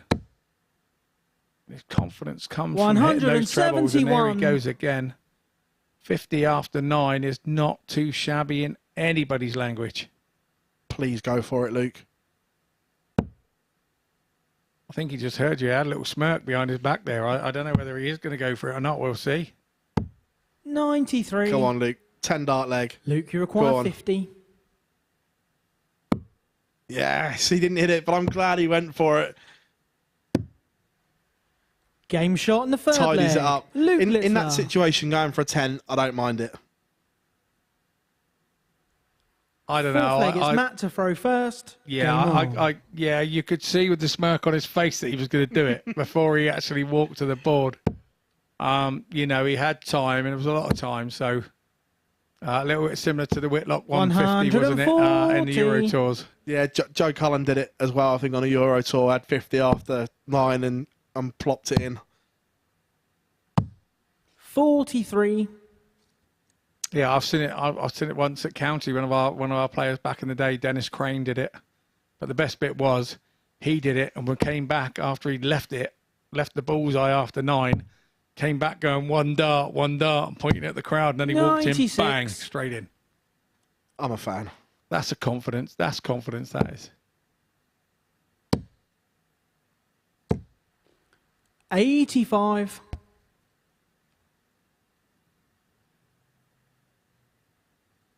Once you're comfortable this leg so far for Matt Clark,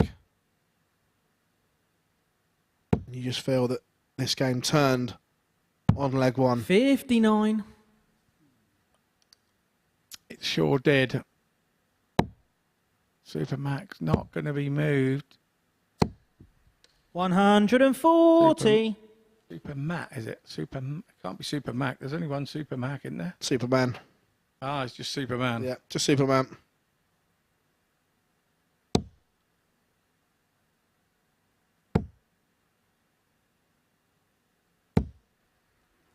That's music to Luke Littler's ears.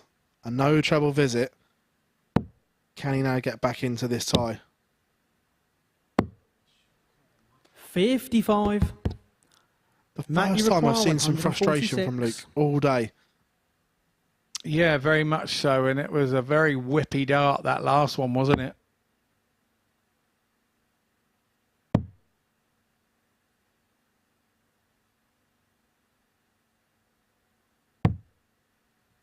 $92. So, can Luke Littler apply pressure? You bet he can. 174. Pressure applied, Matt, Scott. you require 54. Indeed, I think he went for that as well. I think he went for the 54.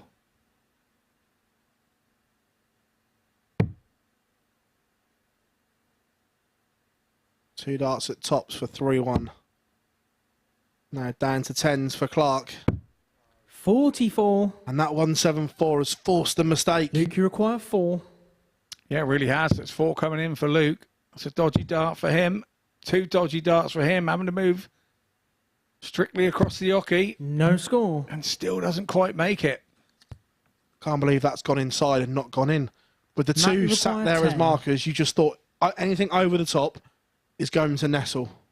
Absolutely. Where is Clark going here? Is he 2-ing this up or is he going straight at it? He's going straight at it. Game shot. And it's straight in there as well. Matt Clark. Luke Littler had the opportunity to break back. Fifth 3 leg is Luke well-thrown to throw darts, first. but couldn't find the Game on. target.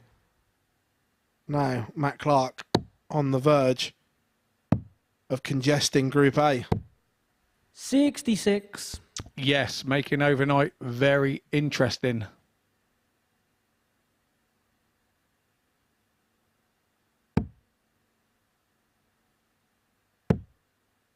Who sleeps the best overnight here, Phil? If Matt does pull this 55. off. Scott Taylor. You think so? I think he'll feel that he's given a couple away. 140. And I think he'll feel that he could have been out front in his own right. And I think the one that'll sleep the best tonight would be Matt Clark. I think potentially, but I think that as long as Luke doesn't win, Scott can go to bed knowing I'm still top. 100. Yeah, okay. Yeah, I get that. Okay, maybe it should have been more. It's not. However, 134. they're all still below me. Yeah, agreed.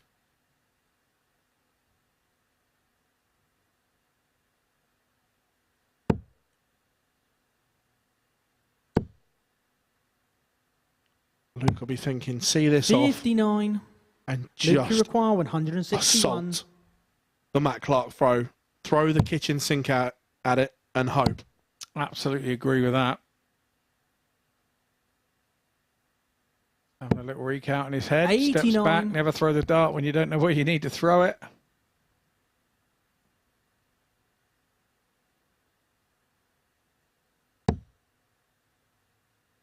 At this point here, if you're Matt Clark, are you prepping for the next leg, the holder throw? 100. Yeah, absolutely. Luke, you require You're not 72. expecting to get too many more throws here.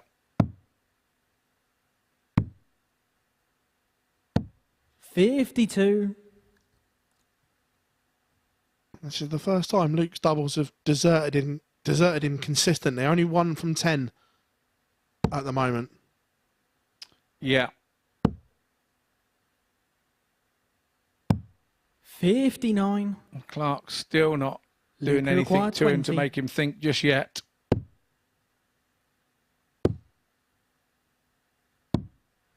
Game shot in the fifth leg. No one likes Luke fives. Littler. However, Luke Littler finds it. And now this is the one that Luke will be telling himself, Sixth leg, it's Matt I to can throw outscore first. Matt Clark. Game on. Just back yourself. Yep, you have to back yourself. And Matt knows that he needs a 140 to go off here to try and back Littler into a corner. 140. That's exactly what he's done. So it's how Littler reacts to this now. But he likes a big scoring game, Littler. It really does 99. give him his mojo, doesn't it? 100%. And he'll be disappointed with that. The way that first start was stood up. Not to add another one to it. 68. No, indeed.